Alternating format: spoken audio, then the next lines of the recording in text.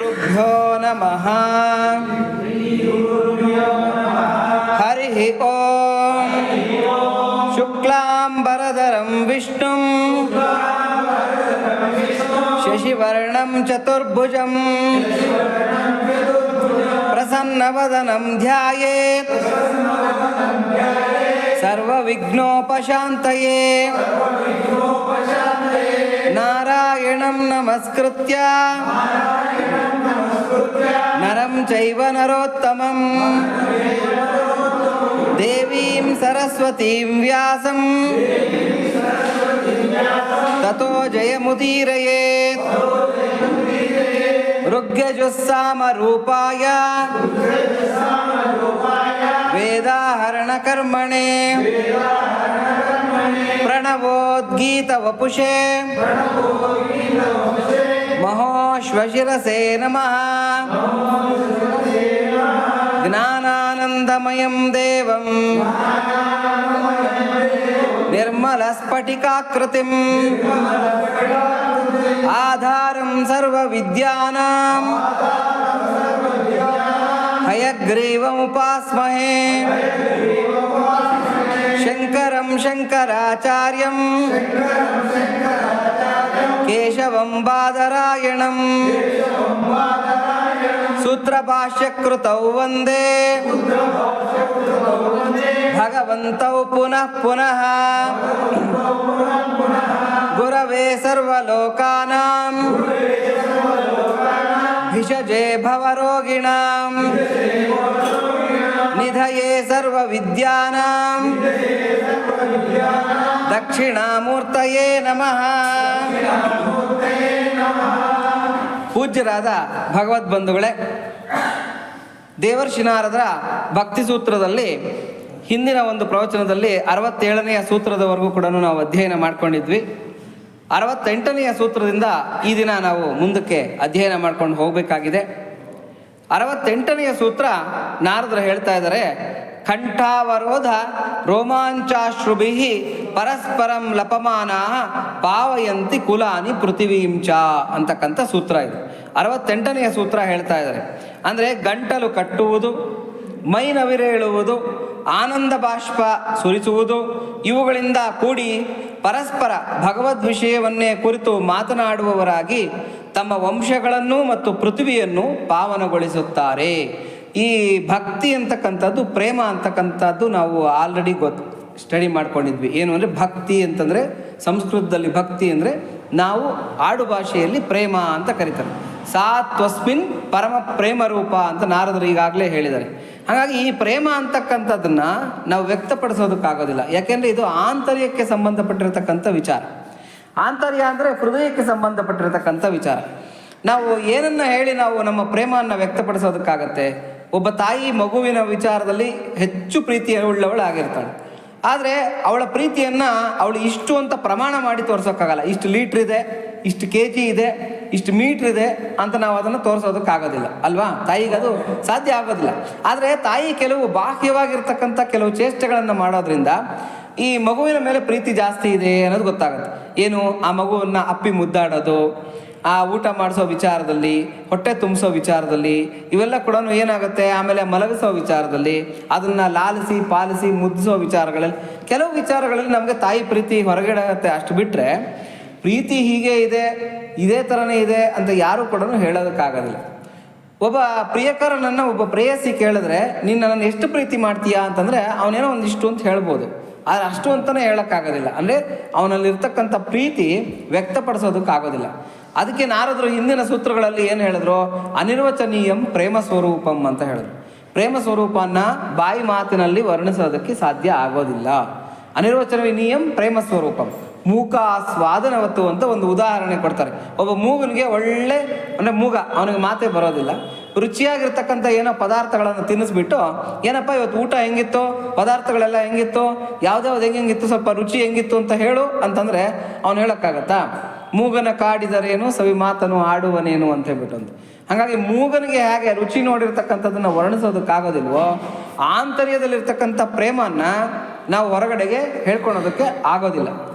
ಆದರೆ ಪ್ರೇಮದ ಉತ್ಕಂಠತೆ ಅಂದರೆ ಭಕ್ತಿಯ ಉತ್ಕಂಠತೆ ಯಾರಿಗೆ ಉಂಟಾಗಿದೆಯೋ ಭಗವಂತನ ವಿಚಾರದಲ್ಲಿ ಅವರಿಗೆ ಕೆಲವು ಬಾಹ್ಯ ಲಕ್ಷಣಗಳಿರುತ್ತೆ. ಬಾಹ್ಯ ಲಕ್ಷಣಗಳಿಂದ ಅವರು ವ್ಯವಹರಿಸ್ತಾ ಇರ್ತಾರೆ ಅಂತಕ್ಕಂಥದ್ದನ್ನು ನಾರದರು ಈ 68ನೆಯ ಸೂತ್ರದಲ್ಲಿ ಹೇಳ್ತಾ ಇದ್ದಾರೆ.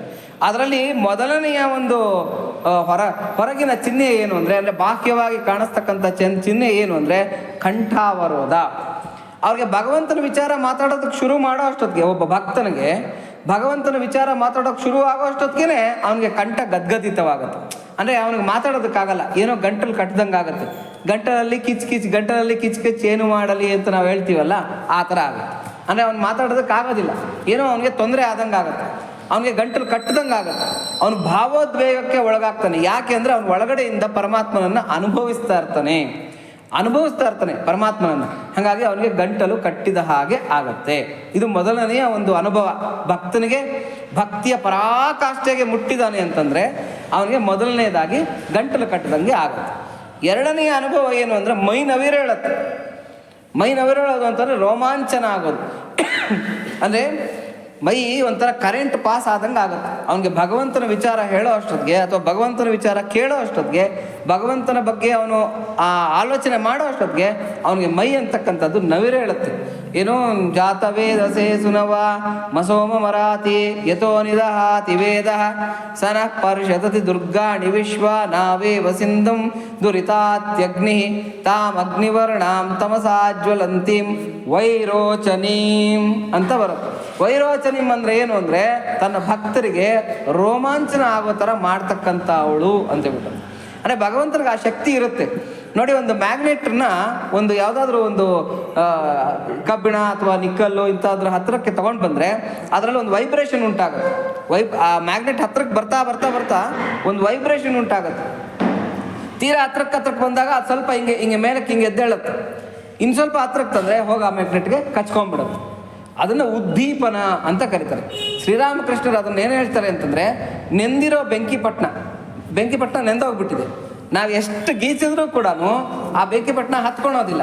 ಎಷ್ಟೇ ಪ್ರಯತ್ನ ಪಡ್ರಿ, ನೆಂದಿರೋ ಬೆಂಕಿಪಟ್ಟಣನ ಎಷ್ಟು ಗೀಚಿದ್ರೂ ಕೂಡ ಹೊತ್ಕೊಳ್ಳೋದಿಲ್ಲ. ಅದೇ ಚೆನ್ನಾಗಿ ಒಣಗಿರ್ತಕ್ಕಂಥ ಒಂದು ಬೆಂಕಿಪಟ್ಟಣ, ಡ್ರೈ ಏನು ಮ್ಯಾಚ್ ಬಾಕ್ಸ್, ಸುಮ್ಮನೆ ಹಿಂಗಂದ್ರೇನೆ ಆಗುತ್ತೆ, ಪರ್ರ ಅಂತ ಬೆಂಕಿ ಅಂತ್ಕೊಳ್ಳೋದು. ಅಂದರೆ ಒಬ್ಬ ಭಕ್ತ ಭಕ್ತಿಯ ಪರಾಕಾಷ್ಠೆಗೆ ಮುಟ್ಟಿದಾನೆ ಅಂತಂದರೆ ಅವನ ಹೃದಯ ಆ ಉದ್ದೀಪನಕ್ಕೆ ರೆಡಿಯಾಗಿರುತ್ತೆ. ಭಗವದೋದ್ದೀಪನ ಅಂತ ಕರೀತಾರೆ. ಅಂದರೆ ಭಗವಂತನ ಉದ್ದೀಪನ. ಆ ಭಗವಂತನ ಉದ್ದೀಪನಕ್ಕೆ ಅವನ ಹೃದಯ ಸಿದ್ಧವಾಗಿರುತ್ತೆ. ಅವನಿಗೇನು ಅಂದರೆ ಚಿಕ್ಕದು ಯಾವುದಾದ್ರೂ ಒಂದು ಭಗವಂತನ ವಿಚಾರ, ಯಾರೋ ಒಂದು ಭಗವಂತನ ಹೆಸರು ಹೇಳ್ಬಿಟ್ರು, ಭಗವಂತನ ವಿಚಾರ ಏನೋ ಹೇಳ್ಬಿಟ್ರು, ಅಥವಾ ಭಗವಂತನ ಏನೋ ಅಲ್ಲೊಂದು ಪೂಜೆ ನಡೀತು, ಚೆನ್ನಾಗಿ ನಡೀತು ಅಂತ ಹೇಳ್ಬಿಟ್ರು, ಅಷ್ಟೇ ಸಣ್ಣ ಸಣ್ಣ ವಿಚಾರಗಳು ಸಾಕು ಒಬ್ಬ ಭಕ್ತನಿಗೆ ಆ ಭಕ್ತಿಯ ಉದ್ದೀಪನ ಅಂತಕ್ಕಂಥದ್ದು ಹೃದಯದಲ್ಲಿ ಉಂಟಾಗ್ಬಿಡುತ್ತೆ. ಆ ಅನುಭವ ಅಂತಕ್ಕಂಥದ್ದು ಬಂದ್ಬಿಡುತ್ತೆ. ಅಂದರೆ ಪರಮಾತ್ಮ ಅನುಭವಕ್ಕೆ ಬಂದ್ಬಿಡ್ತಾನೆ ನೋಡಿ. ಕರೆಂಟು ಕಾಣುತ್ತಾ ನಮಗೆ? ಕರೆಂಟು ಕಾಣೋದಿಲ್ಲ.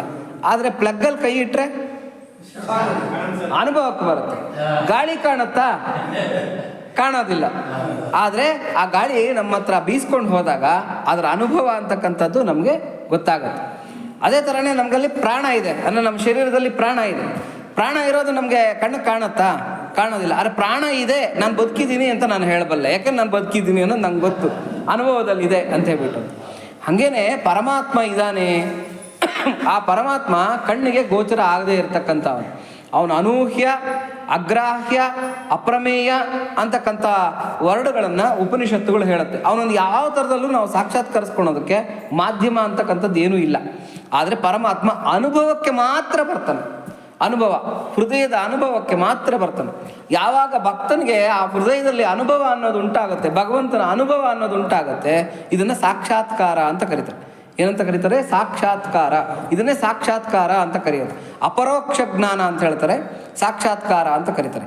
ಅಪರೋಕ್ಷ ಜ್ಞಾನ ಅಂದರೆ ಇದೇನೋ ವರ್ಡಿಂಗ್ ಹೊಸದಾಗಿದೆ ಅನ್ಕೋಬೇಡಿ, ಪ್ರತ್ಯಕ್ಷ ಅಂತ. ಅಪರೋಕ್ಷ ಅಂದರೆ ಸಂಸ್ಕೃತದಲ್ಲಿ ಪ್ರತ್ಯಕ್ಷ ಅಂತ. ಅಂದರೆ ಪ್ರತ್ಯಕ್ಷವಾಗಿ ಇವನ ಅನುಭವಕ್ಕೆ ಬರ್ತಾನೆ. ಅದು ಅವನಿಗೆ ಗೊತ್ತಾಗ್ತಾ ಇರುತ್ತೆ, ಆದರೆ ಅವನು ಹೊರಗಡೆಗೆ ತೋರ್ಕೊಳೋದಕ್ಕೆ ಆಗೋದಿಲ್ಲ. ಶ್ರೀರಾಮಕೃಷ್ಣರನ್ನ ವಿವೇಕಾನಂದರು ಒಂದ್ಸಲಿ ಕೇಳ್ತಾರೆ, ನೀವು ದೇವರನ್ನ ನೋಡಿದ್ದೀರಾ ಅಂತ ಹೇಳ್ಬಿಟ್ಟು. ಹೌದು ನೋಡಿದ್ದೀನಿ ಅಂತ ಹೇಳ್ತಾರೆ ಶ್ರೀರಾಮಕೃಷ್ಣ. ಅಲ್ಲಿವರೆಗೂ ಆ ಥರ ಢೇರಾಗಿ ಹೇಳಿರ್ತಕ್ಕಂಥ ಗುರುಗಳೇ ಸಿಕ್ಕಿರಲ್ಲ. ಯಾರಿಗೆ? ವಿವೇಕಾನಂದರಿಗೆ. ನರೇನ್ ಅಂತ ಅವರ ಪೂರ್ವಾಶ್ರಮದ ಹೆಸರು. ಎಲ್ಲೆಲ್ಲೋ ಆರ್ಯ ಸಮಾಜ ಅದು ಇದು ಏನೇನೋ ಅಂತೆಲ್ಲ ಓಡಾಡಿರ್ತಾರೆ, ಎಷ್ಟೆಷ್ಟೋ ಕಷ್ಟಪಟ್ಟಿರ್ತಾರೆ. ಆದರೆ ಯಾರೂ ಕೂಡ ದೇವರನ್ನು ನಾನು ನೋಡಿದ್ದೀನಿ ಅಂತಕ್ಕಂಥ ಡೇರ್ನೆಸ್ ತೋರಿಸಿರ್ತಕ್ಕಂಥ ಗುರುಗಳು ಯಾರೂ ಇರೋದಿಲ್ಲ. ಶ್ರೀರಾಮಕೃಷ್ಣರ ಹತ್ರಕ್ಕೆ ಬರ್ತಾರೆ, ಫಸ್ಟು ಭೇಟಿನಲ್ಲೇ ಕೇಳ್ತಾರೆ, ನೀವು ದೇವರನ್ನು ನೋಡಿದ್ದೀರಾ? ಹೌದು ನೋಡಿದ್ದೀನಿ ಅಂತ ಹೇಳ್ತಾರೆ. ಹೇಗೆ ನೋಡಿದ್ದೀರಾ ಅಂತ ಕೇಳ್ತಾರೆ.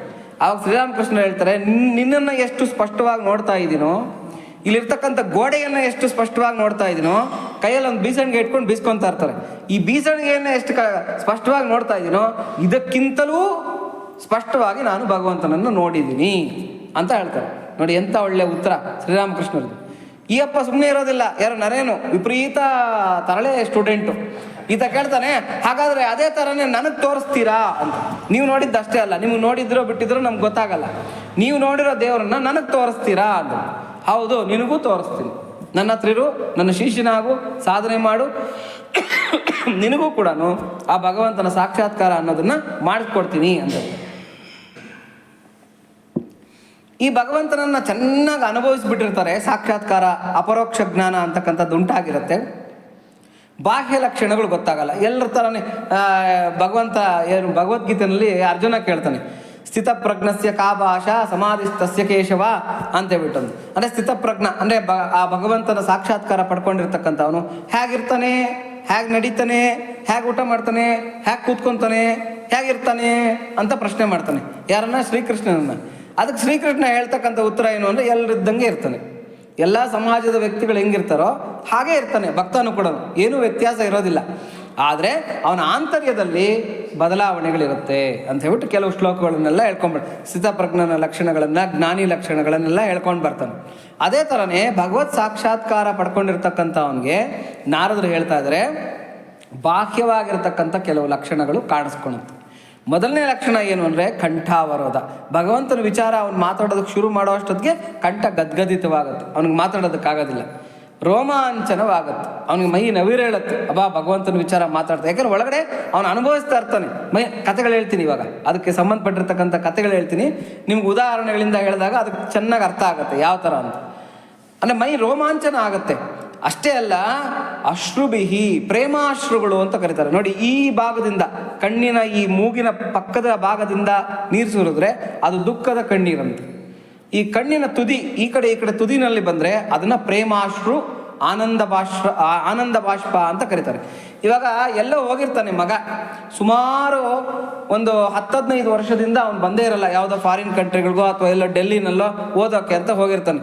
ಬರ್ದೇ ಈ ಶಬರಿ ಹೆಂಗೆ ಕಾದಿರ್ತಾಳೋ ಹಂಗೆ ತಂದೆ ತಾಯಿ ಕಾಯ್ಕೊಂಡಿರ್ತಾರೆ, ಮಗನಿಗೋಸ್ಕರ ಬರ್ತಾನೆ ಅಂತಬಿಟ್ಟು. ಕಡೆಗೆ ಮಗ ಬರ್ತಾನೆ ಅನ್ನೋದು ಗೊತ್ತಾಗುತ್ತೆ, ಟ್ರೈನಿಗೆ ಬರ್ತಾ ಇದ್ದಾನೆ ಅನ್ನೋದು ಗೊತ್ತಾಗುತ್ತೆ. ಆ ಟ್ರೈನ್ ಟೈಮಿಂಗ್ಸ್ ಏನಾಗುತ್ತೆ, ಒಂದು 1/4 ಗಂಟೆ 20 ನಿಮಿಷ ಲೇಟ್ ಆಗುತ್ತೆ. ಇವ್ರಿಗೆ ತಡೆಯೋದಕ್ಕಾಗೋದಿಲ್ಲ, ಮನೆ ಹತ್ರಕ್ಕೆ ಇದ್ರೆ ಆ ಟೆನ್ಷನ್ ತಡೆಯೋದಕ್ಕಾಗಲ್ಲ ಅಂತ ರೈಲ್ವೆ ಸ್ಟೇಷನ್ಗೆ ಹೋಗ್ತಾರೆ. ಹೋಗ್ಬಿಟ್ಟು ಬರೋ ರೈಲುಗಳನ್ನೆಲ್ಲ, ಬರೋ ಬಾಗಿಲುಗಳನ್ನೆಲ್ಲ ನೋಡ್ತಾ ಇರ್ತಾರೆ, ಮಗ ಬರ್ತಾನೆ, ಇನ್ನೂ ಬರ್ಲಿಲ್ವೇ ಅಂತ. ಕಡೆಗೆ ಇಳಿತಾ ಇರ್ತಕ್ಕಂಥವ್ರನ್ನೆಲ್ಲ ನೋಡ್ತಾ ಇರ್ತಾರೆ. ಕಡೆಗೆ ಇವರು ಎಕ್ಸ್ಪೆಕ್ಟ್ ಮಾಡ್ತಾ ಇರ್ತಕ್ಕಂಥ ರೈಲ್ ಬರುತ್ತೆ, ಆದರೆ ಮಗನ ಆ ಒಂದು ಆಗಮನ ಅಂತಕ್ಕಂಥದ್ದು ಕಾಣಿಸಲ್ಲ ಇವ್ರಿಗೆ. ಸ್ವಲ್ಪ ಹೊತ್ತು ಚಡ್ಪಡಿಸ್ತಾರೆ. ಕಡೆಗೆ ನಿಧಾನಕ್ಕೆ ಸೂಟ್ ಕೇಸ್ ತಗೊಂಡು ಅವನು ಒಂದೊಂದೇ ಮೆಟ್ಲಿಟ್ಕೊಂಡು ಒಂದು ಬೋಗಿಯಿಂದ ಇಳಿತಾ ಇರೋದು ಕಾಣಿಸುತ್ತೆ ತಂದೆ ತಾಯಿಗೆ. ಏನಾಗುತ್ತೆ ಹೇಳಿ, ಅವಾಗ ಮೈ ನವಿರೇಳುತ್ತೆ, ಅವ್ರಿಗೆ ರೋಮಾಂಚನ ಆಗುತ್ತೆ, ಮೂಕರಾಗ್ಬಿಡ್ತಾರೆ. ಅಂದರೆ ಥಂಡರ್ ಸ್ಟ್ರಕ್ ಅಂತ ಕರೀತಾರೆ, ಮೂಕರಾಗ್ಬಿಡ್ತಾರೆ, ಅವ್ರಿಗೇನು ಮಾತು ಬರೋದಿಲ್ಲ. ಆದರೆ ಅವ್ರಿಗೆ ಏನಾಗುತ್ತೆ ಅಂದರೆ ಆ ಪ್ರೇಮಾಶ್ರುಗಳು ಮಾತ್ರ ಕಣ್ಣಿಂದ ಸುರಿತಾ ಇರುತ್ತೆ. ಅಂದರೆ ನನ್ನ ಮಗ ಬಂದ್ಬಿಟ್ನಲ್ಲ, ನಾನು ನೋಡ್ಬಿಟ್ನಲ್ಲ, ಇಷ್ಟು ವರ್ಷಗಳಾದ್ಮೇಲೆ ಊರಿಗೆ ಬರ್ತಾ ಇದ್ದಾನಲ್ಲ ಅಂತಕ್ಕಂಥ ಪ್ರೇಮಾಶ್ರುಗಳು ಮಾತ್ರ ಕಣ್ಣಲ್ಲಿ ಸುರಿಯುತ್ತೆ. ಇದೇ ಅವಸ್ಥೆ ಒಬ್ಬ ಭಕ್ತನಿಗೆ ಆಗುತ್ತೆ ಭಗವಂತನ ವಿಚಾರನ್ನ ತಗೊಂಡಾಗ. ಅಶ್ರುಬಿಹಿ ಪರಸ್ಪರಂ ಲಪಮಾನಾಹ. ಒಬ್ಬ ಭಕ್ತನಿಗೆ ಇನ್ನೊಬ್ಬ ಭಕ್ತ ಸಿಕ್ಕಿದಾನೆ ಅಂತಂದ್ರೆ ಅದ್ಭುತವಾಗಿರ್ತಕ್ಕಂಥ ಖುಷಿ ಆಗ್ಬಿಡುತ್ತೆ. ಅವನಿಗೆ ₹1,00,00,000 ಕೊಡ್ರಿ, ನೀವು ಏನನ್ನ ಆಸ್ತಿ ಬರ್ಕೊಡ್ತೀನಿ ಬಾಪ ಅಂತಂದ್ರೆ ಬರೋದಿಲ್ಲ ಒಬ್ಬ ಭಕ್ತ, ಎಲ್ಗೂ ಬರೋದಿಲ್ಲ. ಇಲ್ಲ ನಿಂಗೆ ಒಂದು ₹1,00,00,000 ಕೊಡ್ತೀನಿ ಅಂತಂದ್ರೂ ಅವನು ಆ ಕಡೆಗೆ ತಲೆ ಹಾಕೋದಿಲ್ಲ. ಇಲ್ಲ ಎಲ್ಲ ಒಂದು ಜನಜಾತ್ರೆ ನಡೀತಾ ಇದೆ, ಅಲ್ಲಿ ಹಂಗಿದೆ ಹಿಂಗಿದೆ, ಊಟಗಳು ಹಾಕ್ತಾ ಇದಾರಂತೆ, ದೊಡ್ಡ ಯಾವುದೋ ಒಂದು ಪ್ರದರ್ಶನಗಳು ನಡೀತಾ ಇದೆ, ನಾಟಕಗಳು ನಡೀತಾ ಇದೆ, ಭಕ್ತ ಅಲ್ಲಿ ಹೋಗೋದಿಲ್ಲ. ಆದರೆ ಭಕ್ತಂದೇ ಇದು ಭಗವಂತಂದು ಏನೋ ಒಂದು ಕೈಂಕರ್ಯ ನಡೀತದೆ, ಪೂಜೆ ನಡೀತದೆ ಅಥವಾ ಕಥಾಶ್ರವಣ ನಡೀತಾ ಇದೆ ಅಂತಂದ್ರೆ ಹುಡ್ಕೊಂಡು ಓಡೋಗ್ತಾನೆ ಅಲ್ಲಿಗೆ ಒಬ್ಬ ಭಕ್ತನಾಗಿರ್ತಕ್ಕಂಥವನು. ಪರಸ್ಪರಂ ಲಪಮಾನ.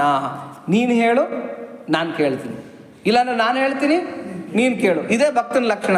ಅದಕ್ಕೆ ಕಥಯಂತಶ್ಚ ಮಾಂ ನಿತ್ಯಂ ತುಷ್ಯಂತಿ ಚ ರಮಂತಿ ಚ ಅಂತ ಹೇಳ್ತಾನೆ ಭಗವಂತ ಭಗವದ್ಗೀತೆಯಲ್ಲಿ. ಮಚ್ಚಿತ್ತ ಮದ್ಗತ ಪ್ರಾಣಾಹ.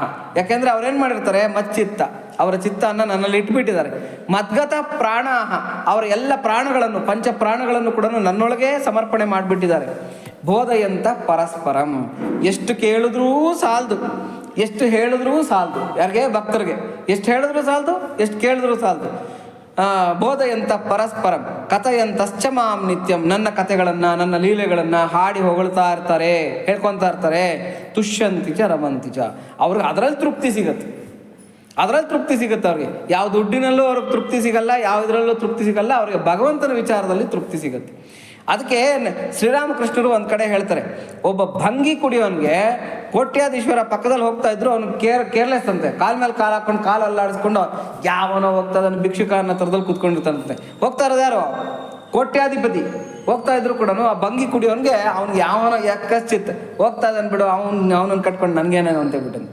ಅದೇ ಒಬ್ಬ ಭಿಕ್ಷುಕ, ಯಾವನ ಭಿಕ್ಷೆ ಬೇಡ್ತಕ್ಕಂಥವನು, ಅವನೊಬ್ಬ ಭಂಗಿ ಕುಡಿಯೋನು. ಅವನ ಪಕ್ಕದಲ್ಲಿ ಬರೋ ಅಷ್ಟೊತ್ತಿಗೆ, ಓ ತಮ್ಮ ಬಾತಮ್ಮ, ಓ ಬಾಣ, ಏನ ಕಾಣಲೇ ಇಲ್ಲ, ಬಾಣ ಬಾಣ ಅಂತ ಹೇಳ್ಬಿಟ್ಟು ಕರೆದು ಹತ್ರಕ್ಕೆ ಕೂಡಿಸ್ಕೊತಾನೆ, ಅಪ್ಕೊಂತಾನೆ, ಹತ್ರದಲ್ಲಿ ಕೂಡಿಸ್ಕೊಂಡು ಎಲ್ಲ ಆದ್ಮೇಲೆ ಏನು ಮಾಡ್ತಾನೆ, ನೀನೊಂದು ಭಂಗಿ ಕೊಡು. ಆ ಭಂಗಿ ಏನನ್ನ ಇದ್ರೆ ನಿನ್ನ ಹತ್ರ ನಂಗೆ ಒಂದು ಕೊಡು ಅಂತ ಹೇಳ್ಬಿಟ್ಟು. ಅದೇ ಸಿಗರೇಟ್ ಅನ್ಕೊಳ್ಳಿ ಈಗಿನ ಕಾಲಕ್ಕೆ, ನೀನೊಂದು ಸಿಗರೇಟ್ ಕೊಡು, ನಾನು ಇಬ್ಬರು ಸೇದು, ಅದರಲ್ಲಿ ಏನೋ ಖುಷಿ ಅವ್ರಿಗೆ. ಅದೇ ಥರನೇ ಒಬ್ಬ ಭಕ್ತನಿಗೆ ಲೌಕಿಕವಾಗಿ ಅವನು ಎಂಥ ಸ್ಥಾನದಲ್ಲಿರಲಿ, ಎಂಥ ಐಶ್ವರ್ಯವಂತನಾಗಿರಲಿ, ಭಕ್ತನಿಗೆ ಅದು ಬೇಕಾಗಿಲ್ಲ. ಆದರೆ ಒಬ್ಬ ಭಕ್ತ ಇದ್ದಾನೆ, ಭಗವದ್ ವಿಚಾರನ ಅವನು ಇಷ್ಟಪಡ್ತಾನೆ, ಭಗವಂತನ ಸ್ಮರಣೆ ಮಾಡ್ತಾನೆ ಅಂತಂದರೆ ಅವನನ್ನು ನೋಡಿದ್ರೆ ಇಷ್ಟ ಅವನಿಗೆ. ಮುಂದೆ ಹೇಳ್ತಾರೆ ನಾರದರು, ಜಾತಿ ಧರ್ಮಗಳನ್ನು ಮೀರಿಬಿಡ್ತಾರಂತೆ. ಅಂದರೆ ಯಾವುದೇ ಜಾತಿ, ಕುಲ, ಧರ್ಮ, ಯಾವುದೇ ಸ್ಟೇಟಸ್ಸು, ಇವು ಯಾವುದು ಕೂಡ ಭಕ್ತಿಗೆ ಅಡ್ಡ ಬರೋದಿಲ್ಲ. ನೆಕ್ಸ್ಟ್ ಸೂತ್ರ ಬರುತ್ತೆ, ಇದಾದ್ಮೇಲೆ ನೆಕ್ಸ್ಟ್ ಬರೋದೆ ಆ ಸೂತ್ರ. ಅಂದರೆ ಯಾವುದು ಕೂಡ ನಾರದ್ರು ಹೇಳೋದು, ಯಾವುದು ಆ ಭಕ್ತನಿಗೆ ಅಡ್ಡ ಬರೋದಿಲ್ಲ ಅಂತ ಹೇಳ್ಬಿಟ್ಟು. ಹೆಂಗೆ ಭಂಗಿ ಕುಡಿಯೋನಿಗೆ ಇನ್ನೊಬ್ಬ ಭಂಗಿ ಕುಡಿದವನು ಸಿಕ್ಕಿದ್ರೆ ಖುಷಿ ಆಗುತ್ತೋ, ಹಾಗೆ ಭಗವದ್ ಭಕ್ತಿ ಇರ್ತಕ್ಕಂಥ ಒಬ್ಬ ಭಕ್ತನಿಗೆ ಭಕ್ತರು ಸಿಕ್ಕಿದ್ರೆ ಭಾಳ ಖುಷಿ ಆಗುತ್ತೆ. ಅದಕ್ಕೆ ಪರಸ್ಪರಂ ಲಪಮಾನ, ಅಂದರೆ ಒಬ್ಬರ ಮೇಲೊಬ್ಬರು ಡಿಪೆಂಡ್ ಆಗಿರ್ತಾರೆ, ಅಷ್ಟು ಇಷ್ಟಪಡ್ತಾರೆ ಒಬ್ಬರನ್ನೊಬ್ಬರು ಅಂತ ಹೇಳ್ಬಿಟ್ಟು ಅಂತ. ಪಾವಯಂತಿ ಕುಲಾನಿ ಪೃಥಿವೀಂಚ. ಈ ಲಕ್ಷಣಗಳೇನನ್ನ ನಮ್ಮಲ್ಲಿ ಉತ್ಪತ್ತಿ ಆಗಿಬಿಡ್ತು, ನಾವು ಈ ಮಟ್ಟಕ್ಕೆ ಬೆಳೆದು ಬಿಟ್ವಿ ಅಂತಂದರೆ ನಾನು ಫಸ್ಟ್ ಪವಿತ್ರನಾಗ್ತೀನಂತೆ. ಅಂದರೆ ಯಾವ ಭಕ್ತನಿಗೆ ಈ ಲಕ್ಷಣ ಬಂದಿರುತ್ತೋ ಆತ ಫಸ್ಟ್ ಪವಿತ್ರನಾಗ್ತಾನೆ. ತನ್ನ ಸುತ್ತೂರ ಇರ್ತಕ್ಕಂಥ ಸಮಾಜನ ಪವಿತ್ರ ಮಾಡ್ತಾನೆ. ಅಷ್ಟೇ ಅಲ್ಲ, ಅವನು ಬದುಕ್ತಾ ಇರ್ತಕ್ಕಂಥ, ಓಡಾಡ್ತಾ ಇರ್ತಕ್ಕಂಥ ಭೂಮಿಯನ್ನು ಪವಿತ್ರ ಮಾಡ್ತಾನಂತ. ಅದಕ್ಕೆ ನೋಡಿ, ನಾವೆಲ್ಲ ಯಾವುದಾದ್ರೂ ತೀರ್ಥಕ್ಷೇತ್ರಗಳಿಗೆ ಹೋದರೆ ಏನು ಹೇಳ್ತಾರೆ, ಯಾರೋ ಇಲ್ಲಿ ಸಾಧುಗಳು ತಪಸ್ ಮಾಡಿದ್ರಂತೆ, ಯಾರೋ ಪೂಜೆ ಮಾಡಿದ್ರಂತೆ, ಇಲ್ಲಿ ಸಾಕ್ಷಾತ್ಕಾರ ಆಗಿತ್ತಂತೆ, ಆ ಮಹಾನ್ ಭಾವರು ಇಲ್ಲಿ ಜೀವ ಸಮಾಧಿ ಆಗಿದಾರಂತೆ, ಇಲ್ಲಿ ಬೋಧನೆ ಮಾಡಿದ್ರಂತೆ, ಬರೀ ಎಲ್ಲ ಭಕ್ತರ ಬಗ್ಗೆನೇ ಹೇಳ್ತಾರೆ. ಅಂದರೆ ಪಾವಯಂತಿ ಕುಲಾನಿ, ಅವನ ಕುಲಾನ್ನು ಕೂಡ ಪವಿತ್ರ ಮಾಡಿಬಿಡ್ತಾರಂತ. ಅಂದರೆ ಇಡೀ ವಂಶ ಪಾವನ ಆಗೋಗ್ಬಿಡುತ್ತೆ ಅಂತ ಹೇಳ್ಬಿಟ್ಟು ಮುಂದೆ ಹೇಳ್ತಾರೆ. ಯಾಕೆ ಇಡೀ ವಂಶ ಪಾವನ ಆಗುತ್ತೆ ಅಂತ ಹೇಳ್ಬಿಟ್ಟು ಹೇಳ್ತಾರೆ ಮುಂದೆ ನಾರದರು. ಇದು ಭಂಗಿ ಕುಡ್ದಂಗೆ, ಭಕ್ತಿನೂ ಕೂಡ ಭಂಗಿ ಕುಡ್ದಂಗೆ. ಭಂಗಿ ಕುಡಿಯೋನು, ಮದ್ಯ ಕುಡಿಯೋನು, ಇಬ್ಬರಿಗೂ ಕೂಡ ಏನಾಗುತ್ತೆ ಅಂತಂದ್ರೆ, ತನ್ನ ಮೈ ಮೇಲೆ ಇರ್ತಕ್ಕಂಥ ಬಟ್ಟೆ ಇದೆಯಾ ಬಿದ್ದೋಗಿದ್ಯಾ ಅನ್ನೋದು ಪ್ರಜ್ಞೆ ಇರೋದಿಲ್ಲ. ಹೌದಾ? ಚೆನ್ನಾಗಿ ಕುಡ್ದಿರ್ತಕ್ಕಂಥ ಅವನಿಗೆ ಮೈ ಮೇಲೆ ಬಟ್ಟೆ ಇದೆಯಾ ಬಿದ್ದೋಗಿದ್ಯಾ ಅನ್ನೋದು ಗೊತ್ತಾಗೋದಿಲ್ಲ. ಭಂಗಿ ಕುಡಿಯೋನಿಗೂ ಅಷ್ಟೇ, ತನ್ನ ಪ್ರಜ್ಞೆ ಶರೀರದ ಮೇಲೆ ಇರೋದಿಲ್ಲ. ಅಂದರೆ ಮೈ ಮೇಲೆ ಬಟ್ಟೆ ಇದೆಯಾ ಹೋಗಿದ್ಯಾ ಅನ್ನೋದು ಗೊತ್ತಾಗಲ್ಲ. ಭಕ್ತನಿಗೆ ಏನಾಗುತ್ತೆ ಅಂದರೆ, ತನ್ನ ಶರೀರ ಇದೆಯಾ ಬಿದ್ದೋಗಿದ್ಯಾ ಗೊತ್ತಾಗೋದಿಲ್ಲ. ಯಾಕೆಂದ್ರೆ ಅವ್ನಿಗೆ ಶರೀರದ ಮೇಲೆ ಆಕಾಂಕ್ಷೆನೇ ಇರೋದಿಲ್ಲ. ನಾವು ನೋಡಿ ಹೆಂಗೆ ಅಂತಂದರೆ, ಸುಮ್ಮನೆ ತಮಾಷೆಗೆ ಹೇಳ್ತೀನಿ, ಎಲ್ಲೋ ಗಾಡಿ ನಿಲ್ಸಿರ್ತಾರೆ, ಟೂ ವೀಲರ್ ನಿಲ್ಸಿರ್ತಾರೆ, ಅವ್ನು ಏನೋ ಕೆಲಸದ ಮೇಲೆ ಹೋಗ್ತಾ ಇರ್ತಾನೆ. ಆ ಟೂ ವೀಲರ್ ನೋಡೋ ಅಷ್ಟೊತ್ತಿಗೆ ಆ ಮಿರರ್ ಹತ್ರಕ್ಕೆ ಬಂದು ಹಿಂಗಂತ ನಿಂಗೆ, ಹೌದಾ? ಸಾಮಾನ್ಯ, ನಾವು ಅದನ್ನ ನೋಡೋದು ಸಾಮಾನ್ಯ. ಮಿರರ್ ಹತ್ರಕ್ಕೆ ಬಂದು ಹಿಂಗೆ ಅನ್ಕೊಂತಾನೆ. ಅಂದರೆ ದೇಹಾಭಿಮಾನ ಅಂತಕ್ಕಂಥದ್ದು ಜನಗಳಿಗೆ ಎಷ್ಟಿರುತ್ತೆ ಅಂತ ಹೇಳ್ಬಿಟ್ಟು ಅಂತ. ಯಾರೋ ಇದು ಇತ್ತಂತೆ, ಏನು ಬಟ್ಟೆ ಅಂಗಡಿ ಇತ್ತಂತೆ. ಆ ಬಟ್ಟೆ ಅಂಗಡಿನಲ್ಲಿ ವಿಪರೀತ ರಶ್ ಅಂತೆ, ಯಾವಾಗ್ಲೂ ರಶ್ಶು. ಬಂದವರೆಲ್ಲ ಕಚಾಡೋದಂತೆ, ನಮಗೆ ಫಸ್ಟ್ ಬಟ್ಟೆ ತೋರಿಸಿ, ನಾವು ಫಸ್ಟ್ ವ್ಯಾಪಾರ ಮಾಡ್ಕೊಂಡು ಹೊಟ್ಟೋಗ್ಬೇಕು ಅಂತ ಹೇಳ್ಬಿಟ್ಟು ಗಲಾಟೆ ಮಾಡ್ಕೊತಾ ಇದ್ರಂತೆ. ಕಡೆಗೆ ಆ ಬಟ್ಟೆ ಅಂಗಡಿ ಮಾಲೀಕನಿಗೆ ತುಂಬ ಆಶ್ಚರ್ಯ ಆಗೋಗ್ಬಿಡ್ತಂತೆ. ಏನಪ್ಪ ಮಾಡೋದು, ಈ ರಶ್ಶನ್ನ ನಾನು ನಿಗ್ರಹಿಸೋದಕ್ಕೆ ಆಗ್ತಾ ಇಲ್ವಲ್ಲ, ಕಷ್ಟ ಆಗ್ತದೆ, ಏನು ಮಾಡೋದು ಅಂತೇಳ್ಬಿಟ್ಟು ಯಾರ ಚೆನ್ನಾಗಿ ಸಜೆಷನ್ ಕೊಡ್ತಾ ಇರ್ತಕ್ಕಂಥ ಒಬ್ಬ ಬುದ್ಧಿವಂತನ ಕರೆಸಂದಂತೆ. ಏನಪ್ಪ ಈ ಥರ ನಮಗೆ ತುಂಬ ತೊಂದರೆ ಆಗ್ತದೆ, ನೀನೇನ ಇದಕ್ಕೆ ಪರಿಹಾರ ಮಾಡಿಕೊಡ್ಬಲ್ಯಾ? ಆದರೆ ನಾವು ಬಟ್ಟೆ ಅಂಗಡಿನ ಅಗಲ ಮಾಡೋಕ್ಕಾಗ್ತಾ ಇಲ್ಲ, ಅಂದರೆ ವಿಶಾಲ ಮಾಡೋದಕ್ಕಾಗ್ತಾ ಇಲ್ಲ, ಆ ಜನನ ನಿಗ್ರಹಿಸೋದಕ್ಕಾಗ್ತಾ ಇಲ್ಲ. ಮೇಲ್ಮೇಲೆ ಬಿದ್ದು ಗಲಾಟೆ ಮಾಡ್ಕೊತಾರೆ, ನನಗೆ ಫಸ್ಟ್ ಬಟ್ಟೆ ತೋರಿಸು, ನನಗೆ ಫಸ್ಟ್ ಬಟ್ಟೆ ತೋರಿಸು ಅಂತೇಳ್ಬಿಟ್ಟು. ಅಂತ ಏನು ಮಾಡೋದು ನೋಡಿ ಸ್ವಾಮಿ, 1,00,000 ರೂಪಾಯಿ ನನಗೇನ ಕೊಡೋದಾದರೆ ನಾನು ಇವತ್ತೇ ನಿಮಗೆ ಪರಿಹಾರ ಮಾಡ್ಬಿಡ್ತೀನಿ. ನಿಮ್ಮ ಬಟ್ಟೆ ಅಂಗಡಿಗೆ ಬಂದವರೆಲ್ಲ ನಿಮ್ಮ ಬಟ್ಟೆ ಅಂಗಡಿನಲ್ಲಿ ಬಟ್ಟೆ ನೋಡ್ದಿರಾ ಸುಮ್ಮನೆ ನಿಂತಿರ್ಬೇಕು, ಆ ಥರ ಮಾಡಿಬಿಡ್ತೀನಿ ಅಂತ. ಆಯ್ತಪ್ಪ ತಗೋ, ಯಾಕಂದರೆ ನನಗೆ ವ್ಯಾಪಾರ ಮುಖ್ಯನ, ತಗೋ ಅಂತೇಳ್ಬಿಟ್ಟು 1,00,000 ರೂಪಾಯಿ ಕೊಟ್ಬಿಟ್ನಂತೆ. ಅವ್ನು ಹೋಗ್ಬಿಟ್ಟು ನಿಲುವುಗನ್ನಡಿಗಳು ತೊಗೊಂಬಂದಂತೆ, ಈ ಬಾಗಲ ಎತ್ತರದ ನಿಲುವುಗನ್ನಡಿಗಳು ಉದ್ದುದ್ದು ತೊಗೊಂಬಂದ್ಬಿಟ್ಟು ಅಲ್ಲೊಂದು ಗೋಡೆಗೆ ಫಿಕ್ಸ್ ಮಾಡ್ಬಿಟ್ಟು ಹೊಟ್ಟೋದ್ನಂತೆ. 1,00,000 ರೂಪಾಯಿ ತೊಗೊಂಡು ಬಂದವರೆಲ್ಲ ಏನು ಮಾಡಿದ್ರಂತೆ, ಬಟ್ಟೆ ವ್ಯಾಪಾರ ಬಿಟ್ಬಿಟ್ಟು ನೋಡ್ಕೊಂಡು ಎಲ್ಲ ಕರಡಿ ಮುಂದೆ ಹಿಂಗನ್ಕೊಂಡು ನೋಡಿದೀವಲ್ಲ ಏನೇನು ಅವತಾರಗಳು ಆಡ್ತೀವಿ ಅಂತ. ಅದಕ್ಕೆ ದೊಡ್ಡವರು ಹೇಳ್ತಾರೆ, ಒಬ್ಬ ಮನುಷ್ಯ ಚೆನ್ನಾಗಿ ಎಷ್ಟೇ ಓದಿರಲಿ, ಎಷ್ಟೇ ಹಣವಂತನಾಗಿರಲಿ, ಎಷ್ಟೇ ಪ್ರಜ್ಞಾವಂತನಾಗಿರಲಿ, ಒಂದು ಜಾಗದಲ್ಲಿ ಮಾತ್ರ ಕೋತಿ ಆಡ್ದಂಗೆ ಆಡ್ತಾನಂತೆ. ಎಲ್ಲಿ ಅಂದರೆ ಕನ್ನಡಿ ಮುಂದೆ ಅವನು ಎಷ್ಟೇ ಪ್ರಜ್ಞಾವಂತನಾಗಿರಲಿ, ಎಷ್ಟೇ ಓದಿರಲಿ, ಎಷ್ಟೇ ಐಶ್ವರ್ಯವಂತನಾಗಿರಲಿ, ಎಷ್ಟೇ ಸಮಾಜದಲ್ಲಿ ಒಂದು ಸ್ಟೇಟಸ್ ಪಡ್ಕೊಂಡಿರಲಿ, ಕನ್ನಡಿ ಮುಂದಕ್ಕೆ ಬರೋ ಅಷ್ಟು ಕೋತಿ ಆಡ್ದಂಗೆ ಆಡ್ತಾನಂತೆ. ಹಾಗಾಗಿ ನೋಡಿ, ಆ ಪ್ಲಾನ್ ಮಾಡಿದ್ರಂತೆ ಎಲ್ಲ. ಅವಾಗ ವ್ಯಾಪಾರ ಬಿಟ್ಬಿಟ್ಟು ಮುಗಿ ಬೀಳೋದು ಬಿಟ್ಬಿಟ್ಟು ಎಲ್ಲ ಕನ್ನಡಿ ಮುಂದೆ ನಿಂತ್ಕೊಂಡ್ಬಿಡೋರಂತೆ.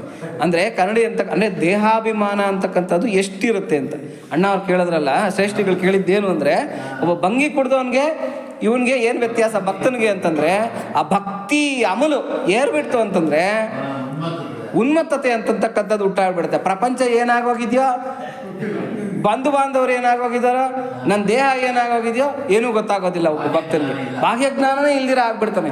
ಅದನ್ನೇ ಶ್ರೀರಾಮಕೃಷ್ಣರು ಹೇಳ್ತಾರೆ, ಒಂದು ಮದ್ಯದ ಅಂಗಡಿನಲ್ಲಿ ಇರ್ತಕ್ಕಂಥ ಮದ್ಯದಲ್ಲಿ ಸಣ್ಣ ಗ್ಲಾಸ್ ಮದ್ಯ ನಾನು ಕುಡಿಯೋ ಅಷ್ಟೊತ್ತಿಗೆ ನನಗೆ ಮತ್ತೆ ಏರ್ಬಿಟ್ರೆ, ಇನ್ನು ಆ ಮದ್ಯದ ಅಂಗಡಿನಲ್ಲಿ ಎಷ್ಟು ಪೀಪಾಯಿಗಳ ಮದ್ಯ ಇದೆ ಅಂತನ್ನೋ ಲೆಕ್ಕಾಚಾರ ನನಗೆ ಯಾಕೆ ಬೇಕು ಅಂತ ಕಟ್ಕೊಂಡು ಏನಾಗ್ಬೇಕು ನನಗೆ? ಒಂದೇ ಒಂದು ಗ್ಲಾಸ್ನಲ್ಲಿ ನನಗೆ ಮತ್ತೆ ಏರ್ಬಿಟ್ಟಿದೆ, ಮತ್ತೆ ಏರ್ಬಿಟ್ಟಿದ್ದೀನಿ ನಾನು, ಫುಲ್ ಕಿಕ್ ಹತ್ಬಿಟ್ಟಿದೆ. ಇನ್ನು ಆ ಮದ್ಯದ ಅಂಗಡಿನಲ್ಲಿ ಎಷ್ಟು ಪೀಪಾಯಿಗಳ ಮದ್ಯ ಇದೆ ಅನ್ನೋದನ್ನು ಕಟ್ಕೊಂಡು ನನಗೇನಾಗಬೇಕು? ಶ್ರೀರಾಮಕೃಷ್ಣರು ಹೇಳೋ ಮಾತು.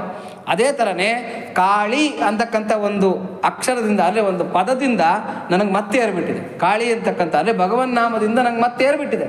ಇನ್ನು ಆ ಭಗವಂತ ಎಂಥ ಅವನು, ಎಷ್ಟು ಲೋಕಗಳಿಗೆ ಅಧಿಪತಿ, ಅವ್ನಿಗೆ ಎಷ್ಟು ಐಶ್ವರ್ಯ ಇದೆ, ಏನು ಲೀಲೆಗಳು, ನನಗೆ ಯಾಕಬೇಕು ಅವೆಲ್ಲ ಕಟ್ಕೊಂಡು? ಹೆಸರುಗಳ ಅಷ್ಟೊತ್ತಿಗೆ ನಂಗೆ ಮತ್ತೆ ಇರ್ತಾ ಇದೆ, ಇನ್ನು ಅದನ್ನು ಕಟ್ಕೊಂಡು ನಮಗೇನಾಗಬೇಕು ಅಂತ ಹೇಳ್ತಾರೆ ಶ್ರೀರಾಮಕೃಷ್ಣರು.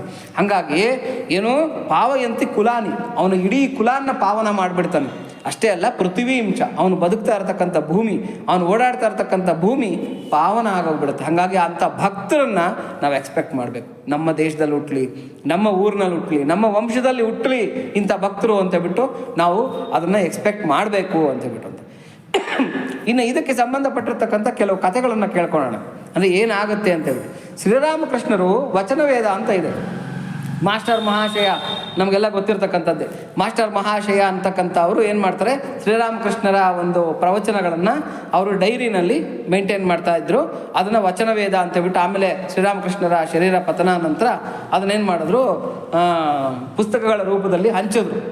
ರಾಮಕೃಷ್ಣ ಮಿಷನ್ ಅಂತ ತಯಾರು ಮಾಡಿ, ಆ ರಾಮಕೃಷ್ಣದ ವಚನ ವೇದದಲ್ಲಿ ಪ್ರಪ್ರಥಮವಾಗಿ ಬರ್ತಕ್ಕಂಥ ಉಪದೇಶನೇ ರಾಮಕೃಷ್ಣರದೇನು ಅಂತಂದರೆ ಈ ಥರ ಹೇಳ್ತಾರೆ. ರಾಮಕೃಷ್ಣ ವಚನ ವೇದದಲ್ಲಿ ಪ್ರಪ್ರಥಮವಾಗಿರ್ತಕ್ಕಂಥ ಉಪದೇಶ ಶ್ರೀರಾಮಕೃಷ್ಣರು ಯಾವಾಗ ಭಗವನ್ನಾಮವನ್ನು, ಕಾಳೀನಾಮವನ್ನು, ಶಿವನಾಮವನ್ನು, ಕೃಷ್ಣನಾಮವನ್ನು, ರಾಮನಾಮವನ್ನು ಕೇಳಿದ ಕೂಡಲೇ ಮೈ ರೋಮಾಂಚಿತವಾಗಿ, ಗಂಟಲು ಗದ್ಗದಿತವಾಗಿ, ಕಣ್ಣಲ್ಲಿ ಆ ಪ್ರೇಮಾಶ್ರು, ಆನಂದ ಬಾಷ್ಪ ಸುರಿತಾ ಇದೆ ಅಂತಂದರೆ ಆವಾಗ ತಿಳ್ಕೊಳ್ಳಿ, ನಿಮಗೆ ಸಂಧ್ಯಾವಂದನಾದಿ ಕರ್ಮಗಳಿಂದ ಆಗಬೇಕಾಗಿರ್ತಕ್ಕಂಥದ್ದು ಏನೂ ಇಲ್ಲ. ಅಂದರೆ ಸಂಧ್ಯಾವಂದನೆಯನ್ನು ಬಿಡೋದಕ್ಕೆ ಆವಾಗ ನಿಮಗೆ ಅರ್ಹತೆ ಬಂದಿದೆ ಅಂತ. ಅಂದರೆ ಅಲ್ಲಿವರೆಗೂ ಕೂಡ ನಮ್ಮ ನಿತ್ಯಾನುಷ್ಠಾನಗಳು ಇರಬೇಕು ಅಂತ, ಪೂಜೆ ಪುನಸ್ಕಾರ ಸಂಧ್ಯಾವಂದನೆ ಇವೆಲ್ಲ ಇರಬೇಕು ಜೀವನದಲ್ಲಿ ಅಂತ ಬಿಡೋದು. ಆ ಕಣ್ಣಲ್ಲಿ ನೀರು ಬರೋಕ್ಕೆ ಶುರುವಾಯ್ತಾ, ಭಗವಂತನ ಹೆಸರು ಕೇಳಿದ ತಕ್ಷಣ ರೋಮಾಂಚನ ಆಗಿ ಕಣ್ಣಲ್ಲಿ ನೀರು ಬರೋಕ್ಕೆ ಶುರುವಾಯ್ತಾ, ಆವಾಗ ತಿಳ್ಕೊಳ್ಳಿ ನೀವು ಪಾಸ್ ಆಗಿದ್ದೀರಾ ಅಂತ. ಅಂದರೆ ನೀವು ಆ ಸ್ಟೇಜ್ ಏನು ತಲುಪಬೇಕೋ ಅಲ್ಲಿಗೆ ತಲುಪಿಬಿಟ್ಟಿದ್ದೀರಾ ಅಂತ. ಇನ್ನು ನೀವು ಸಾಧಿಸಬೇಕಾಗಿದ್ದು ಏನೂ ಇಲ್ಲ. ಶ್ರೀರಾಮಕೃಷ್ಣರು ಹೇಳ್ತಾ ಇರ್ತಕ್ಕಂಥ ಮಾತು ಅಂದರೆ ಅಲ್ಟಿಮೇಟ್ ಗೋಲ್ ಏನಿದೆ ಅಲ್ಲಿಗೆ ನೀವು ರೀಚ್ ಆಗಿಬಿಟ್ಟಿದ್ದೀರಾ ಅಂತ. ಅಂದರೆ ಜೀವನ್ ಮುಕ್ತರಾಗ್ಬಿಟ್ಟಿದ್ದೀರಾ, ಬದುಕಿರೋವಾಗಲೇ ನೀವು ಮುಕ್ತರಾಗ್ಬಿಟ್ಟಿದ್ದೀರಾ ಅಂತ. ನೋಡಿ, ಒಂದು ತೆಂಗಿನಕಾಯಿ ಚೆನ್ನಾಗಿ ಒಣಗಿದೆ ಅಂತಂದರೆ ಹಿಡ್ಕೊಂಡು ಹಿಂಗೆ ಅಲ್ಲಾಡ್ಸಿದ್ರೆ ಏನಾಗುತ್ತೆ, ಒಳಗಡೆ ಕೊಬ್ಬರಿ ಲಡ ಅಂತ ಅಲ್ಲಾಡುತ್ತೆ. ಕಡಲೆಕಾಯಿನ ಹಿಡ್ಕೊಂಡು ಹಿಂಗೆ ಅಲ್ಲಾಡ್ಸಿದ್ರೆ ಚೆನ್ನಾಗಿ ಒಣಗಿರೋದ್ರೆ ಏನಾಗುತ್ತೆ, ಗಲ್ ಅನ್ನತ್ತೆ. ಅದೇ ಥರನೇ ಒಬ್ಬ ಭಕ್ತ ದೇಹದೊಳಗಡೆನೇ ಇರ್ಬೋದು, ಆದರೆ ಅವನ ದೇಹದಿಂದ ಮುಕ್ತನಾಗ್ಬಿಟ್ಟಿರ್ತಾನೆ. ಹಂಗಾಗಿ ಅವನಿಗೆ ಈ ದೇಹದ ಜೊತೆ ಯಾವ ಸಂಬಂಧನೂ ಇಲ್ಲ. ಶ್ರೀರಾಮಕೃಷ್ಣರು ಹೇಳ್ತಾರೆ ಏನು ಅಂತಂದರೆ, ಒಬ್ಬ ಅಚ್ಚು ಹಾಕೋರು ಬರ್ತಾರೆ ಮನೆಗಳ ಮುಂದೆ, ನೋಡಿದ್ರಾ ಅಚ್ಚು ಹಾಕೋರು ಬರ್ತಾರೆ, ಈ ಮೆಟಲ್ದು ಎಲ್ಲ ಅಚ್ಚುಗಳು ಹಾಕೋರು ಬರ್ತಾರೆ. ಏನು ಮಾಡ್ತಾರೆ ಅಂತಾರೆ, ಒಂದು ಡಬ್ಬಿ ಥರದ್ದು ತಂದ್ಕೊಂಡಿರ್ತಾರೆ. ಈ ಕೆಳಗಿಂದು ಡಬ್ಬಿಗೆ ಮೇಲಿನ ಡಬ್ಬಿಗೆ ಮಣ್ಣು ತುಂಬ್ತಾರೆ. ಮಣ್ಣು ತುಂಬಿ ಎಲ್ಲ ಮಾಡಿ ಅದರೊಳಗೆ ಒಂದು ಮುದ್ರೆಯನ್ನು ಒತ್ತುತ್ತಾರೆ. ಯಾವುದೋ ಒಂದು ಭಗವಂತಂದು ಮೂರ್ತಿದೋ ಯಾವುದೋ ಒಂದು ಮುದ್ರೆಯನ್ನು ಒತ್ತುತ್ತಾರೆ. ಅದರೊಳಗೆ ಮುದ್ರೆಯನ್ನು ಒತ್ತುಬಿಟ್ಟು ನೀಟಾಗಿ ಒಂದು ಲೋಹನ ಕಾಯಿಸಿಬಿಟ್ಟು ಅದರೊಳಗೆ ಹಾಕಿಬಿಡ್ತಾರೆ. ನಾವು ನೋಡಿದ್ದೀವಿ ಅದನ್ನು. ಲೋಹನ ಕಾಯಿಸಿ ಹಾಕ್ತಾ ಇರ್ತಕ್ಕಂಥ ಉದ್ದೇಶ ಏನು, ಆ ಅಚ್ಚೊಳಗೆ ಆ ಮೂರ್ತಿ ಅಂತಕ್ಕಂಥದ್ದು ನೀಟಾಗಿ ಬರಬೇಕು ಅಂತ ಹೇಳ್ಬಿಟ್ಟು ಅಂತ. ಒಂದು ಸಲ ಆ ಮೂರ್ತಿ ಏನನ್ನ ನೀಟಾಗಿ ಬಂದ್ಬಿಡ್ತು ಅಂದ್ಕೊಳ್ಳಿ, ಬರದೇ ಇದ್ರೆ ಏನು ಮಾಡ್ತಾನೆ, ಮತ್ತೆ ಕೆಡಿಸ್ತಾನೆ, ಮತ್ತೆ ಇನ್ನೊಂದ್ಸರಿ ಮುದ್ರೆ ಒತ್ತಾನೆ, ಮತ್ತೆ ಕಾಯಿಸ್ತಾನೆ, ಮತ್ತೆ ಹಾಕ್ತಾನೆ. ಪದೇ ಪದೇ ಪದೇ ಪದೇ ಮಾಡ್ತಾ ಇರ್ತಾನೆ ಈ ಅಚ್ಚುಗಾರ. ಒಂದು ಸಲ ತಾನು ಅನ್ಕೊಂಡಿರ್ತಕ್ಕಂಥ ಮೂರ್ತಿ ನೀಟಾಗಿ ಬಂದ್ಬಿಡ್ತು ಅಂತಂದರೆ ಅವ್ನಿಗೆ ಅಚ್ಚಿನಿಂದ ಏನು ಪ್ರಯೋಜನ? ಏನೂ ಇಲ್ಲ. ಮೂರ್ತಿ ಬಂದಾಯಿತು, ಅಚ್ಚನ ಏನು ಮಾಡ್ತಾನೆ, ಕೆಡಿಸ್ಬಿಡ್ತಾನೆ. ಅದಿದ್ರೂ ಒಂದೇ, ಹೋದ್ರೂ ಒಂದೇ, ಬೇಕಾಗಿಲ್ಲ, ಅದರ ಅವಶ್ಯಕತೆ ಅವನಿಗಿಲ್ಲ. ಅದೇ ಥರನೇ ಮನಸ್ಸಿನಲ್ಲಿ ಒಂದ್ಸಲಿ ಭಗವನ್ ಮೂರ್ತಿ ಮೂಡ್ಬಿಡ್ತು ಅಂತಂದರೆ, ಜೀವನದ ಉದ್ದೇಶ ತಲುಪಿಟ್ವಿ ಅಂತಂದರೆ, ಈ ದೇಹ ಇದ್ರೂ ಒಂದೇ, ಹೋದ್ರೂ ಒಂದೇ. ಅವನಿಗೆ ಅದ್ರ ಬಗ್ಗೆ ಚಿಂತೆ ಅಂತಕ್ಕಂಥದ್ದು ಒಬ್ಬ ಭಕ್ತನಿಗೆ ಇರೋದಿಲ್ಲ.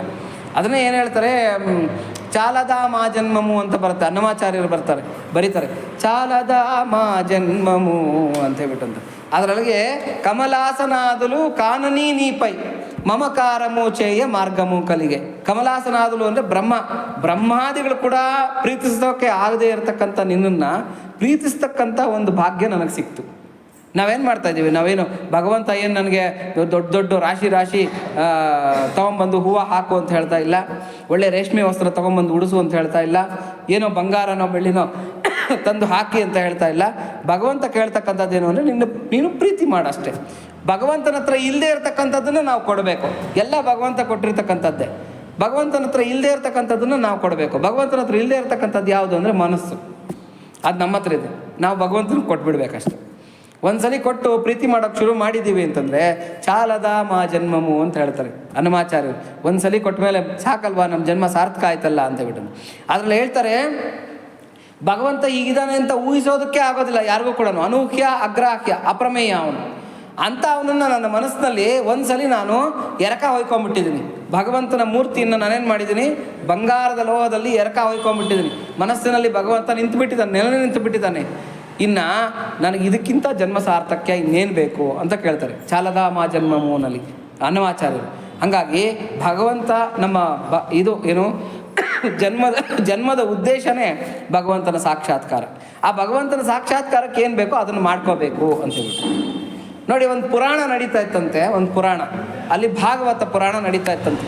ದಶಮಸ್ಕಂದ, ಆ ಬಾಲಲೀಲೆಗಳು, ಭಗವಂತ ಹೆಂಗೆ ಬಾಲಲೀಲೆಗಳನ್ನು ಮಾಡ್ತಾ ಇದ್ದಾನೆ, ಎಲ್ಲ ಯಾವ ಥರ ನಡ್ಕೊತಾ ಇದ್ದಾನೆ ಅಂತಕ್ಕಂಥದ್ದನ್ನೆಲ್ಲ ವರ್ಣಿಸ್ತಾ ಇದ್ರಂತೆ ಆಚಾರ್ಯರೆಲ್ಲ ವರ್ಣಿಸ್ತಾ ಇದ್ರೆ ಎಲ್ಲರಿಗೂ ಕೂಡ ಅದು ಏನು ಅಂದರೆ ಭಾವಿಸ್ಬೇಕು.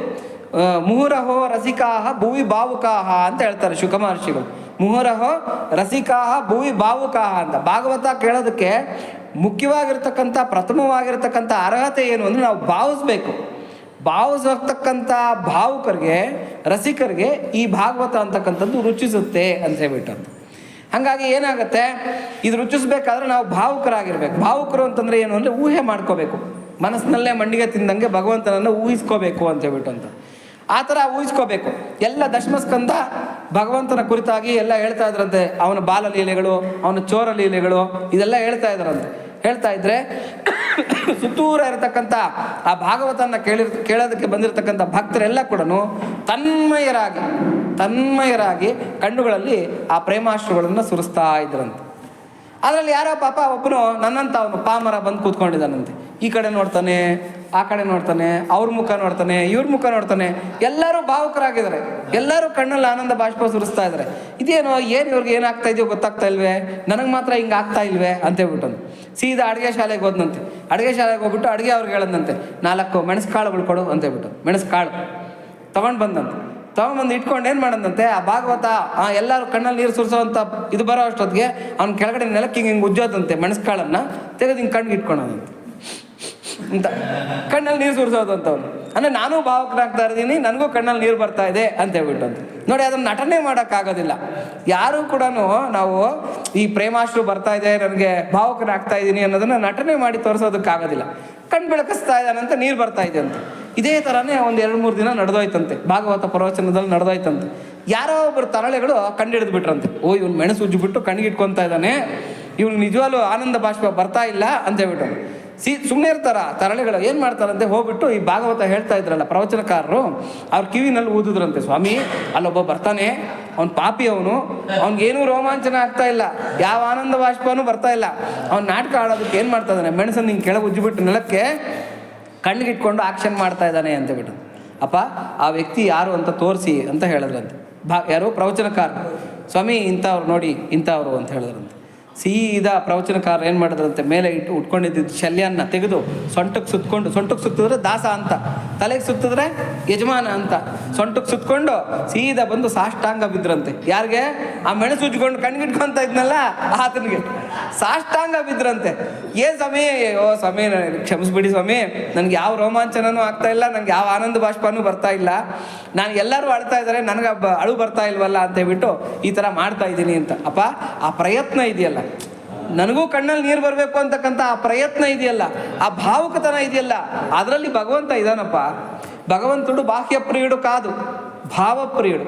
ಭಗವಂತ ನೀನು ಮೆಣಸುಟ್ಕೊಂಡು ಕಣ್ಣಲ್ಲಿ ನೀರು ಬರೆಸ್ಕೊಂಡ ಅದನ್ನೆಲ್ಲ ನೋಡೋದಿಲ್ಲ, ನಿನ್ನ ಭಾವನೆ ಏನು, ನಿನ್ನ ಆ ಪ್ರೀತಿ ಏನು, ಅದನ್ನು ಭಗವಂತ ನೋಡ್ತಾನೆ. ಹಂಗಾಗಿ ನಿನಗಿಂತ ಪುಣ್ಯಾತ್ಮ ಈ ಸಭೆಯಲ್ಲಿ ಯಾರೂ ಇಲ್ಲ ಅಂತ ಹೇಳೋದು. ಆವಾಗ ಅವ್ನಿಗೆ ಆಶ್ಚರ್ಯ ಆಯ್ತಂತೆ, ಅಬ್ಬಬ್ಬಾ ಇಷ್ಟೊಂದು ಮಹಿಮೆ ಇದೆಯಾ ಇದರಲ್ಲಿ ಅಂತ. ಆಮೇಲೆ ಅವನಿಗೆ ಭಾವಿಸೋದಕ್ಕೆ ಶುರು ಮಾಡೋದಂತೆ. ಕೃಷ್ಣ ಆ ಬೆಣ್ಣೆ ಕದ್ದಿದ್ದು ಅದೆಲ್ಲ ಅವನಿಗೆ ಪ್ರತ್ಯಕ್ಷವಾಗಿ ಕಾಣಿಸೋದಕ್ಕೆ ಶುರುವಾಯ್ತಂತೆ. ಅಂದರೆ ಅದು ಅನುಭವಕ್ಕೆ ಬಂದುಬಿಟ್ರೆ ಆಟೋಮೆಟಿಕ್ಕಾಗಿ ಅದು ನಡೆದು ಹೋಗ್ಬಿಡುತ್ತೆ ಅಂತ ಹೇಳ್ಬಿಟ್ಟು. ಇನ್ನೊಬ್ಬ ಇದ್ನಂತೆ, ಆತ ಏನು ಅಂತಂದರೆ ಓ ಅಂದರೆ ಟೋ ಬರಲ್ಲ, ಏನು ಅಕ್ಷರ ಗೊತ್ತಿಲ್ಲ, ಅಕ್ಷರ ಜ್ಞಾನ ಇಲ್ಲ, ನಿರಕ್ಷರ ಕುಕ್ಷಿ ಪಾಪ, ಅವನು ಹೆಬ್ಬೆಟ್ಟು, ಏನೂ ಬರ್ತಾ ಇಲ್ಲ. ಅವನೇನು ಮಾಡ್ತಾ ಇದ್ನಂತೆ ಅಂದರೆ ಏನೋ ಕೆಲಸ ಮಾಡಿಕೊಂಡು ಯಾವುದೋ ಒಂದು ಮಠದಲ್ಲಿ ಕೆಲಸ ಮಾಡ್ಕೊಂಡಿದ್ನಂತೆ. ಗುರುಗಳು ಪ್ರತಿದಿನ ಭಗವದ್ಗೀತೆ ಬೋಧನೆ ಮಾಡೋರಂತೆ. ಭಗವದ್ಗೀತೆ ಶಿಷ್ಯರನ್ನೆಲ್ಲ ಕೂಡಿಸ್ಕೊಂಡು ಭಗವದ್ಗೀತೆ ನೋಡೋ 1ನೇ ಅಧ್ಯಾಯ ಇದು, 2ನೇ ಅಧ್ಯಾಯ ಇದು ಭಗವದ್ಗೀತೆ ಬೋಧನೆ ಮಾಡೋರಂತೆ. ಇವನು ಕಸ ಗುಡಿಸ್ತಾ ಇದ್ದನು, ಪರ್ಕೆ ಹಂಗೆ ಬಿಸಾಕ್ಬಿಟ್ಟು ಈ ಗುರುಗಳ ಕಡೆನೇ ಹಿಂಗೆ ನೋಡ್ಕೊಂಡು ನಿಂತು ಬಿಡ್ತಾ ಇದ್ನಂತೆ. ಮೂಕ ಅಂದರೆ ಒಂಥರ ಥಂಡರ್ ಸ್ಟ್ರಕ್ಕು, ಏನು ಮಾಡೋದಕ್ಕೆ ಗೊತ್ತಾಗ್ತಾ ಇರಲಿಲ್ವಂತವ್ನಿಗೆ. ಕಣ್ಣಲ್ಲಿ ಮಾತ್ರ ಆನಂದ ಬಾಷ್ಪಗಳು ಸುರಿಯೋದು ಅಂತವ್ನಿಗೆ. ಅಲ್ಲಿ ಏನೂ ಗೊತ್ತಿಲ್ಲ ಅವನಿಗೆ, ಯಾವ ಪ್ರಜ್ಞೆನೂ ಇಲ್ಲ, ಅವನು ಹೆಬ್ಬೆಟ್ಟು, ಅವ್ನಿಗೇನೂ ವಿದ್ಯೆ ಬರೋದಿಲ್ಲ. ಆದರೆ ಅವನಿಗೆ ಏನೋ ಸೇವೆ ಮಾಡ್ಕೊಂಡು ಮಠದಲ್ಲಿ ಇದ್ದವನು. ಈ ಗುರುಗಳು 1 ದಿವಸ ನೋಡಿದ್ರಂತೆ, 2 ದಿವಸ ನೋಡಿದ್ರಂತೆ, 3 ದಿವಸ ನೋಡಿದ್ರಂತೆ. ಏನೋ ಈತ ನೋಡಿದ್ರೆ ಮಹಾಜ್ಞಾನಿ ಥರ ಕಾಣ್ತಾ ಇದ್ದಾನೆ, ಈತನ ಕಣ್ಣಲ್ಲಿ ಆನಂದ ಬಾಷ್ಪಗಳು ಸುರಿತಾ ಇದೆ, ಏನು ಈತನಿಗೆ ಅನುಭವ ಆಗ್ತಾ ಇದೆಯೋ ಕೇಳಬೇಕು ಅಂತ ಹೇಳ್ಬಿಟ್ಟು 1 ದಿವಸ ಆತನ ಕರೆಸ್ಕೊಂಡ್ರಂತೆ. ಅಲ್ಲಪ್ಪ, ನಾನು ಶಿಷ್ಯರಿಗೆಲ್ಲ ಭಗವದ್ಗೀತೆ ಬೋಧಿಸ್ತಾ ಇದ್ದೀನಲ್ಲ, ಆ ಭಗವದ್ಗೀತೆ ಎಲ್ಲ ನಿಂಗೆ ಅರ್ಥ ಆಗ್ತಾ ಇದೆಯಾ ಅಂತ. ಇಲ್ಲ ಸ್ವಾಮಿ, ನಂಗೆ ಖಂಡಿತ ನಂಗೆ ಏನೂ ಗೊತ್ತಿಲ್ಲ, ನಂಗೆ ಕನ್ನಡನೇ ಸರಿಯಾಗಿ ಬರೋಲ್ಲ, ಇನ್ನು ಸಂಸ್ಕೃತ ನಂಗೆ ಅರ್ಥ ಆಗುತ್ತಾ, ನಂಗೆ ಗೊತ್ತಾಗ್ತಾ ಇಲ್ಲ ಸ್ವಾಮಿ ಅಂತ ಹೇಳೋದು. ಮತ್ತು ನೀನು ಭಗವದ್ಗೀತೆ ಬಗ್ಗೆ ಯಾವಾಗ ನಾನು ಮೊದಲೇ ಕೇಳಿದ್ದ ಅಂತ. ಇಲ್ಲ ಸ್ವಾಮಿ, ನಾನು ಕೇಳಿರಲಿಲ್ಲ. ಮತ್ತು ನಿನಗೆ ಆನಂದ ಬಾಷ್ಪ ಬರ್ತಾ ಇದೆ, ಏನು ಅನುಭವ ನಿನಗೆ ಆಗ್ತಾ ಇದೆ ಹೇಳು ಅಂತ ಕೇಳೋದಂತೆ. ಆವಾಗ ಆತ ಹೇಳದಂತೆ, ಸ್ವಾಮಿ ನೀವು ಹೇಳ್ತಾ ಇರ್ತಕ್ಕಂಥ ಭಗವದ್ಗೀತೆ ನನಗೆ ಅರ್ಥ ಆಗ್ತಾ ಇಲ್ಲ, ನೀವೇನು ಹೇಳ್ತಾ ಇದ್ರೋ ನಮ್ಗೆ ಗೊತ್ತಾಗ್ತಾ ಇಲ್ಲ. ಆದರೆ ಒಂದು ಮಾತ್ರ ಗೊತ್ತಾಗುತ್ತೆ, ಏನು ಅಂತಂದರೆ ನೀವು ಭಗವದ್ಗೀತೆ ಅಂತ ಸ್ಟಾರ್ಟ್ ಮಾಡೋ ಅಷ್ಟೊತ್ತಿಗೆ ನನಗೆ ಸ್ಪಷ್ಟವಾಗಿ ನಂಗೊಂದು ಚಿತ್ರಣ ಕಾಣ್ತಾ ಇದೆ. ಏನು ಅಂದರೆ ಒಂದು ರಥ, ರಣರಂಗ, ಅಲ್ಲಿ ಶ್ರೀಕೃಷ್ಣ ಪರಮಾತ್ಮ ನಿಂತ್ಕೊಂಡಿರ್ತಕ್ಕಂಥದ್ದು, ಭಗವದ್ಗೀತೆ ಬೋಧಿಸ್ತಾ ಇರ್ತಕ್ಕಂಥದ್ದು, ಅರ್ಜುನ ಕೇಳ್ತಾ ಇರ್ತಕ್ಕಂಥದ್ದು. ಇದು ನನಗೆ ಪ್ರತ್ಯಕ್ಷವಾಗಿ ಕಾಣ್ತಾ ಇದೆ. ಇಷ್ಟು ಬಿಟ್ಟರೆ ನನಗೆ ಬೇರೆ ಇನ್ನೇನು ಗೊತ್ತಾಗ್ತಾ ಇಲ್ಲ ಸ್ವಾಮಿ, ನನಗೆ ಅಕ್ಷರ ಬರದೇ ಇರ್ತಕ್ಕಂಥ ನಾನು ನಿರಕ್ಷರ ಕುಕ್ಷಿ, ನನಗೆ ಭಗವದ್ಗೀತೆ ಎಲ್ಲಿಂದ ಅರ್ಥ ಆಗುತ್ತೆ ಅಂತೇಳ್ಬಿಟ್ಟು. ಅಲ್ಲೂ ಕೂಡ ಆ ಮಠಾಧೀಶರು ಏನು ಮಾಡಿದ್ರಂತೆ, ಸೀದಾ ಸಾಷ್ಟಾಂಗ ಬಿದ್ರಂತೆ. ಯಾರಿಗೆ? ಆ ಕೆಲಸದವನಿಗೆ ದೀರ್ಘದಂಡ ನಮಸ್ಕಾರ ಮಾಡಿದ್ರಂತೆ. ಅಪ್ಪ, ನಿನಗೆ ಅಕ್ಷರ ಬರದೇ ಇರೋದು ಒಂದೇ, ನಮ್ಗೆ ಅಕ್ಷರ ಬಂದಿರೋದು ಒಂದು. ಪ್ರಯೋಜನ ಇಲ್ಲ, ನಾವು ಕಲ್ತು ಏನು ಪ್ರಯೋಜನ? ಆದ್ರೆ ನಮ್ಗೆ ಈ ಅನುಭವ ಆಗಲಿಲ್ವೇ? ಆದ್ರೆ ನಿಮ್ಗೆ ಈ ಅನುಭವ ಆಗ್ತಾ ಇದೆಯೇ? ಸಾಕ್ಷಾತ್ ಪರಮಾತ್ಮ ಅರ್ಜುನನಿಗೆ ಭಗವದ್ಗೀತೆ ಬೋಧಿಸ್ತಾ ಇರ್ತಕ್ಕಂಥದ್ದು ನಿನಗೆ ಪ್ರತ್ಯಕ್ಷವಾಗಿ ಕಾಣ್ತಾ ಇದೆಯಲ್ಲ, ಅದು ನಿಜವಾಗ್ಲೂ ಹೆಚ್ಚುಗಾರಿಕೆ ಅಂತ ಹೇಳ್ಬಿಟ್ಟು. ಅಂದರೆ ಆ ಮಟ್ಟಕ್ಕೆ ತಲುಪಿದ ಭಕ್ತರಿಗೆ ಮಾತ್ರ ಅದಾಗುತ್ತೆ. ಯಾವುದೋ ಪೂರ್ವಾರ್ಜಿತ ಪುಣ್ಯ, ಅದು ಯಾವುದೋ ಪೂರ್ವಾರ್ಜಿತ ಪುಣ್ಯ. ಈ ಕೋಟಿ ಜನ್ಮಗಳ ತಪಸ್ಸಿನ ಬಹೂನಾಂ ಜನ್ಮನಾಂ ಅಂತೆ ಜ್ಞಾನವಾನ್ ಮಾಂ ಪ್ರಪದ್ಯತೆ. ಭಗವಂತನನ್ನು ಶರಣಾಗತಿ ಮಾಡಬೇಕು, ಭಗವಂತನನ್ನು ನಾವು ಬಳಿ ಸಾರಬೇಕು ಅಂತಂದರೆ ಬಹೂನಾಂ ಜನ್ಮನಾಂ ಅಂತೆ, ಎಷ್ಟೋ ಕೋಟ್ಯಾಂತರ ಜನ್ಮಗಳ ನಂತರ ನಮ್ಗೆ ಆ ಜ್ಞಾನ ಅಂತಕ್ಕಂಥದ್ದು ಬರುತ್ತೆ. ಜ್ಞಾನವಾನ್ ಮಾಂ ಪ್ರಪದ್ಯತೆ, ನನಗೆ ಶರಣಾಗತಿ ಮಾಡ್ತಾನೆ. ವಾಸುದೇವ ಸರ್ವಮಿತಿ. ಯಾವ ಜ್ಞಾನ ಉಂಟಾಗುತ್ತೆ ಒಬ್ಬ ಭಕ್ತನಿಗೆ ಅಂತಂದರೆ ಎಲ್ಲವೂ ವಾಸುದೇವನೇ. ಅಂತರ್ಬಹಿಶ್ಚ ತತ್ ಸರ್ವಂ ವ್ಯಾಪ್ಯ ನಾರಾಯಣ ಸ್ಥಿತಃ ಅಂತ ಹೇಳ್ಬಿಟ್ಟು ವೇದ ಹೇಳೋದು ಏನು, ಎಶ್ಚ ಕಿಂಚಿತ್ ಜಗತ್ ಸರ್ವಂ ದೃಶ್ಯತೆ ಶ್ರೂಯತೆ ಪಿವಾ. ಕಾಣ್ತಾ ಇರ್ತಕ್ಕಂಥದ್ದು, ಕೇಳ್ತಾ ಇರ್ತಕ್ಕಂಥದ್ದು ಏನೇನಿದೆಯೋ ಈ ಪ್ರಪಂಚದಲ್ಲಿ ಎಲ್ಲವೂ ಕೂಡ ವಾಸುದೇವಮಯವೇ ಆಗಿದೆ. ವಾಸುದೇವ ಸರ್ವಮಿತಿ ಸ ಮಹಾತ್ಮ ಅಂತ ಅವನು ಮಹಾತ್ಮನು. ಸುದುರ್ಲಭ ಅಂತ ಅವ್ರು ಸಿಗ್ತಕ್ಕಂಥದ್ದು ಬಹಳ ಕಷ್ಟ ಅಂತ ಹೇಳ್ತಾರೆ. ಹಂಗಾಗಿ ಈ ಒಂದು ಜ್ಞಾನ ಅದಕ್ಕೆ ಅನ್ನಿಟ್ಟಿಕಿದಿ ಕಡ ಸಾರಿ ಜನ್ಮಮು ಸತ್ಯಂಬಿಕ ಪುಟ್ಟುಟ ಸುನ್ನ. ಏನಾಯ್ತು ನಮಗೆ? ತಾರಕ ಮಂತ್ರಮು ಕೋರಿನ ದೊರಿಕೆನು ಧನ್ಯುಡನೈತಿನಿ ಓರನ್ನ. ನನಗೆ ಎಂಥ ಪುಣ್ಯನಪ್ಪ, ನನಗೆ ತಾರಕ ಮಂತ್ರ ಅಂತಕ್ಕಂಥದ್ದು ಸಿಕ್ಬಿಟ್ಟಿದೆ. ಅಂದರೆ ನನ್ನನ್ನು ಉದ್ಧಾರ ಮಾಡ್ತಾ ಇರ್ತಕ್ಕಂಥ ಮಂತ್ರ ಭಗವನ್ ನಾಮ ಸಿಕ್ಕಿಬಿಟ್ಟಿದೆ. ಇನ್ನು ನನಗೆ ಇರಬೇಕಾಗಿಲ್ಲ, ಅದೇ ಒಂದು ಲೋಟದ ಮಧ್ಯ ನಂಗೆ ಸಿಕ್ಕಿದ ಮೇಲೆ ಬಾರೊಳಗೆ ಎಷ್ಟು ಪೀಪಾಯಗಳ ಮಧ್ಯ ಇದೆ ಅನ್ನೋದು ಕಟ್ಕೊಂಡು ನನಗೆ ಏನಾಗಬೇಕು? ತಾರಕ ಮಂತ್ರಮು ಕೋರಿನ ದೊರಿಕೇನು ಧನ್ಯುಡನೈತಿನಿ ಓರನ್ನ. ಅನ್ನಿಟ್ಟಿಕಿದಿ ಕರಡ ಸಾರಿ ಜನ್ಮಮು ಸತ್ಯಂಬಿಕ ಪುಟ್ಟುಟ ಸುನ್ನ. ಅದೊಂದನ್ನು ಭದ್ರವಾಗಿ ಇಟ್ಕೊಂಡ್ಬಿಟ್ರೆ ಸಾಕು. ಯಾವುದನ್ನ? ಭಗವನ್ ನಾಮನ್ನ ಭದ್ರವಾಗಿ ಇಟ್ಕೊಂಡ್ಬಿಟ್ರೆ ಸಾಕು, ನನಗಿದೇ ಕಡೆ ಜನ್ಮ ಆಗ್ಬಿಡುತ್ತೆ, ಇನ್ನು ನೆಕ್ಸ್ಟ್ ನಾನು ಹುಟ್ಟುತ್ತೀನಿ ಅಂತಕ್ಕಂಥದ್ದು ಸುಳ್ಳು ಅಂತ ಹೇಳ್ಬಿಡ್ತಾರೆ ಯಾರು? ರಾಮದಾಸರು. ಹಂಗಾಗಿ ನೋಡಿ, ಅಂಥ ಒಂದು ಅನುಭವ ಆಯ್ತಂತೆ. ಇನ್ನೊಬ್ಬ ಇದ್ದಂತೆ, ಅವನು ಕೂಡ ಪಾಪ ಏನು ಅಕ್ಷರ ಜ್ಞಾನ ಬರದೇ ಇರತಕ್ಕಂಥ ನಿರಕ್ಷರ ಕುಕ್ಷಿ. ಅವನೇನು ಮಾಡಿದಂತೆ, ದೇವಸ್ಥಾನಕ್ಕೆ ಬರ್ತಾ ಇದ್ದಂತೆ, ರಂಗನಾಥ ಸ್ವಾಮಿ ದೇವಸ್ಥಾನ. ಆ ರಂಗನಾಥ ಸ್ವಾಮಿ ದೇವಸ್ಥಾನಕ್ಕೆ ಬಂದರೆ ಆ ಪುರೋಹಿತರು ಏನು ಮಾಡೋರು? ನೀರು ಹಾಕೋದು, ಹಾಲು ಹಾಕೋದು, ಅಭಿಷೇಕ ಮಾಡೋದು ರಂಗನಾಥನಿಗೆ ಎಲ್ಲ ಮಾಡೋರಂತೆ. ಬಂದಾಗೆಲ್ಲ ವಿಷ್ಣು ಸಹಸ್ರನಾಮ ಕಿವಿಗೆ ಬೀಳೋದಂತೆ. ಅಲ್ಲಿ ವಿಷ್ಣು ಸಹಸ್ರನಾಮ ಹಾಕಿರೋರಂತೆ. ವಿಷ್ಣು ಸಹಸ್ರನಾಮ ವತ್ಸಲೋ ವತ್ಸಿ ರತ್ನ ಗರ್ಭೋದನೇಶ್ವರ ಅಂತ ಅನ್ನೋದು ಕಿವಿಗೆ ಬಿದ್ದುಬಿಡ್ತಂತೆ. ಇವನು ಏನನ್ನ ಕಲ್ತ್ಕೋಬೇಕಲ್ವ ಪಾಪ, ಏನು ಬರೋದಿಲ್ಲ, ಏನನ್ನ ಕಲ್ತ್ಕೋಬೇಕು ಅಂತಕ್ಕಂಥ ಆಸೆ.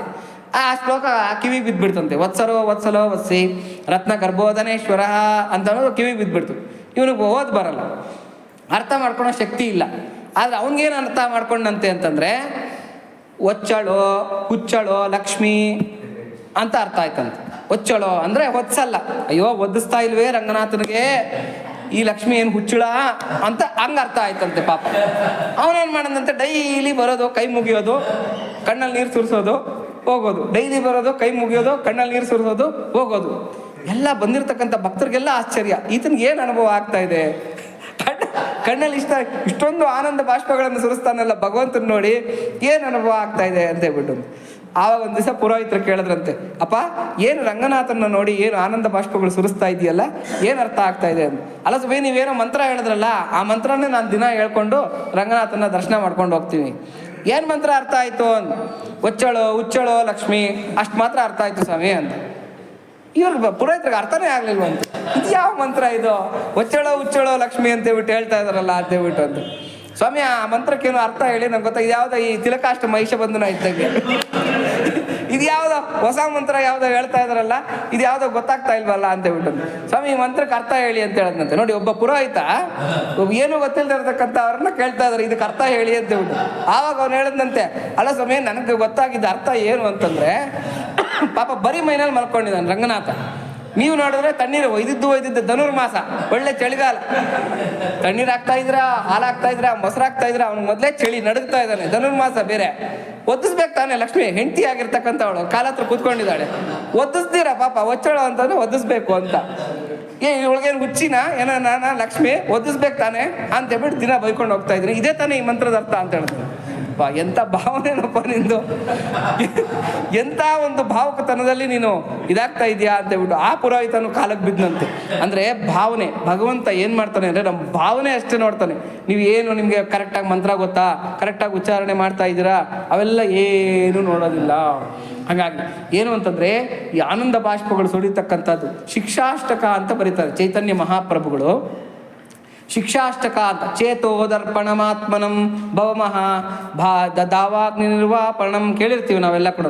ಶಿಕ್ಷಾಷ್ಟಕ ಅಂತ ಹೇಳ್ಬಿಟ್ಟು ಅದರಲ್ಲಿ ಹೇಳ್ತಾರೆ ಏನು, ತೃಣಾದಪಿ ಸುನೀಚೈವ ತರೋರಪಿ ಸಹಿಷ್ಣುನ ಅಮಾನಿನ ಮಾನದೇನ ಕೀರ್ತನೀಯ ಸದಾ ಹರಿಹಿ ಅಂತೆಲ್ಲ ಹೇಳ್ಕೊಂಡು ಬಂದ್ಬಿಟ್ಟು ಅವ್ರು ಹೇಳ್ತಾರೆ. ಅದರ ಹೇಳ್ತಾರೆ ಕಂಠಾವರೋಧ, ಕಣ್ಣಲ್ಲಿ ನೀರು ಬರುತ್ತೆ ಅಂತ ಹೇಳ್ಬಿಟ್ಟು ಅಂತ. ಮತ್ತು ಪ್ರಾಣನಾಥಸ್ತು ಸಯೈವ ನಾಪರಹ ಅಂತ ಎಂಡಾಗುತ್ತದು. ಅಂದರೆ ಯುಗಾಯಿತಂ ನಿಮೇಷೇಣ ಚಕ್ಷುಷ, ನನಗೆ ಒಂದೊಂದು ನಿಮಿಷ ಕೂಡ ನನಗೆ ಯುಗಗಳ ಥರ ಕಾಣಿಸ್ತಾ ಇದೆ ಶ್ರೀಕೃಷ್ಣ. ಶೂನ್ಯಾಯಿತಂ ಜೀವಿತಂ, ಈ ಜೀವನ ಏನಕ್ಕಪ್ಪ ಶೂನ್ಯ ಅನ್ನಿಸ್ತಾ ಇದೆ. ಮತ್ಪ್ರಾಣನಾಥಸ್ತು ಸಯೈವ ನಾಪರಹ, ನನ್ನ ಪ್ರಾಣನಾಥನಾಗಿರ್ತಕ್ಕಂಥ ಪರಮಾತ್ಮನನ್ನು ಬಿಟ್ಟರೆ ನನಗೆ ಬೇರೆ ಯಾವುದು ಕೂಡ ಮುಖ್ಯ ಅಲ್ಲ ಅಂತ ಅನ್ನಿಸ್ತಾ ಇದೆ ಅಂತಕ್ಕಂಥದ್ದನ್ನು ಹೇಳಿ ಅವ್ರು ಹೇಳ್ತಾರೆ. ಕಣ್ಣಲ್ಲಿ ನೀರು ಬರುತ್ತೆ, ಗಂಟ್ಲು ಗದ್ಗದ ಆಗುತ್ತೆ, ಮೈ ರೋಮಾಂಚಿತವಾಗುತ್ತೆ ಅಂತ ಹೇಳ್ಬಿಟ್ಟೆಲ್ಲ ಅವ್ರು ಶಿಕ್ಷಾಷ್ಟಕದಲ್ಲಿ ಬರೀತಾರೆ. ಅವ್ರು ಶಿಷ್ಯರಿಗೆ ಹೇಳ್ತಾ ಇದ್ರಂತೆ, ಯಾರಿಗೆ? ಚೈತನ್ಯ ಮಹಾಪ್ರಭುಗಳು ಶಿಷ್ಯರಿಗೆ ಹೇಳ್ತಾ ಇದ್ರಂತೆ. ಏನು ಅಂದರೆ ಅಟ್ರಾಕ್ಟ್ ಮಾಡ್ಕೋಬೇಕಲ್ವ, ನಾಮ ಸಂಕೀರ್ತನೆಗೆ ಅಟ್ರಾಕ್ಟ್ ಮಾಡ್ಕೋಬೇಕಲ್ಲ. ಈ ಜನಗಳೇನು ಅಂದರೆ ಸಹಜವಾಗಿ ವಿಷಯಾನುವರ್ತಿಗಳು, ಅಂದರೆ ವಿಷಯ ಸುಖಗಳು ಅಂತಂದರೆ ಆಸೆ ಪಡ್ತಾರೆ. ಈ ಚೈತನ್ಯ ಮಹಾಪ್ರಭುಗಳು ಜೋರಾಗಿ ಅನೌನ್ಸ್ ಮಾಡೋರಂತೆ, ನಿಮಗೆ ಮಾಗೂರಿನ ಮೀನಿನ ಸಾರು ಬೇಕಾ ಬನ್ನಿ. ಮಾಗೂರು ಮೀನಿನ ಸಾರು. ಮಾಗೂರು ಅಂದರೆ ಈ ಏನೋ ಈ ಬೆಳೆಸಬಾರ್ದು ಅಂತ ಹೇಳ್ತಾರಲ್ಲ ಮೀನು, ಯಾವುದಪ್ಪ ಅದು? ಟೈಗರ್ ಫಿಶ್ ಯಾವುದು ಅದು? ಕ್ಯಾಟ್ ಫಿಶು, ಅದನ್ನು ಮಾಗೂರು ಮೀನು ಅಂತ ಕರೀತಾರೆ. ಮಾಗೂರು ಮೀನಿನ ಸಾರು ನಿಮಗೆ ಬೇಡವಾ? ಯುವತಿಯ ಆಲಿಂಗನ ನಿಮಗೆ ಬೇಡವಾ? ಬೇಕಾಗಿದ್ರೆ ಬನ್ನಿ ಅಂತ ಕರೆಯೋರು. ಮಾಗೂರು ಮೀನಿನ ಸಾರು, ಯುವತಿಯ ಆಲಿಂಗನ ಯಾರಿಗೆ ಬೇಕೋ ಬನ್ರಿ ಬನ್ರಿ ಅಂತ ಅನೌನ್ಸ್ ಮಾಡೋರಂತೆ. ಯಾರು? ಚೈತನ್ಯ ಮಹಾಪ್ರಭುಗಳು. ಶ್ರೀರಾಮಕೃಷ್ಣರು ಇದನ್ನು ಕೋಟ್ ಮಾಡ್ತಾರೆ ಯಾವುದರಲ್ಲಿ? ವಚನವೇದದಲ್ಲಿ. ಜನಗಳೆಲ್ಲ ಅಟ್ರಾಕ್ಟ್ ಆಗಿ ಬರೋರಂತೆ. ಬಂದವ್ರನ್ನೆಲ್ಲ ಏನು ಮಾಡೋದು? ಹರೇ ಕೃಷ್ಣ ಸಂಕೀರ್ತನೆಗೆ ಸೇರಿಸ್ಕೊಳೋದು. ಹರೇ ಕೃಷ್ಣ ಹರೇ ರಾಮ ಅಂತ ಸಂಕೀರ್ತನೆ ಮಾಡಿ ಮಾಡಿ ಮಾಡಿ ಮಾಡಿ ಈ ಏನು ಅಂದರೆ ಈ ಕಪ್ಪೆ ನಾಲ್ಕೆ ಅಂತ ಆಗ್ಬಿಟ್ಟಿರತ್ತಂತ. ಯಾರಿಗಾದ್ರು ಈ ನಾಲ್ಗೆ ಟೇಸ್ಟೇ ಗೊತ್ತಾಗೋದಿಲ್ಲ ಬಂತು. ಈ ನಾಲ್ಗೆ ಮೇಲೆ ಏನಾಗಿರುತ್ತೆ ಅಂತಂದರೆ ಏನೋ ಪ್ರಾಬ್ಲಮ್ ಆಗಿಬಿಟ್ಟು ಆ ಟೇಸ್ಟೇ ಗೊತ್ತಾಗದಿರ ಆಗೋಗ್ಬಿಟ್ಟಿರತ್ತಂತೆ ನಾಲ್ಗೆಗೆ. ಅವಾಗೆಲ್ಲ ಇವ್ರು ತಾನೆ ಕವಿರಾಜರು ಅಂತ, ಅಂದರೆ ಆಯುರ್ವೇದಿಕ್ ಡಾಕ್ಟ್ರುಗಳು, ಅವ್ರ ಹತ್ರಕ್ಕೆ ಹೋದರೆ ಅವ್ರೇನು ಮಾಡೋರಂತೆ, ಒಂದು ಕಲ್ಸಕ್ಕರೆ ಕೊಡೋರಂತೆ. ನೋಡಪ್ಪ ಇದನ್ನು ನಾಲ್ಗೆ ಮೇಲೆ ಇಟ್ಕೊಂಡು ಚೆನ್ನಾಗಿ ಚೀಪು ಅಂತೇಳ್ಬಿಟ್ಟು, ಅಂದರೆ ಚಪ್ಪರಿಸು ಅಂತೇಳ್ಬಿಟ್ಟು ಅಂತ. ಡಾಕ್ಟ್ರ್ ಮೇಲೆ ನಂಬಿಕೆ, ಅಂದರೆ ಡಾಕ್ಟ್ರ್ ಹೇಳಿದ್ದಾರೆ ಅಂದಮೇಲೆ ಅದನ್ನ ಕೇಳಲೇಬೇಕು.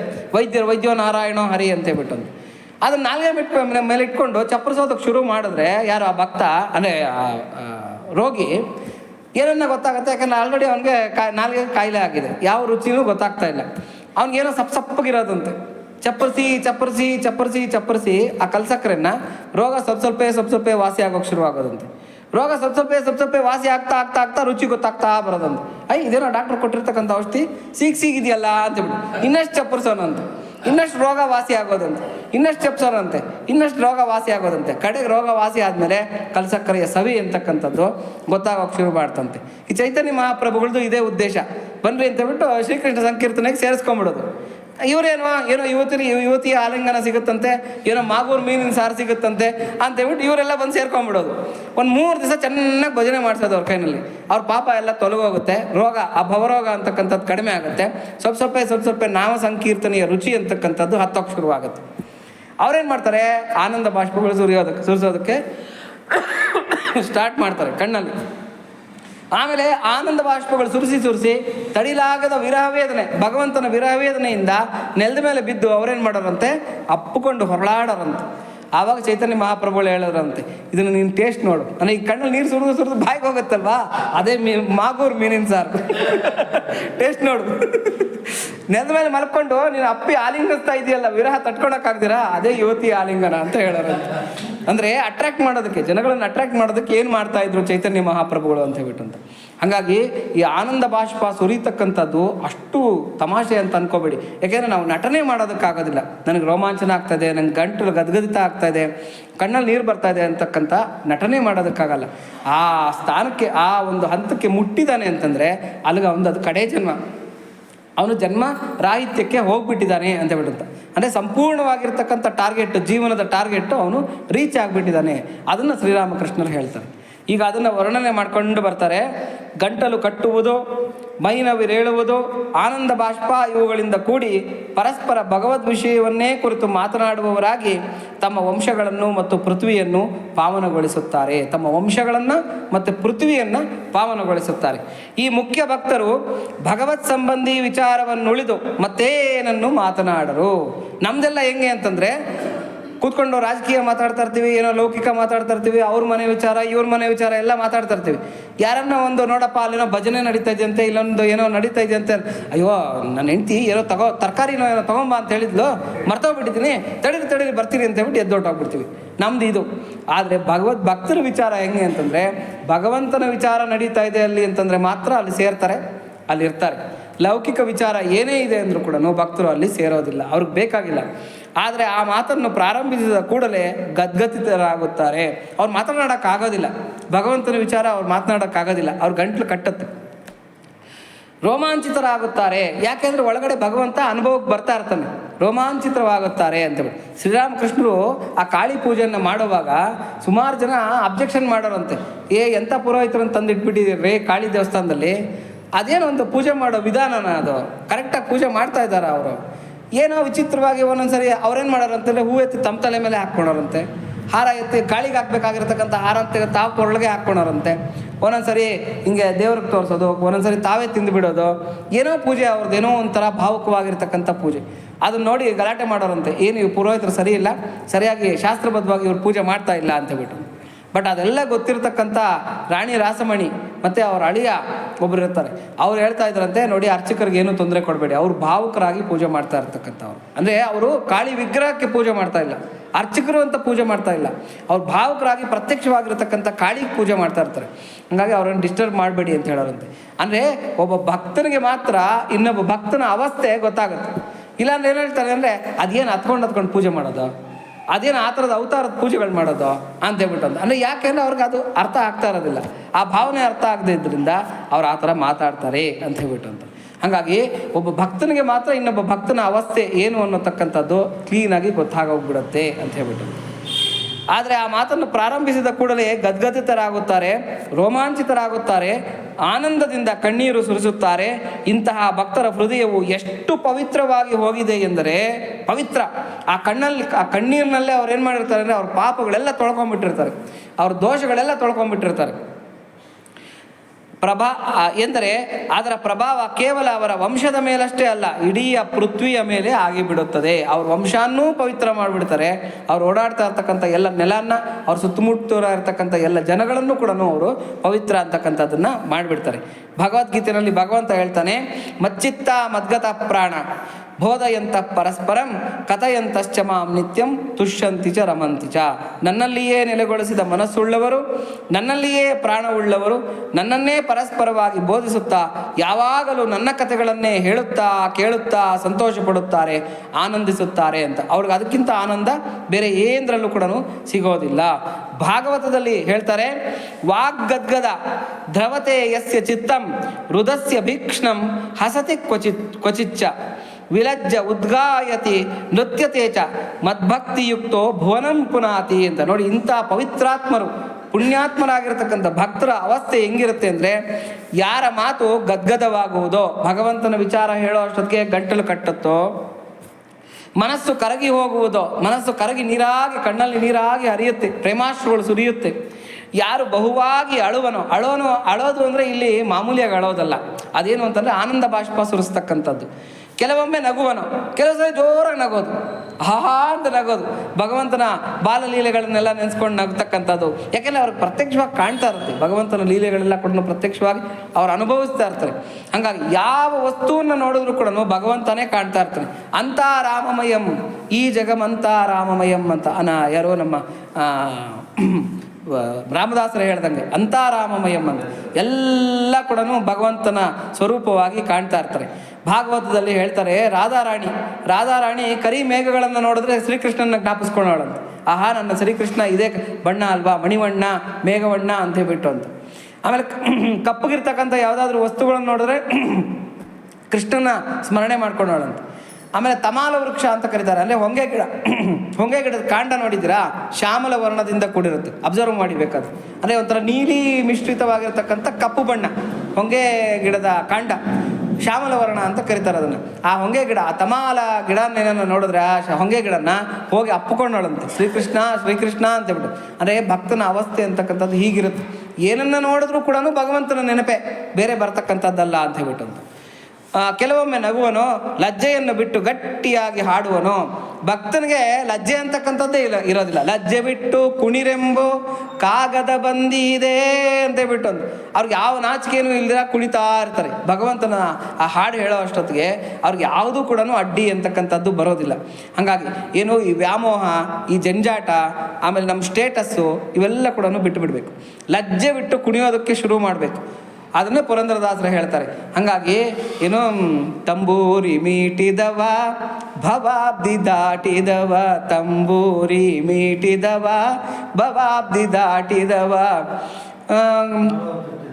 ತಾಳವ ತಟ್ಟಿದವ ಸುರರೊಳು ಸೇರಿದವ, ಗಿಜಯ ಕಟ್ಟಿದವ ಸುರರೆದೆಯ ಮೆಟ್ಟಿದವ, ಗಾಯನ ಪಾಡಿದವ ಹರಿಮೂರುತಿ ನೋಡಿದವ, ತಂಬೂರಿ ಮೀಟಿದವ ಭವಾಬ್ದಿ ದಾಟಿದವ ಅಂತ. ಯಾವನು ಭವ ದಾಟಿಬಿಟ್ಟಿದ್ದಾನೆ, ಯಾವನು ಜೀವನ್ಮುಕ್ತನಾಗ್ಬಿಟ್ಟಿದ್ದಾನೆ, ಅವನ ಅವಸ್ಥೆ ಹೀಗಿರುತ್ತೆ. ಅವನಿಗೆ ಲಜ್ಜೆ ಅಂತಕ್ಕಂಥದ್ದೇ ಇರಲ್ಲ. ನಮಗೇನಾಗುತ್ತೆ ಅಂದರೆ ದೇವಸ್ಥಾನದೊಳಗೆ ಹೋದಾಗ ಹರ ಹರ ಮಹಾದೇವ ಅಂತ ಹೇಳಿದ್ರೆ ಏನು 4 ಜನ ಏನು ಅನ್ಕೊಂತಾರೆ ನಾವು ಕೂಗಿದ್ರೆ, ಸುಮ್ಮನೆ ರೀ ಬೇಡ. ಮಕ್ಕಳೇನನ್ನ ಗೋವಿಂದ ಗೋವಿಂದ ಸುಮ್ಮನೆ ಇರೋ ಏನು ಅನ್ಕೊಂತಾರೆ, ಅಯ್ಯೋ ಇಷ್ಟು ಜೋರ ಕೂಗೋದು ಅಂತ ಹೇಳ್ಬಿಟ್ಟು. ನಿನ್ನ ಸ್ಟೇಟಸ್ ಅಲ್ಲ, ನನ್ನ ಸ್ಟೇಟಸ್ ಹೋಗ್ಬಿಡುತ್ತೆ ಸಮಾಜದಲ್ಲಿ. ಇಂಥವ್ರ ಮಕ್ಕಳು ಜೋರಾಗಿ ಗೋವಿಂದ ಅಂತ ಕೂಗ್ಬಿಟ್ರು ಅಂತ ಬಿಟ್ಟು, ಸುಮ್ಮನೆ ಕೂಗ್ಬೇಡ ಅಂತ ಹೇಳ್ಬಿಟ್ಟು. ನಮ್ಮ ಅವಸ್ಥೆ ಹೀಗೆ, ನಮ್ದು ಏನೋ ಸ್ಟೇಟಸ್ ಹೋಗ್ಬಿಡುತ್ತೆ ಅಂತ ಅನ್ನೋ ಥರದಲ್ಲ. ಆದರೆ ಭಕ್ತನಿಗೆ ಯಾವ ಸ್ಟೇಟಸ್ಸು ಯಾವ ಭಯನೂ ಇಲ್ಲ, ಜೋರಾಗಿ ಹೋಗ್ತಾರೆ. ಅವ್ನಿಗೇನು ಅಂದರೆ ಭಗವಂತನ ಹೆಸರು ಕೂಗೋದಕ್ಕಿಂತ ಭಾಗ್ಯ ಇನ್ಯಾವುದೂ ಇಲ್ಲ. ಹಾಗಾಗಿ ಹಾಡುವನು, ನಾಟ್ಯವಾಡುವನು, ಅಂತಹ ನನ್ನ ಭಕ್ತಿಯಿಂದ ಕೂಡಿದವನು ಜಗತ್ತನ್ನು ಪವಿತ್ರಗೊಳಿಸುತ್ತಾನೆ. ತಾನು ಪವಿತ್ರ ಆಗ್ಬಿಟ್ಟಿದ್ದಾನೆ, ತನ್ನ ಸುತ್ತೂರ ಇರ್ತಕ್ಕಂಥ ಸಮಾಜನ, ಜಗತ್ತನ್ನು ಪವಿತ್ರಗೊಳಿಸ್ತಾನೆ.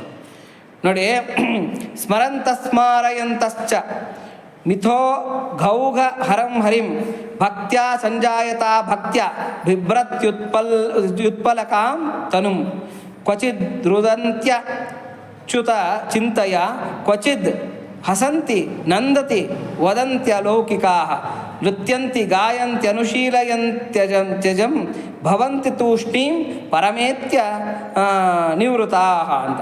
ಪಾಪ ಪ್ರವಾಹವನ್ನು ನಾಶ ಮಾಡುವ ಶ್ರೀಹರಿಯನ್ನು ಸ್ಮರಿಸುತ್ತಾ ನೋಡಿ, ಏನು ಅಂದರೆ ಯಸ್ಯ ಸ್ಮರಣ ಮಾತ್ರೇಣ ಜನ್ಮ ಸಂಸಾರ ಬಂಧನಾತ್ ವಿಮುಚ್ಯತೆ ನಮಸ್ತಸ್ಮೈ ವಿಷ್ಣವೇ ಪ್ರಭ ವಿಷ್ಣವೇ ಅಂತ ಹೇಳ್ಬಿಟ್ಟು. ನಾವೇನು ದೊಡ್ಡ ಸಾಧನೆಗಳನ್ನು ಮಾಡಬೇಕಾದಿಲ್ಲ. ಸ್ಮರಣ ಮಾತ್ರೇಣ, ಸುಮ್ಮನೆ ಸ್ಮರಣೆ ಮಾಡೋದು ಸಾಕು. ಅವನ ಹೆಸರು ಸ್ಮರಣೆ ಮಾಡೋದು, ಅವನ ಲೀಲೆ ಸ್ಮರಣೆ ಮಾಡೋದು, ಅವನ ರೂಪ ಸ್ಮರಣೆ ಮಾಡೋದು, ಇದನ್ನು ಮಾಡ್ಕೊಂಡ್ರೆ ಸಾಕು. ನಮ್ಮ ಜನ್ಮ ಸಂಸಾರ ಬಂಧನಗಳೆಲ್ಲ ಕೂಡ ಕಳಚಿ ಹೋಗುತ್ತೆ ಅಂತೇಳ್ಬಿಟ್ಟು.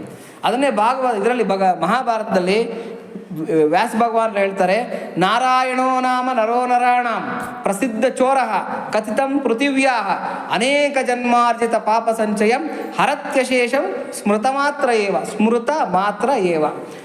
ಅಪ್ಪ, ನಾರಾಯಣ ಅಂತಕ್ಕಂಥ ದೊಡ್ಡ ದರೋಡೆಕೋರ, ವ್ಯಾಸ ಭಗವಾನ್ ಹೇಳ್ತಾ ಇರೋದು ಮಹಾಭಾರತದಲ್ಲಿ. ನಾರಾಯಣ ಅಂತಕ್ಕಂಥ ದೊಡ್ಡ ದರೋಡೆಕೋರ ಎಲ್ಲೆಲ್ಲೂ ಓಡಾಡ್ಕೊಂಡಿದ್ದಾನೆ. ಯಾಕೆಂದ್ರೆ ಅವನು ಸರ್ವಾಂತರ್ಯಾಮಿ, ಎಲ್ಲ ಕಡೆ ಓಡಾಡ್ಕೊಂಡಿದ್ದಾನೆ. ಎಲ್ಲನ್ನ ಅವನನ್ನು ಸ್ಮರಣೆ ಮಾಡಿಬಿಟ್ಟೀರ. ಮಾಡಿದರೆ ಏನಾಗುತ್ತೆ ಅಂದರೆ, ಅನೇಕ ಜನ್ಮಗಳಿಂದ ನೀವು ಕೂಡಾಕೊಂಡು ಬಂದಿರತಕ್ಕಂಥ ಪಾಪದ ಮೂಟೆಗಳನ್ನು ಒಂದನ್ನೂ ಬಿಡದಿರ ಎತ್ಕೊಂಡು ಹೊರಟಾಗ್ತಾನೆ. ಅಂತ ಕಳ್ಳ ಅವನು. ಪಾಪದ ಮೂಟೆಗಳನ್ನು ಒಂದನ್ನು ಹರತ್ಯ ಅಶೇಷಂ ಅಂದರೆ ಒಂದನ್ನೂ ಬಿಡಲ್ಲ. ಹರತ್ಯ ಶೇಷಂ ಏನು ಮಾಡಿದ್ರೆ ಸ್ಮೃತ ಮಾತ್ರ ಇವ. ಆ ನಾರಾಯಣ ಅಂತಕ್ಕಂಥ ಕಳ್ಳನ್ನು ಸ್ಮರಣೆ ಮಾಡಿದ್ರೆ ಸಾಕು. ಅದಕ್ಕೆ ಏನೋ ಆರ್ತ ವಿಷಣ್ಣ ಶಿಥಿಲಾಶ್ಚ ಭೀತಾ ಘೋರೇಶು ಚ ವ್ಯಾಧಿಷು ವರ್ತಮಾನ ಸಂಕೀರ್ತ್ಯ ನಾರಾಯಣ ಶಬ್ದ ಮಾತ್ರಂ ವಿಮುಚ್ಯ ದುಃಖ ಸುಖಿನೋ ಭವಂತಿ ಅಂತ ಹೇಳ್ಬಿಟ್ಟಂತ. ಅಂದರೆ ಸುಮ್ಮನೆ ನಾರಾಯಣ ಅಂದ್ಕೊಂಡ್ರೆ ಸಾಕು, ವ್ಯಾಧಿಗಳಲ್ಲಿರ್ತಕ್ಕಂಥವ್ರಿಗೆ ವ್ಯಾಧಿ ಪೀಡೆಯಿಂದ ಬಿಡುಗಡೆ ಆಗುತ್ತೆ, ಕಷ್ಟಗಳಲ್ಲಿರ್ತಕ್ಕಂಥವ್ರಿಗೆ ಕಷ್ಟಪೀಡೆ ಬಿಡುಗಡೆ ಆಗುತ್ತೆ, ಭಯದಲ್ಲಿರ್ತಕ್ಕಂಥವ್ರಿಗೆ ಅಭಯ ಅಂತಕ್ಕಂಥದ್ದು ಸಿಗುತ್ತೆ. ಎಷ್ಟು ಫಲಗಳನ್ನು ಹೇಳಿದ್ದಾರೆ. ಹಾಗಾಗಿ ಆ ಭಗವಂತನನ್ನು ಸ್ಮರಣೆ ಮಾಡಬೇಕಂತೆ. ಪಾಪ ಪ್ರವಾಹವನ್ನು ನಾಶ ಮಾಡುವ ಶ್ರೀಹರಿಯನ್ನು ಸ್ಮರಿಸುತ್ತಾ ಭಕ್ತ ಏನು ಮಾಡ್ತಾ ಇರ್ತಾನೆ, 24 ಗಂಟೆ ಸ್ಮರಿಸ್ತಾ ಇರ್ತಾನೆ. ಇತರರಿಗೂ ಸ್ಮರಣೆ ಮಾಡಿಸುತ್ತಾ ಬೇರೆಯವ್ರಿಗೂ ಕೂಡ ಸ್ಮರಣೆ ಮಾಡಿಸ್ತಾ ಇರ್ತಾನೆ. ಅಂದರೆ ಏನು ಅಂತಂದರೆ, ಇವನು ಸ್ಮರಣೆ ಮಾಡಿ ಮಾಡಿ ಮಾಡಿ ಬೇರೆಯವ್ರಿಗೂ ಅದೊಂಥರ ಕೀಳ್ತರ ಹತ್ಕೊಂಡ್ಬಿಡುತ್ತೆ. ಈ ಸಾಂಕ್ರಾಮಿಕ ರೋಗದ ಥರ ಇವನು ಸ್ಮರಣೆ ಮಾಡೋದು ನೋಡಿ ನೋಡಿ ನೋಡಿ ಆಟೋಮೆಟಿಕ್ಕಾಗಿ ಅದು ಹತ್ಕೊಂಡು ಹೋಗ್ತಾ ಇರುತ್ತೆ. ಕಾಳಗಿ ಥರ ಹತ್ಕೊಂಡು ಹೊಟ್ಟೋಗ್ತಾ ಇರುತ್ತೆ. ಇನ್ನು ಕೆಲವ್ರು ಹೇಳ್ತಾರೆ, ಅಪ್ಪ ಭಗವಂತನ ಮುಂದೆ ಹೋಗಿ ನಿಂತ್ಕೊಳ್ಳೋ ಅಷ್ಟೊತ್ತಿಗೆ ನೀನೇ ಜ್ಞಾಪಕಕ್ಕೆ ಬಂದೆ ಅಂತ. ಅಂದರೆ ಭಕ್ತನಿಗೆ ಹೇಳ್ತಕ್ಕಂಥ ಮಾತೇನು ಅಂದರೆ, ಅಲ್ಲೆಲ್ಲ ಹೋದೆ ಇಲ್ಲೆಲ್ಲ ಹೋದೆ, ಯಾವುದೋ ತೀರ್ಥಕ್ಷೇತ್ರಕ್ಕೆ ಹೋದೆ, ಅಲ್ಲೋಗಿ ನಿಂತ್ಕೊಳ್ಳೋ ಅಷ್ಟೊತ್ತಿಗೆ ದೇವ್ರ ಮುಂದೆ ಹೋಗಿ ನಿಂತ್ಕೊಳ್ಳೋ ಅಷ್ಟೊತ್ತಿಗೆ ನೀನು ಜ್ಞಾಪಕಕ್ಕೆ ಬಂದೆ ಅಂತ. ಅಲ್ಲಿಗೆ ಇವನು ಜನ್ಮ ಧನ್ಯ ಆಗೋಯ್ತು.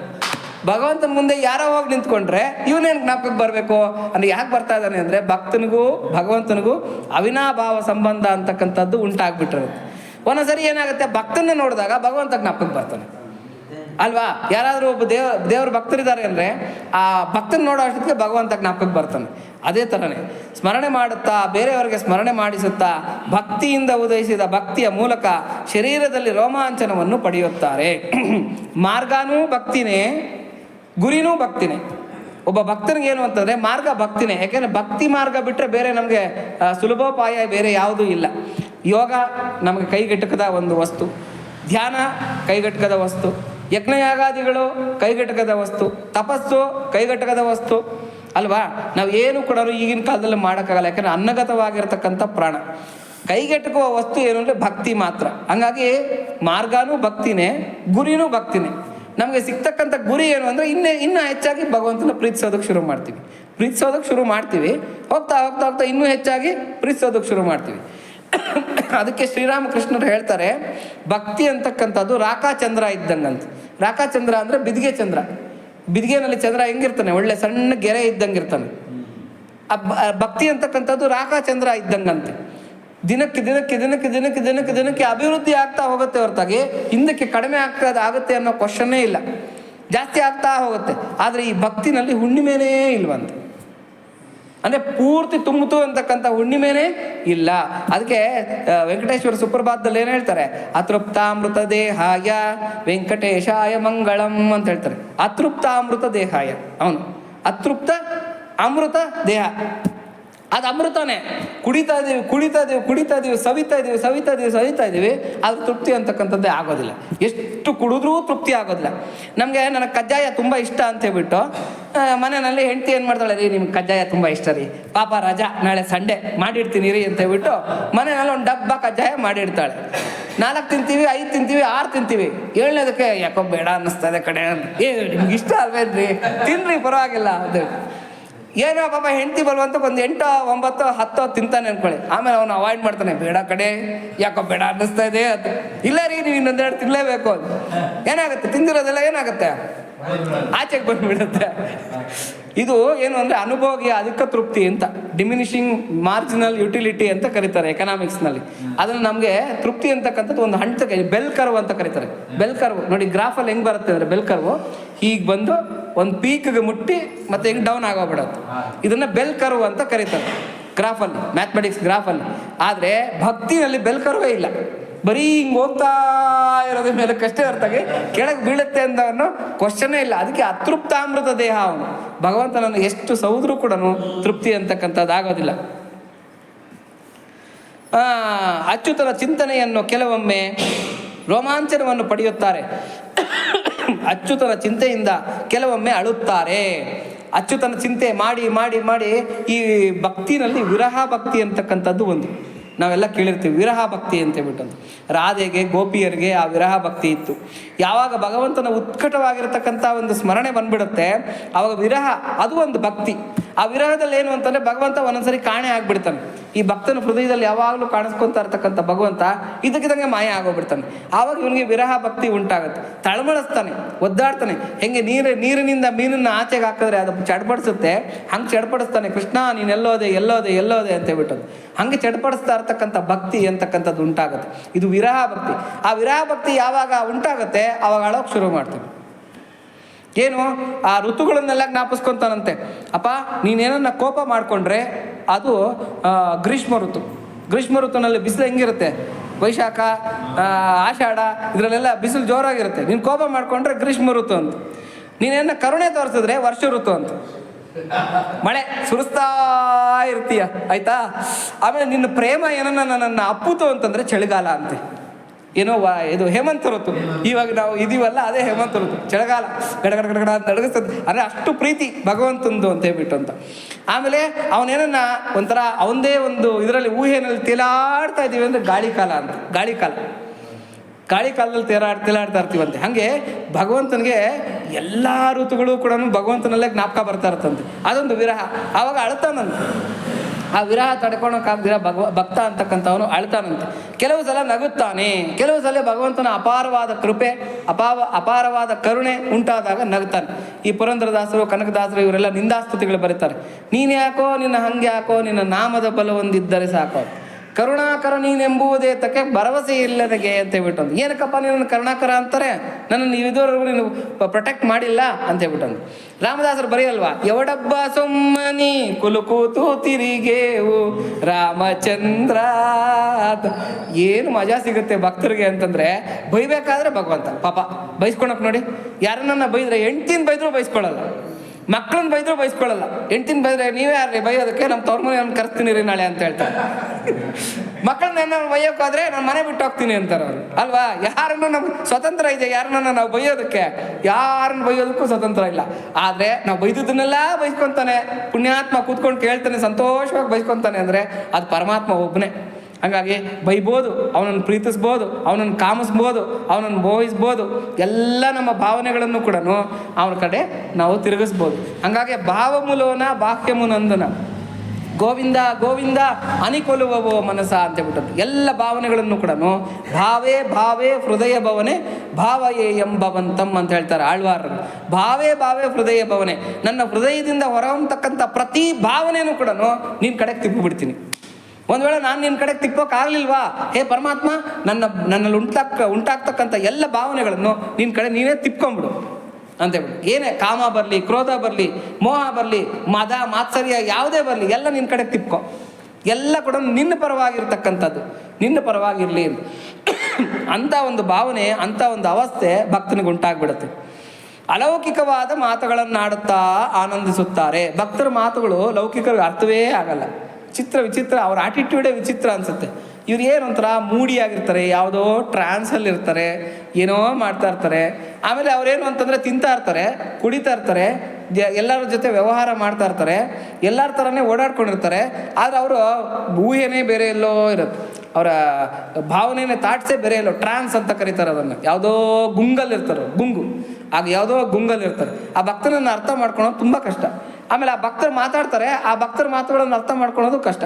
ಏನೋ ಒಂದಕ್ಕೊಂದಕ್ಕೆ ಲಿಂಕ್ ಇಲ್ಲದೆ ಇದ್ದಂಗೆ ಏನೋ ಮಾತಾಡ್ತಾ ಇರ್ತಾರೆ. ಹಾಗಾಗಿ ಭಕ್ತರ ಮಾತುಗಳನ್ನು ಅರ್ಥ ಮಾಡ್ಕೊಳ್ಳೋದು ತುಂಬ ಕಷ್ಟ. ಮತ್ತೆ ಕೆಲವು ಸಲ ನರ್ತನ ಮಾಡುತ್ತಾರೆ, ಹುಚ್ಚೆದ್ದು ಕುಣಿತಾರೆ. ಒಂದೊಂದ್ಸರಿ ಭಕ್ತರಿಗೆ ಏನನ್ನ ತುಂಬ ಖುಷಿ ಆಗೋಗ್ಬಿಟ್ರೆ ಹುಚ್ಚೆದ್ದು ಕುಣಿತಾರೆ, ಹಾಡುತ್ತಾರೆ. ಜನ್ಮರಹಿತನಾದ ಪರಮಾತ್ಮನ ಚಿಂತನವನ್ನು ಮಾಡುತ್ತಾರೆ. ಜನ್ಮರಹಿತನಾದ ಪರಮಾತ್ಮ, ಯಾವ ಜನ್ಮರಹಿತನಾಗಿರ್ತಕ್ಕಂಥ ಪರಮಾತ್ಮನನ್ನು ಸ್ಮರಣೆ ಮಾಡ್ತಾರೋ ಅವರು ಜನ್ಮರಹಿತರೇ ಆಗೋಗ್ತಾರೆ, ಅಂದರೆ ಮೋಕ್ಷಕ್ಕೆ ಅರ್ಹರಾಗ್ಬಿಡ್ತಾರೆ ಅಂತ ಹೇಳ್ಬಿಟ್ಟು. ಅತ್ಯಂತ ಆನಂದವನ್ನು ಅನುಭವಿಸುತ್ತಾರೆ. ಯಾವ ವಸ್ತುಗಳಲ್ಲೂ ಇಷ್ಟು ಆನಂದ ಇಲ್ಲ. ಯಾರನ್ನ ಬಂದ್ಬಿಟ್ಟು ನಿಂಗೆ ಲಾಟ್ರಿ ಹೊಡೆದಿದೆ, 1 ಕೋಟಿ ರೂಪಾಯಿ ತೊಗೊಂಡೋಗು ಅಂತಂದರೆ ಆ 1 ಕೋಟಿ ರೂಪಾಯಿನ ತೊಗೊಂಡೋಗ್ಬೇಕು. ಇನ್ಕಮ್ ಟ್ಯಾಕ್ಸ್ನವ್ರಿಗೆ ಎಷ್ಟು ಕಟ್ಟಬೇಕು, ಆಮೇಲೆ ಪೊಲೀಸ್ನವ್ರಿಂದ ಹೆಂಗೆ ಪ್ರೊಟೆಕ್ಟ್ ಮಾಡ್ಕೋಬೇಕು, ಆಮೇಲೆ ಕಳ್ಳರು ಯಾರನ್ನ ಬಂದುಬಿಟ್ರೆ ಏನು ಮಾಡಬೇಕು, ಬಂಧು ಬಾಂಧವರೆಲ್ಲ ಬಂದುಬಿಡ್ತಾರೆ, ರಾಗರಾಯ್ ಚುಟ್ಟ ಉಂಟೆ ರಾಜ್ಯವಂತ ಚುಟ್ಟಾಲೆ ಅಂತ ಬಿಟ್ಟು ಅಂತ. ಅಯ್ಯೋ 1 ಕೋಟಿ ರೂಪಾಯಿ ಬಂದಿದೆ ಅಂತ ಅವ್ನಿಗೆ ನಡೀರೋ, ನೀನು ದೂರದ ಸಂಬಂಧಿನಪ್ಪ ಅಂತ ಹೇಳ್ಕೊಂಬಂದ್ಬಿಡ್ತಾರೆ. ಅಯ್ಯೋ ಅವ್ರನ್ನೆಲ್ಲ ಹೆಂಗೆ ಪ್ರೊಟೆಕ್ಟ್ ಮಾಡಬೇಕು, ಈ ದುಡ್ಡನ್ನ ಹೆಂಗೆ ಪ್ರೊಟೆಕ್ಟ್ ಮಾಡಬೇಕು, ಇದೇ ಚಿಂತನೆ ಆಗೋಗ್ಬಿಡುತ್ತೆ. ಯಾವುದ್ರಲ್ಲೂ ಆನಂದ ಅಂತಕ್ಕಂಥದ್ದು ಇಲ್ಲ. ಹೆಂಡತಿಯಿಂದ ಆನಂದ ಇಲ್ಲ, ಮಕ್ಕಳಿಂದ ಆನಂದ ಇಲ್ಲ, ಮನೆಯಿಂದ ಆನಂದ ಇಲ್ಲ, ಯಾವುದರಿಂದನೂ ಆನಂದ ಇಲ್ಲ. ಒಳ್ಳೆ ಮನೆ ಕಟ್ಕೊಂಡಿದ್ದೀವಿ, ಆರಾಮಾಗಿದ್ದೀವಿ, ಲಕ್ಸುರಿ ಲೈಫ್ ಇದೆ, ಹಾಗೆ ಹೀಗೆ ಅಂತಂದರೆ ಯಾರ ಮಾನ್ಯ ಸಹ ನೋಟಿಸ್ ಎತ್ಕೊಂಡ್ಬರ್ತಾರೆ, ನೀವು ಕಟ್ಟಬಾರದ ಜಾಗದಲ್ಲಿ ಕಟ್ಬಿಟ್ಟಿದ್ದೀರಾ, ಇಲ್ಲ ಒಂದು 5 ಅಡಿ ಏನೋ ಮುಂದಕ್ಕೆ ಹಾಕೊಂಡ್ಬಿಟ್ಟಿದ್ದೀರಾ, ಏನೋ ಆಗಬಾರದ್ದೇನೋ ಆಗೋಗ್ಬಿಟ್ಟಿದೆ, ಹಾಗಾಗಿದೆ ಹೀಗಾಗಿದೆ, ತಗೋ ನಾಳೆಯಿಂದ ಟೆನ್ಷನ್ ಶುರು. ಮನೆಯಿಂದನೂ ಸುಖ ಅಂತಕ್ಕಂಥದ್ದಿಲ್ಲ, ಆನಂದ ಅಂತಕ್ಕಂಥದ್ದಿಲ್ಲ. ಆದರೆ ಭಗವಂತನಿಂದಲಿ ಮಾತ್ರ ಎಷ್ಟನ್ನ ಅನುಭವಿಸು, ಆನಂದನೇ ಆನಂದ, ಆನಂದನೇ ಆನಂದ. ಅಲ್ಲಿ ಸಿಗ್ತಕ್ಕಂಥ ಆನಂದ ಎಲ್ಲೂ ಸಿಗೋದಿಲ್ಲ. ಆಮೇಲೆ ಅದನ್ನು ಯಾರು ಕಿತ್ಕೊಂಡು ಹೋಗೋದಕ್ಕಾಗೋದಿಲ್ಲ, ಯಾವ ಕಳ್ಳನೂ ಕದ್ಕೊಂಡು ಹೋಗೋದಕ್ಕಾಗೋದಿಲ್ಲ, ಯಾರು ಭಾಗ ಕೇಳೋದಕ್ಕಾಗೋದಿಲ್ಲ.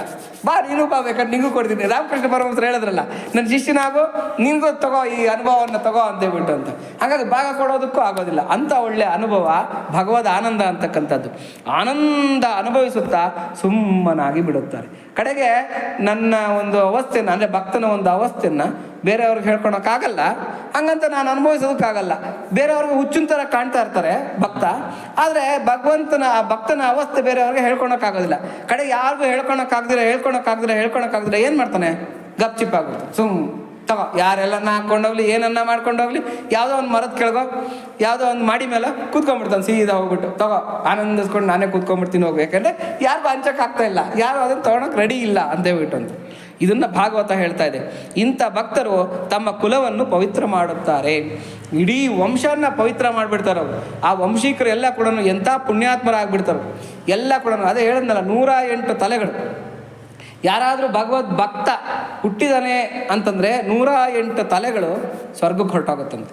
ಯಾರನ್ನ ಭಗವತ್ ಸಾಕ್ಷಾತ್ಕಾರ ಪಡ್ಕೊಂಡಿದ್ದಾನೆ ಅಂತಂದರೆ ಆ ವಂಶದಲ್ಲಿ 108 ತಲೆಗಳು ಮೋಕ್ಷ ಕೊಟ್ಟೋಗುತ್ತಂತೆ. ನೋಡಿ, ಅವ್ರೇನು ಮಾಡೋ ಅಷ್ಟೇ ಇಲ್ಲ, ಅವ್ರೆಂಥ ಪಾಪಿಗಳಾಗಿರಲಿ, ಎಂಥ ಜೀವನನ ನಡೆಸಿರಲಿ, ಅವರು ಮೋಕ್ಷ ಕೊಟ್ಟೋಗ್ತಾರೆ. ಹಾಗಾಗಿ ಅಂಥ ಒಂದು ಸ್ಥಾನನ ಇವನು ಸಂಪಾದಿಸ್ಕೊತಾನೆ ಎಂಬುದನ್ನು ಸೂತ ಸಂಹಿತೆಯಲ್ಲಿ ಹೀಗೆ ವರ್ಣಿಸಿದೆ. ಸೂತ ಸಂಹಿತೆ ಹೇಳ್ತಾ ಇರತಕ್ಕಂಥ ಮಾತಿದು. ಕುಲಂ ಪವಿತ್ರಂ ಜನನೀ ಕೃತಾರ್ಥ ವಸುಂಧರಾ ಪುಣ್ಯವತೀ ಚ ತೇನ ಅಪಾರ ಸಚ್ಚಿತ್ ಸುಖ ಸಾಗರೇಸ್ಮಿನ್ ಲೀನಂ ಪರೇ ಬ್ರಹ್ಮಣಿ ಯಸ್ಯ ಚೇತಃ. ಇದು ಸೂತ ಸಂಹಿತೆ ಹೇಳ್ತಾ ಇರ್ತಕ್ಕಂಥದ್ದು. ಯಾವನ ಮನಸ್ಸು ಅಪಾರವಾದ ಸಚ್ಚಿದಾನಂದ ಪರಬ್ರಹ್ಮದಲ್ಲಿ ಲೀನವಾಗಿ ಹೋಗಿದೆಯೋ ಅವನ ಕುಲವು ಪವಿತ್ರವಾಗುತ್ತದೆ. ಅವನ ಇಡೀ ಕುಲ ಪವಿತ್ರ ಆಗ್ಬಿಡತ್ತೆ. ತಾಯಿ ಕೃತಾರ್ಥಳಾಗುತ್ತಾಳೆ. ಹೆತ್ತ ತಾಯಿ ಅವಳೆಂಥ ಪುಣ್ಯಾತ್ಮಳಿರ್ಬೇಕು, ಅವಳು ಕೃತಾರ್ಥಳಾಗೋಗ್ತಾಳೆ. ಮತ್ತು ಭೂಮಿಯು ಅವನಿಂದ ಪುಣ್ಯಶೀಲವಾಗುತ್ತದೆ. ಭೂಮಿ ತಿಳ್ಕೊಳತ್ತಂತೆ, ಇಷ್ಟು ದಿವಸ ನಾನು ಅನಾಥಳಾಗ್ಬಿಟ್ಟಿದ್ದೆ, ಇವತ್ತು ಒಬ್ಬ ಭಗವದ್ ಭಕ್ತ ಬಂದು ನನ್ನನ್ನು ಸನಾತಳನ್ನಾಗಿ ಮಾಡಿದ್ದಾನೆ ಅಂತ. ಯಾಕೆಂದ್ರೆ ಈ ಭಕ್ತನಿಗೋಸ್ಕರ ಯಾರು ಬರ್ತಾನೆ? ಭಗವಂತ ಬರ್ತಾನೆ. ಹಾಗಾಗಿ ನನಗೆ ಮತ್ತೆ ಪತಿಯ ಒಂದು ಸಂಯೋಗ ಅಂತಕ್ಕಂಥದ್ದು ಸಿಗುತ್ತೆ ಅಂತ ಭೂಮಿ ಖುಷಿ ಪಡ್ತಾಳಂತೆ. ಆಧ್ಯಾತ್ಮ ರಾಮಾಯಣದಲ್ಲಿ ಪರಶುರಾಮನು ಶ್ರೀರಾಮಚಂದ್ರನನ್ನು ಸ್ತುತಿಸಿ ಬೀಳ್ಕೊಡುವಾಗ ಹೇಳಿದ ಮಾತಿದು. ಆಧ್ಯಾತ್ಮ ರಾಮಾಯಣ ಅಂತ ಇದೆ, ಅದರಲ್ಲಿ ಹೀಗೆ ಹೇಳ್ತಾರಂತೆ ಪರಶುರಾಮರು ರಾಮಚಂದ್ರನಿಗೆ ಹೇಳ್ತಾ ಇರ್ತಕ್ಕಂಥ ಮಾತು. ಲೋಕೆ ತ್ವದ್ಭಕ್ತಿ ನಿರತಾಃ ತ್ವದ್ಧರ್ಮಾಮೃತ ವರ್ಷಿಣಃ ಪುನಂತಿ ಲೋಕಮಖಿಲಂ ಕಿಂ ಪುನಃ ಸ್ವಕುಲೋದ್ಭವಾನ್. ಈ ಲೋಕದಲ್ಲಿ ಯಾರು ನಿನ್ನ ಭಕ್ತಿಯಲ್ಲಿಯೇ ನಿರತರಾಗಿರುವರೋ, ಹೇ ರಾಮನಿಗೆ ಹೇಳ್ತಾ ಇರ್ತಕ್ಕಂಥ ಮಾತು ಪರಶುರಾಮ, ಈ ಲೋಕದಲ್ಲಿ ಯಾರು ನಿನ್ನ ಭಕ್ತಿಯಲ್ಲಿಯೇ ನಿರತರಾಗಿರುವರೋ, ನಿನ್ನ ಉಪದೇಶಾಮೃತವನ್ನು ಇತರರಿಗೆ ಧಾರಾಳವಾಗಿ ಕೊಡುತ್ತಿರುವರೋ, ಜಿಪುಣ್ತನನೇ ಇಲ್ಲ. ಕೆಲವ್ರಿಗೆ ಹೆಂಗೆ ಅಂತಂದರೆ ಅದನ್ನೂ ಜಿಪುಣ್ತನ. ಕೆಲವರು ಅಲ್ಲಿ ಭಕ್ತರಂಗೆ ಮಾಡಲ್ಲ. ಬೇರೆಯವರು ಏನನ್ನ ಒಂದು ಗೊತ್ತಾಗಿದೆ ಅಂತಂದರೆ ಬೇರೆಯವ್ರಿಗೆ ಹಂಚೋದಕ್ಕೆ ಒಂದೇನೋ ವಿದ್ಯೆ ಗೊತ್ತಿದೆ ಅಂದರೆ ಹಂಚ್ಕೊಡಲ್ಲ. ಅಯ್ಯೋ ಅದನ್ನು ಹೇಳ್ಕೊಟ್ಬಿಟ್ರೆ ಹೆಂಗೆ ಅಂತ ಹೇಳ್ಬಿಟ್ಟಂತ. ಅದಕ್ಕೆ ಅನಂತ ಪದ್ಮನಾಭ ಸ್ವಾಮಿ ವ್ರತ ಕಥೆಯನ್ನು ನಾವು ನೋಡಿದಾಗ ವಿದ್ಯೆನೇ ಹೇಳ್ಕೊಡ್ತಕ್ಕಂಥ, ತನಗೆ ತಿಳಿದಿರ್ತಕ್ಕಂಥ ವಿದ್ಯೆಯನ್ನು ಬೇರೆಯವ್ರಿಗೆ ಹಂಚದಿರ ಸತ್ತಿರ್ತಕ್ಕಂಥ ಅವನು ಏನಾಗಿ ಹುಟ್ಟುತ್ತಾನೆ ಅಂತಂದರೆ ಬಂಜರು ಭೂಮಿನಲ್ಲಿ ಒಬ್ಬ ಎತ್ತಾಗಿ ಹುಟ್ಟಿರ್ತಾನೆ. ಯಾಕೆಂದ್ರೆ ಅವನಿಗೆ ಗೊತ್ತಿದ್ರು ಕೂಡ ಬೇರೆಯವ್ರಿಗೆ ಹಂಚದಿರ ಹೋದ ಬಂಜರ ಭೂಮಿನಲ್ಲಿ ಎತ್ತಾಗಿ ಹುಟ್ಟುತ್ತಾನೆ ಅವನು. ಅನಂತ ಪದ್ಮನಾಭ ಸ್ವಾಮಿ ವ್ರತಕಥೆಯಲ್ಲಿ ಬರ್ತಕ್ಕಂಥದ್ದು. ಹಾಗಾಗಿ ಏನು ಗೊತ್ತೋ ಅದನ್ನು ಹಂಚ್ತಾ ಹೋಗಬೇಕು. ಆದರೆ ಭಕ್ತನಿಗೆ ಆ ಭಯನೇ ಇಲ್ಲ, ಧಾರಾಳವಾಗಿ ಹಂಚ್ತಾನೆ. ಇದನ್ನು ಭಗವಂತನ ವಿಚಾರ ಎಷ್ಟು ಬೇಕೋ ಕೇಳ್ಕೊ, ಭಗವಂತನ ಒಂದು ಇದನ್ನು ಎಷ್ಟು ಕೇಳ್ಕೊ, ಭಕ್ತಿ ಬಗ್ಗೆ ಕೇಳಬೇಕಾ, ನಿನಗೆ ನಂಗೆ ಗೊತ್ತಿರೋದನ್ನೆಲ್ಲ ಹೇಳ್ತೀನಿ ಅಂತೇಳ್ಬಿಟ್ಟು ಧಾರಾಳವಾಗಿ ಹಂಚ್ತಾನೆ. ಹಾಗಾಗಿ ಈ ಲೋಕದಲ್ಲಿ ಯಾರು ನಿನ್ನ ಭಕ್ತಿಯಲ್ಲಿಯೇ ನಿರತರಾಗಿರುವರೋ, ನಿನ್ನ ಉಪದೇಶಾಮೃತವನ್ನು ಇತರರಿಗೆ ಧಾರಾಳವಾಗಿ ಕೊಡುತ್ತಿರುವರೋ, ಅವರು ಸಮಸ್ತ ಲೋಕವನ್ನೇ ಪವಿತ್ರಗೊಳಿಸುತ್ತಾರೆ, ಇಡೀ ಲೋಕವನ್ನು ಅವರು ಪವಿತ್ರಗೊಳಿಸುತ್ತಾರೆ ಎಂದ ಮೇಲೆ ತಮ್ಮ ಕುಲದಲ್ಲಿ ಜನಿಸಿದವರನ್ನು ಪವಿತ್ರಗೊಳಿಸುತ್ತಾರೆ ಎಂದು ಬೇರೆ ಹೇಳಬೇಕೇ? ಇಡೀ ಲೋಕನ್ನೇ ಪವಿತ್ರಗೊಳಿಸ್ತಾ ಇದ್ದಾರೆ ಅಂತಂದರೆ ಅವ್ರ ವಂಶನ ಪವಿತ್ರಗೊಳಿಸಲ್ಲ ಅನ್ನೋದಕ್ಕೆ ಏನಾರ ಡೌಟ್ ಇದೆಯಾ? ಚಾಂದೋಗ್ಯ ಉಪನಿಷತ್ತು ಹೇಳುತ್ತೆ. ಅದ್ರಲ್ಲಿ ಏನು ಹೇಳುತ್ತೆ ಅಂತಂದರೆ, ಸಯೋಹ ವೈ ಬ್ರಹ್ಮವೇದ ಬ್ರಹ್ಮ ಇವ ಭವತಿ. ಯಾರು ಬ್ರಹ್ಮವನ್ನು ಅರ್ಥಕೊಂತಾರೋ ಅವ್ರು ಬ್ರಹ್ಮವೇ ಆಗಿ ಹೋಗ್ತಾರೆ. ಗಂಗಾ ನದಿ ಸಮುದ್ರದಕ್ಕೆ ಸೇರಿದ್ರೆ, ಗಂಗಾ ನದಿ ಅಂತ ನಾವು ಮತ್ತೆ ಹೇಳೋದಕ್ಕಾಗೋದಿಲ್ಲ, ಸಮುದ್ರಕ್ಕೆ ಸೇರಿ ಆದಮೇಲೆ ಅದು ಸಮುದ್ರನೇ ಆಗಿರುತ್ತೆ. ಒಂದು ಇದ್ದಲನ್ನು ತೊಗೊಂಡೋಗಿ ಬೆಂಕಿ ಮೇಲೆ ಇಟ್ಟ ಮೇಲೆ ಅದು ಬೆಂಕಿಯ ಸ್ವರೂಪನೇ ಪಡ್ಕೊಂಡ್ಬಿಡುತ್ತೆ. ಸಯೋಹ ವೈ ಬ್ರಹ್ಮವೇದ ಬ್ರಹ್ಮ ಇವ ಭವತಿ. ಬ್ರಹ್ಮವನ್ನು ಕುರಿತು ಯಾರು ಚಿಂತನೆ ಮಾಡ್ತಾ ಇರ್ತಾರೋ ಅವರು ಬ್ರಹ್ಮವೇ ಆಗೋಗ್ತಾರೆ. ನಾಸ್ತಿ ಬ್ರಹ್ಮವಿತ್ ಕುಲೇ ಭವತಿ. ಅವರ ಕುಲದಲ್ಲಿ ಬ್ರಹ್ಮವನ್ನು ಅರಿದಿರತಕ್ಕಂಥವ್ರು ಹುಟ್ಟೋದಿಲ್ಲ. ಯಾರಾದರೂ ಒಬ್ಬ ವಂಶದಲ್ಲಿ ಬ್ರಹ್ಮಜ್ಞಾನಿ ಹುಟ್ಟುಬಿಟ್ಟಿದ್ದಾನೆ ಅಂತಂದರೆ ಅವನ ವಂಶದಲ್ಲಿ ಬ್ರಹ್ಮವನ್ನು ಅರಿಯದೇ ಇರತಕ್ಕಂಥವ್ರು ಹುಟ್ಟೋದಿಲ್ಲ. ಅಂದರೆ ಅವ್ರಿಗೆಲ್ಲ ಏನೋ ಒಂದು ಸಮ್ ಎಕ್ಸ್ಟೆಂಟು ಬ್ರಹ್ಮ ಅಂತಕ್ಕಂಥದ್ದು ಗೊತ್ತಿರುತ್ತೆ ಅಂತ ಹೇಳ್ಬಿಟ್ಟು. ಸಯೋಹ ವೈ ಬ್ರಹ್ಮವೇದ ಬ್ರಹ್ಮೈವ ಭವತಿ ನಾಸ್ತಿ ಬ್ರಹ್ಮವಿದ್ ಕುಲೇ ಭವತಿ ತರತಿ ಶೋಕಂ ತರತಿ ಪಾಪ್ಮಾನಂ. ಅವನು ಪಾಪಾನ್ನ ದಾಟ್ತಾನೆ, ಶೋಕಾನ್ನ ದಾಟ್ತಾನೆ. ಗುಹಾಗ್ರಂಥಿಭ್ಯೋ ವಿಮುಕ್ತೋ ಅಮೃತೋ ಭವತಿ. ಹೃದಯದ ಗ್ರಂಥಿಗಳು, ಕಗ್ಗಂಟುಗಳು ಜನ್ಮಾಂತರದಿಂದ ಏನಿದೆ ಅದೆಲ್ಲ ಬಿಚ್ಚಲ್ಪಟ್ಟು ಅವನು ಮುಕ್ತನಾಗ್ತಾನೆ ಅಂತ ಚಾಂದೋಗ್ಯ ಉಪನಿಷತ್ತು ಹೇಳ್ತಾ ಇರ್ತಕ್ಕಂಥ ಮಾತು. ರೋಮಾಂಚನಾದಿಗಳಿಂದ ಕೂಡಿ ಭಕ್ತರು ಭಜನೆಯನ್ನು ಹಾಡಿದಾಗ ಅವರ ಮನಸ್ಸು ಶುದ್ಧವಾಗುತ್ತದೆ. ರೋಮಾಂಚನದಿಂದ ಭಕ್ತರು ಭಗವಂತನ ಕುರಿತು ಕೀರ್ತನೆಗಳನ್ನು ಮಾಡಿದಾಗ ಅವರಿಗೇ ಗೊತ್ತಿಲ್ದಿರ ಕಣ್ಣಲ್ಲಿ ಆನಂದ ಬಾಷ್ಪಗಳು ಸುರಿಯುತ್ತೆ. ಯಾಕೆಂದ್ರೆ ನಾನು ಸುಮಾರು ಜನರ ಅನುಭವಗಳನ್ನು ಕೇಳಿದ್ದೀನಿ. ಅಯ್ಯೋ ಭಜನೆ ಹಾಡ್ತಾ ಇದ್ದೆ ಸ್ವಾಮಿ, ನನಗೆ ಗೊತ್ತಾಗಲಿಲ್ಲ, ಕಣ್ಣಲ್ಲಿ ನೀರು ಬಂದ್ಬಿಡ್ತು ಅಂತ ಹೇಳ್ಬಿಟ್ಟು. ಆ ಥರ ಒಂದು ರೋಮಾಂಚನ ಅಂತಕ್ಕಂಥದ್ದಾಗತ್ತೆ. ಮೊನ್ನೆ ನಮಗೆ ತೀರಾ ಗೊತ್ತಿರ್ತಕ್ಕಂಥ ಕೆಲವು ವ್ಯಕ್ತಿಗಳು ಪುರಿ ಜಗನ್ನಾಥಕ್ಕೆ ಹೋದರು. ಪುರಿ ಜಗನ್ನಾಥನ ದರ್ಶನ ಮಾಡಬೇಕು ಅಂತ ಹೋದರು. ಅವ್ರು ಹೇಳಿದ ಅನುಭವ ಏನು ಅಂದರೆ, ಸ್ವಾಮಿ ನಮ್ಗೆ ಅವತ್ತು ಗೊತ್ತಿಲ್ಲ, ಗೊತ್ತಿಲ್ದಿರ ಮೊನ್ನೆ ವೈಕುಂಠ ಏಕಾದಶಿ ದಿವಸ ಪುರಿ ಜಗನ್ನಾಥನ ನೋಡೋದಕ್ಕೆ ಹೋಗ್ಬಿಟ್ಟಿದ್ದಾರೆ. ಅವ್ರಿಗೆ ಅವತ್ತು ವೈಕುಂಠ ಏಕಾದಶಿ ಅನ್ನೋದೇ ಗೊತ್ತಿಲ್ಲ. ಹೋಗಿದ್ದಾರೆ, ಸಿಕ್ಕಾಪಟ್ಟೆ ರಶ್ ಇತ್ತಂತೆ. ಪುರಿ ಜಗನ್ನಾಥನ ನೋಡೋದಕ್ಕೆ ಹೋಗಿದ್ದಾರೆ. ಅರ್ಚಕರು ಏನು ಮಾಡಿದ್ದಾರೆ, ಪಕ್ಕದಲ್ಲಿ ನಿಂತ್ಕೋ, ರಶ್ ಜಾಸ್ತಿ ಇದೆ, ನಿಮ್ಮನ್ನು ಒಳಗೆ ಬಿಡ್ತೀನಿ ಅಂತ ಹೇಳಿದ್ರು. ಇವ್ರು ಪಕ್ಕದಲ್ಲಿ ನಿಂತ್ಕೊಂಡಿದ್ರಂತೆ. 2.5 hours ದೇವ್ರ ಮುಂದೆ ನಿಲ್ಲಿಸ್ಕೊಂಡ್ಬಿಟ್ಟಿದ್ದಾರೆ. ರಶ್ ಇದೆ ಅಂತಾನೆ 2.5 hours ದೇವ್ರ ಮುಂದೆ ನಿಲ್ಲಿಸ್ಕೊಂಡ್ಬಿಟ್ಟಿದ್ದಾರೆ.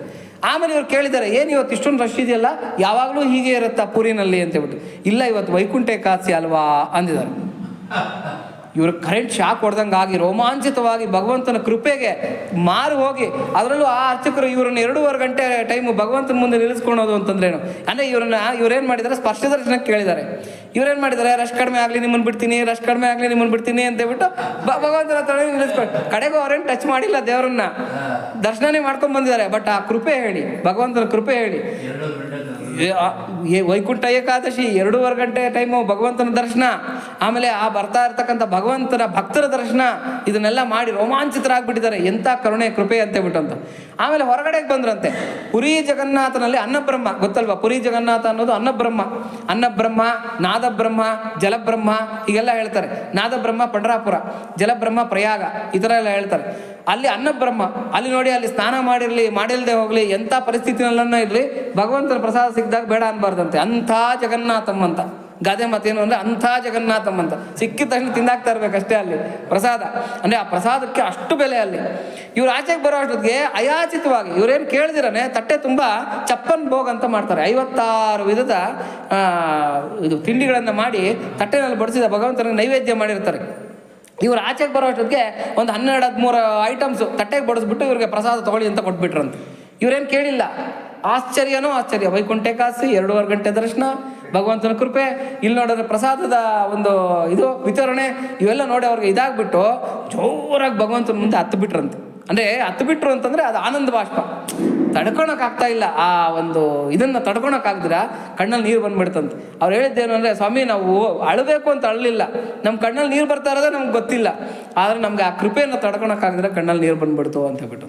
ನೋಡಿ, ಇದು ಭಗವಂತನ ಒಂದು ಅನುಭೂತಿ ಅಂತಂದರೆ ಹೀಗಾಗತ್ತೆ ಅಂತ ಹೇಳ್ಬಿಟ್ಟು ಅಂತ ಅವ್ರಿಗೆ ಆ ಕಣ್ಣಲ್ಲಿ ನೀರು ಬಂದಾಗ ಏನಾಗುತ್ತೆ ಅಂತಂದರೆ, ಭಜನೆಯನ್ನು ಹಾಡಿದಾಗ ಅವರ ಮನಸ್ಸು ಶುದ್ಧವಾಗುತ್ತೆ. ಮನಸ್ಸು ಕರಗಿ ಆ ಪಾಪನ್ನೆಲ್ಲ ತೊಳ್ಕೊಂಡು ಬಂದ್ಬಿಡುತ್ತೆ ಆಚೆ ಕಡೆಗೆ.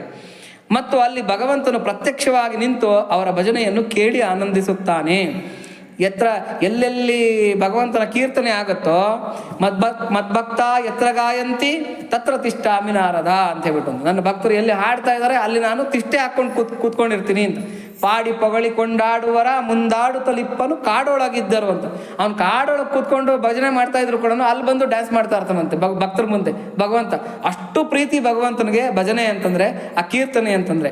ಹಾಗಾಗಿ ಭಗವಂತನ ಪ್ರತ್ಯಕ್ಷವಾಗಿ ನಿಂತು ಅವರ ಭಜನೆಯನ್ನು ಕೇಳಿ ಆನಂದಿಸುತ್ತಾನೆ. ಕಥಂ ವಿನಾ ರೋಮಹರ್ಷಂ ದ್ರವತ ಚೇತಸಾ ವಿನಾನಂದಾಶ್ರು ಕಲಯ ಶುದ್ಧೇತ್ ಭಕ್ತ್ಯಾ ವಿನಾಶಯ. ರೋಮಾಂಚನವಿಲ್ಲದೆ, ಕರಗಿದ ಮನಸ್ಸಿಲ್ಲದೆ, ಆನಂದ ಬಾಷ್ಪಗಳ ಕಲೆ ಇಲ್ಲದೆ, ಇಂಥವನ್ನುಂಟು ಮಾಡುವ ಭಕ್ತಿ ಇಲ್ಲದೆ ಅಂತಃಕರಣವು ಹೇಗೆ ತಾನೇ ಶುದ್ಧವಾದೀತು? ಕಾಮ ಇದೆ, ಕ್ರೋಧ ಇದೆ, ದೋಷಗಳಿದೆ, ನಾನಾ ಇದರಿಂದ ನಮ್ಮ ಮನಸ್ಸು ಗಲೀಜಾಗೋಗ್ಬಿಟ್ಟಿದೆ. ಅಂತ ಡಸ್ಟ್ಬಿನ್ ಆಗೋಗಿರ್ತಕ್ಕಂಥ ಮನಸ್ಸು ಕ್ಲೀನ್ ಆಗಬೇಕು ಅಂತಂದರೆ ಭಕ್ತಿ ಇಲ್ದಿರ, ಆ ಆನಂದ ಬಾಷ್ಪಗಳ ಒಂದು ಇದಿಲ್ದಿರ, ರೋಮಾಂಚನ ಇಲ್ದಿರ ಹೇಗೆ ಕ್ಲೀನ್ ಆಗುತ್ತೆ ಅಂತ ಕೇಳ್ತಾರೆ. ಇದು ಯಾವುದ್ರದ್ದು ಶ್ಲೋಕ ಅಂದರೆ ಭಾಗವತದ್ದು. ಆದಿಪುರಾಣದಲ್ಲಿ ಈ ಥರ ಹೇಳ್ತಾರೆ, ನಾಹಂ ವಸಾಮಿ ವೈಕುಂಠೆ. ನೋಡಿ, ಇದು ಆದಿಪುರಾಣದ್ದಿದು. ಆದಿಪುರಾಣದಲ್ಲಿ ಹೇಳಿರ್ತಕ್ಕಂಥ ಮಾತು. ನಾಹಂ ವಸಾಮಿ ವೈಕುಂಠೆ ಯೋಗಿನ ಹೃದಯೇನ ಚ ಮದ್ಭಕ್ತ ಎತ್ರ ಗಾಯಂತಿ ತತ್ರ ತಿಷ್ಠಾಮಿ ನಾರದ.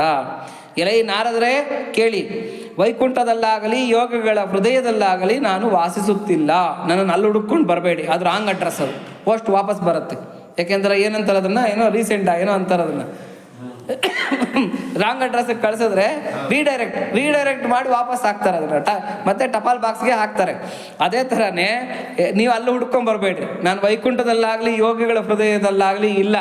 ನನ್ನ ಭಕ್ತರು ಎಲ್ಲಿ ನನ್ನ ನಾಮ ಗುಣ ಲೀಲಾ ಸಂಕೀರ್ತನೆಗಳನ್ನು ಹಾಡುವರೋ ಅಲ್ಲಿ ನಾನು ತಿಷ್ಟೆ ಹಾಕಿಕೊಂಡು ಕುಳಿತಿರುತ್ತೇನೆ. ನನ್ನ ಭಕ್ತರು ಎಲ್ಲಿ ಹಾಡಿ ಹೊಗಳ್ತಾ ಇದ್ದಾರೋ ನನ್ನನ್ನು, ಅಲ್ಲಿ ನಾನು ಇರ್ತೀನಿ. ಅವರು ಪಾಮರರೇ ಆಗಿರಲಿ, ಸಾಮಾನ್ಯರೇ ಆಗಿರಲಿ, ಅವ್ರು ಎಂಥವರೇ ಆಗಿರಲಿ, ನನ್ನನ್ನು ಹಾಡೋರ ಹತ್ರ ನಾನು ಇರ್ತೀನಿ ಅಂತ ಹೇಳ್ಬಿಟ್ಟು ಅಂತ.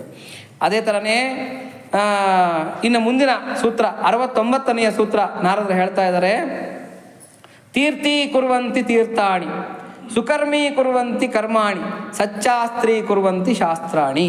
69ನೆಯ ಸೂತ್ರ ನಾರದರು ಹೇಳ್ತಾ ಇರ್ತಕ್ಕಂಥದ್ದು. ಇಂಥ ಭಕ್ತರು ಏನು ಮಾಡ್ತಾರೆ ಅಂತಂದರೆ, ತೀರ್ಥಿ ಕುರುವಂತಿ ತೀರ್ಥಾಣಿ, ತೀರ್ಥಗಳಿಗೆ ತೀರ್ಥತ್ವವನ್ನು ತಂದು ಕೊಡ್ತಾರೆ. ಗಂಗಾ, ಯಮುನಾ, ಸರಸ್ವತಿ ಸಂಗಮಗಳು, ಪುಷ್ಕರಗಳು ಅಂತ ಏನೆಲ್ಲ ಕರಿತೀವಿ, ಅಲ್ಲಿ ಜನಗಳೆಲ್ಲ ಹೋಗಿ ತಮ್ಮ ಒಂದು ಪಾಪಗಳನ್ನೆಲ್ಲ ಅಲ್ಲಿ ತೊಳ್ಕೊಂಡು ಬರ್ತಾರೆ. ಆದರೆ ಪಾಪ ಅವರು ಅಂದರೆ ಆ ತೀರ್ಥ ದೇವತೆಗಳು ಅವ್ರ ಪಾಪ ಕಳ್ಕೊಳೋದು ಹೆಂಗೆ ಅದನ್ನು ಪ್ರಶ್ನೆ ಮಾಡ್ತಾರಂತೆ. ಅದು ರಾಮಾಯಣದಲ್ಲಿ ಬರುತ್ತೆ, ವಾಲ್ಮೀಕಿ ರಾಮಾಯಣದಲ್ಲಿ ಬರುತ್ತೆ.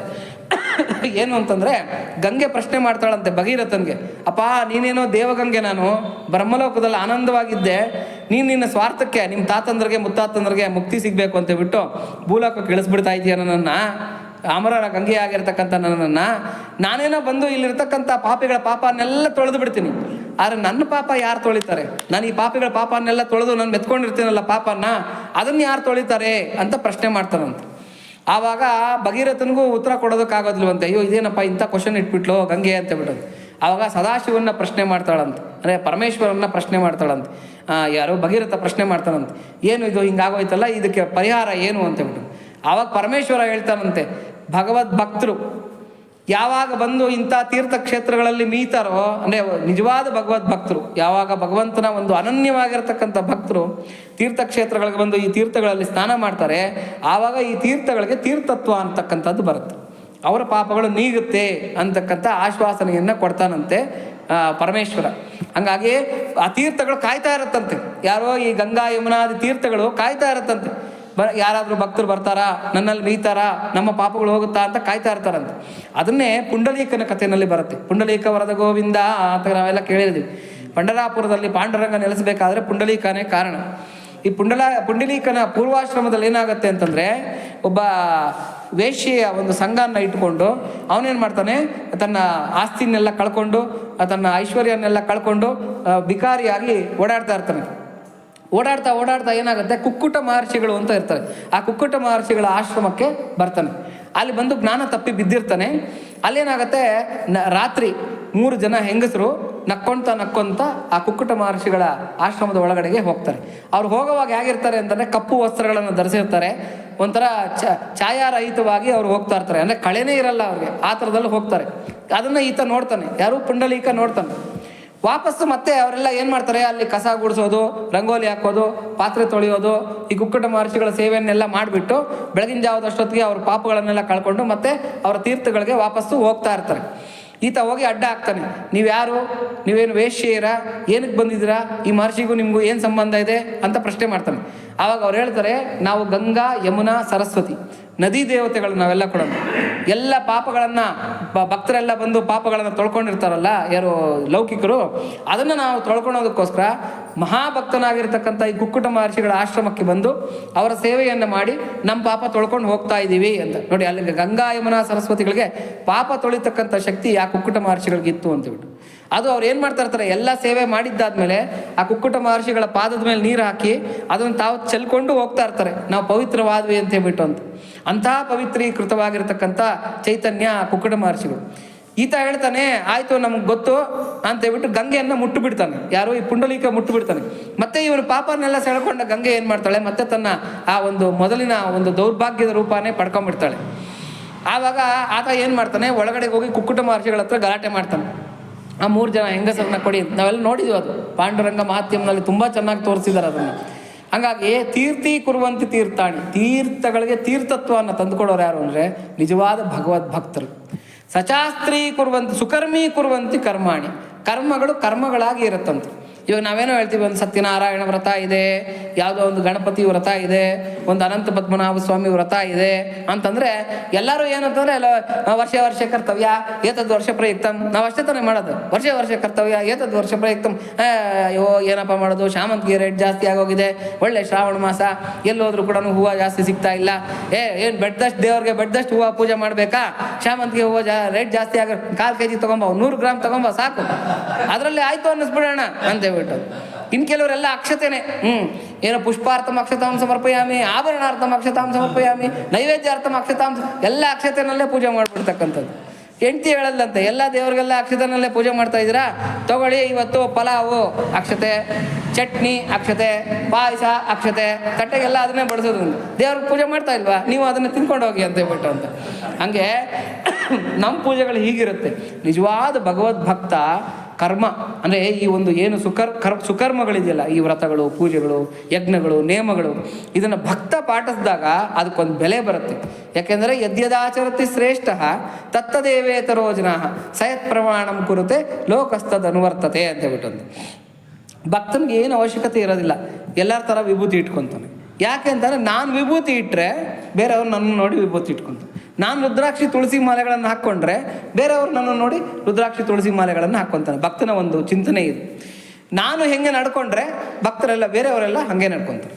ಟೀಚರು ಪಾಠ ಮಾಡ್ತಾ ಇದ್ನಂತೆ ಮಕ್ಕಳಿಗೆಲ್ಲ, ಟೊಬ್ಯಾಕೋ ಅಂತಕ್ಕಂಥದ್ದು ತುಂಬ ಕ್ಯಾನ್ಸರ್ ಕಾರಕ, ಆ ಸಿಗರೇಟ್ ಆಗಲಿ, ಗಾಂಜಾ ಆಗಲಿ, ಗುಟ್ಕಾ ಆಗಲಿ, ಇವು ಯಾವುದು ಸೇವಿಸಬಾರ್ದು, ಇವೆಲ್ಲ ಕೂಡ ತುಂಬ ಡೇಂಜರ್, ಹಾಗಾಗಿ ಇವನ್ನ ಯಾವುದು ಇದು ಮಾಡಬಾರ್ದು ಅಂತ ಬೋಧನೆ ಮಾಡಿದ್ನಂತೆ. ಯಾರು? ಟೀಚರ್. ಸ್ಕೂಲಿನ ಗೋಡೆ ಹಿಂಭಾಗಕ್ಕೆ ಹೋಗ್ಬಿಟ್ಟು ಸಿಗರೇಟ್ ಸೇದೋದು, ಹಾನ್ಸ್ ಹಾಕ್ಕೊಳೋದು, ಹಿಂಗೆ ತಿಕ್ಬಿಟ್ಟು ಹಿಂಗೆ ಇಟ್ಕೊಳೋದು, ಇವೆಲ್ಲ ಮಾಡೋದನ್ನ ಮಕ್ಕಳು ನೋಡಿದಾಗ ಏನಾಗುತ್ತೆ, ಮೇಷ್ಟ್ರೆ ಮಾಡ್ತಾಯಿದ್ರೆ ಆಯಾ ಅವ್ರು ಹೇಳಿದ್ ಮಾಡ್ಬೇಕಾ, ಅವ್ರು ಮಾಡಿದ್ ಮಾಡ್ಬೇಕಾ, ಅವ್ರು ಹೇಳಿದ್ದಕ್ಕೆ ಗೋಲಿ ಹೊಡಿರಿ, ಮಾಡಿದ್ದನ್ನು ಮಾಡೋಣ ಅಂತಾರಂತೆ. ಹಾಗಾಗಿ ತೀರ್ತಿ ಏನು ಯದ್ಯದ ಆಚರತಿ ಶ್ರೇಷ್ಠ ಅಂತ, ಶ್ರೇಷ್ಠರು ಹೆಂಗೆ ನಡ್ಕೊಂಡ್ರೆ ಹಂಗೆ ಇತರೆ ಜನಗಳೆಲ್ಲ.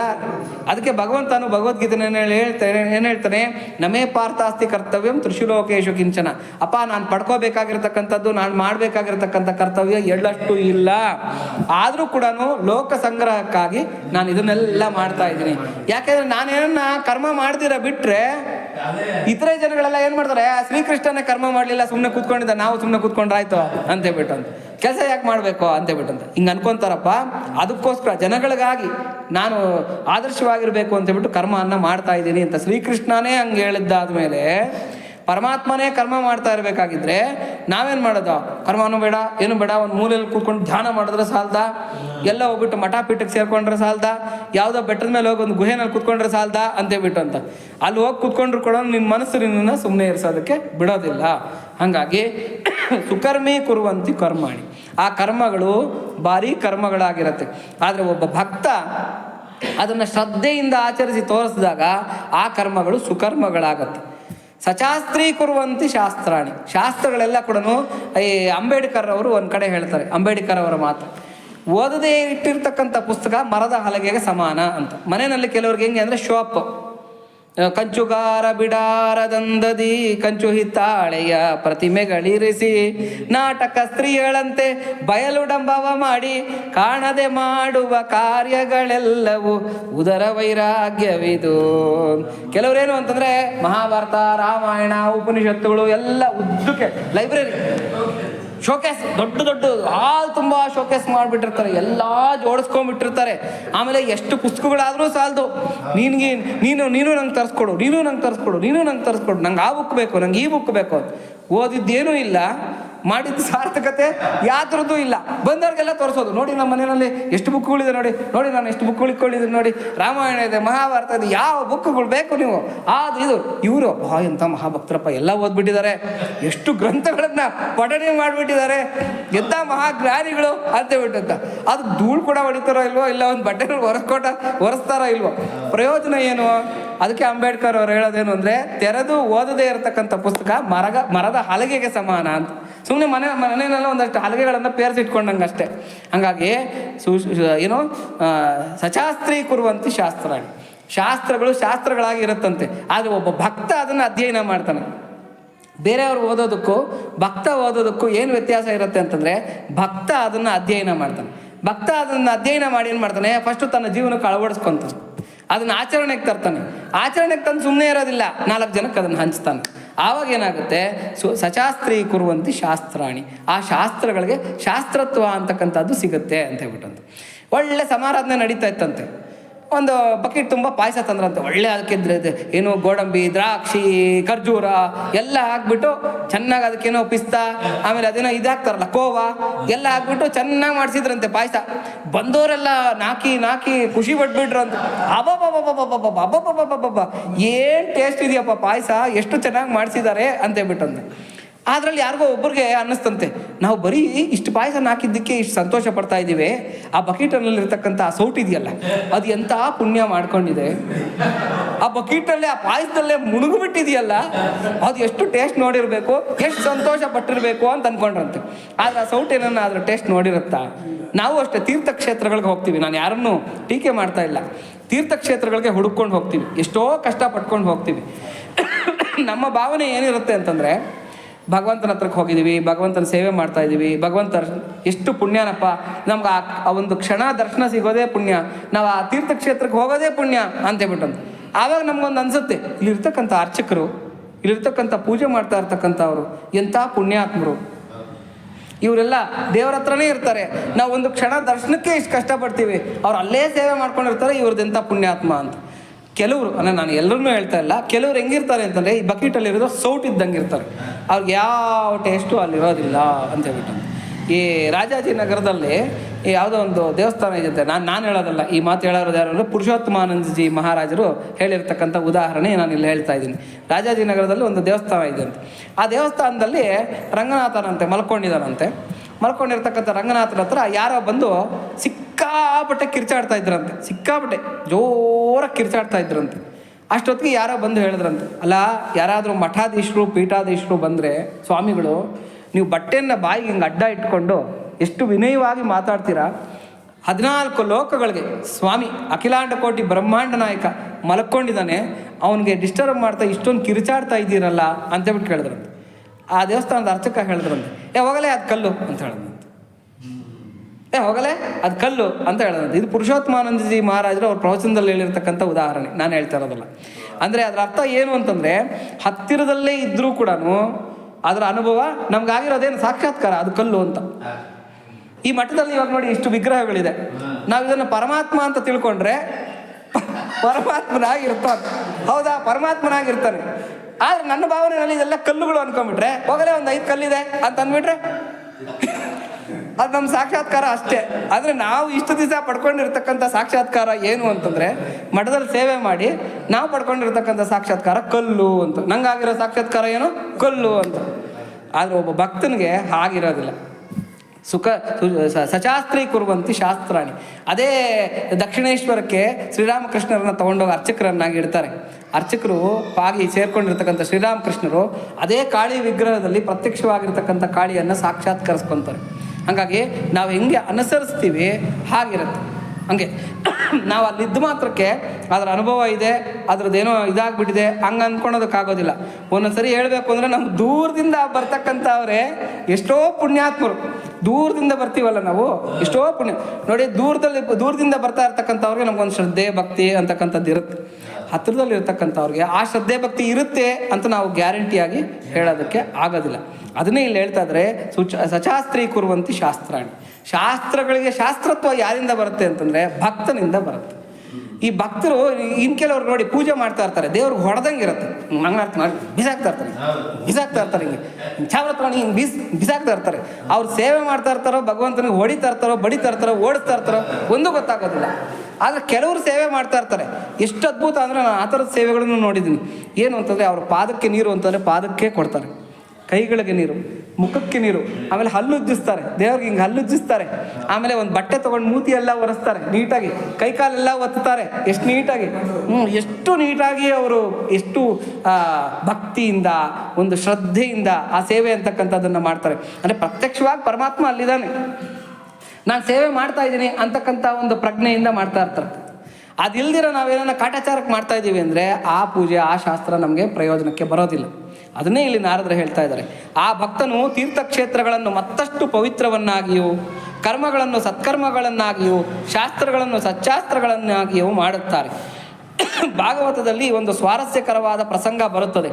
ಭೂಲೋಕಕ್ಕೆ ಇಳಿದು ಬರುವ ಮುನ್ನ, ಅದೇ ಅವಳು ಹೇಳಿದ್ನಲ್ಲ ಗಂಗೆ ಕತೆ, ಗಂಗೆಯು ಭಗೀರಥನಿಗೆ ಕೇಳಿದಳಂತೆ, ಪಾಪಿಗಳು ನನ್ನಲ್ಲಿ ಸ್ನಾನ ಮಾಡಿ ಶುದ್ಧರಾಗುತ್ತಾರೆ, ಆದರೆ ಅವರು ನನ್ನಲ್ಲಿ ಬಿಟ್ಟು ಹೋಗುವ ಪಾಪದ ಹೊರೆಯನ್ನು ನಾನು ಹೇಗೆ ತಡೆಯಲಿ ಎಂದು ಪ್ರಶ್ನಿಸಿದಳಂತೆ.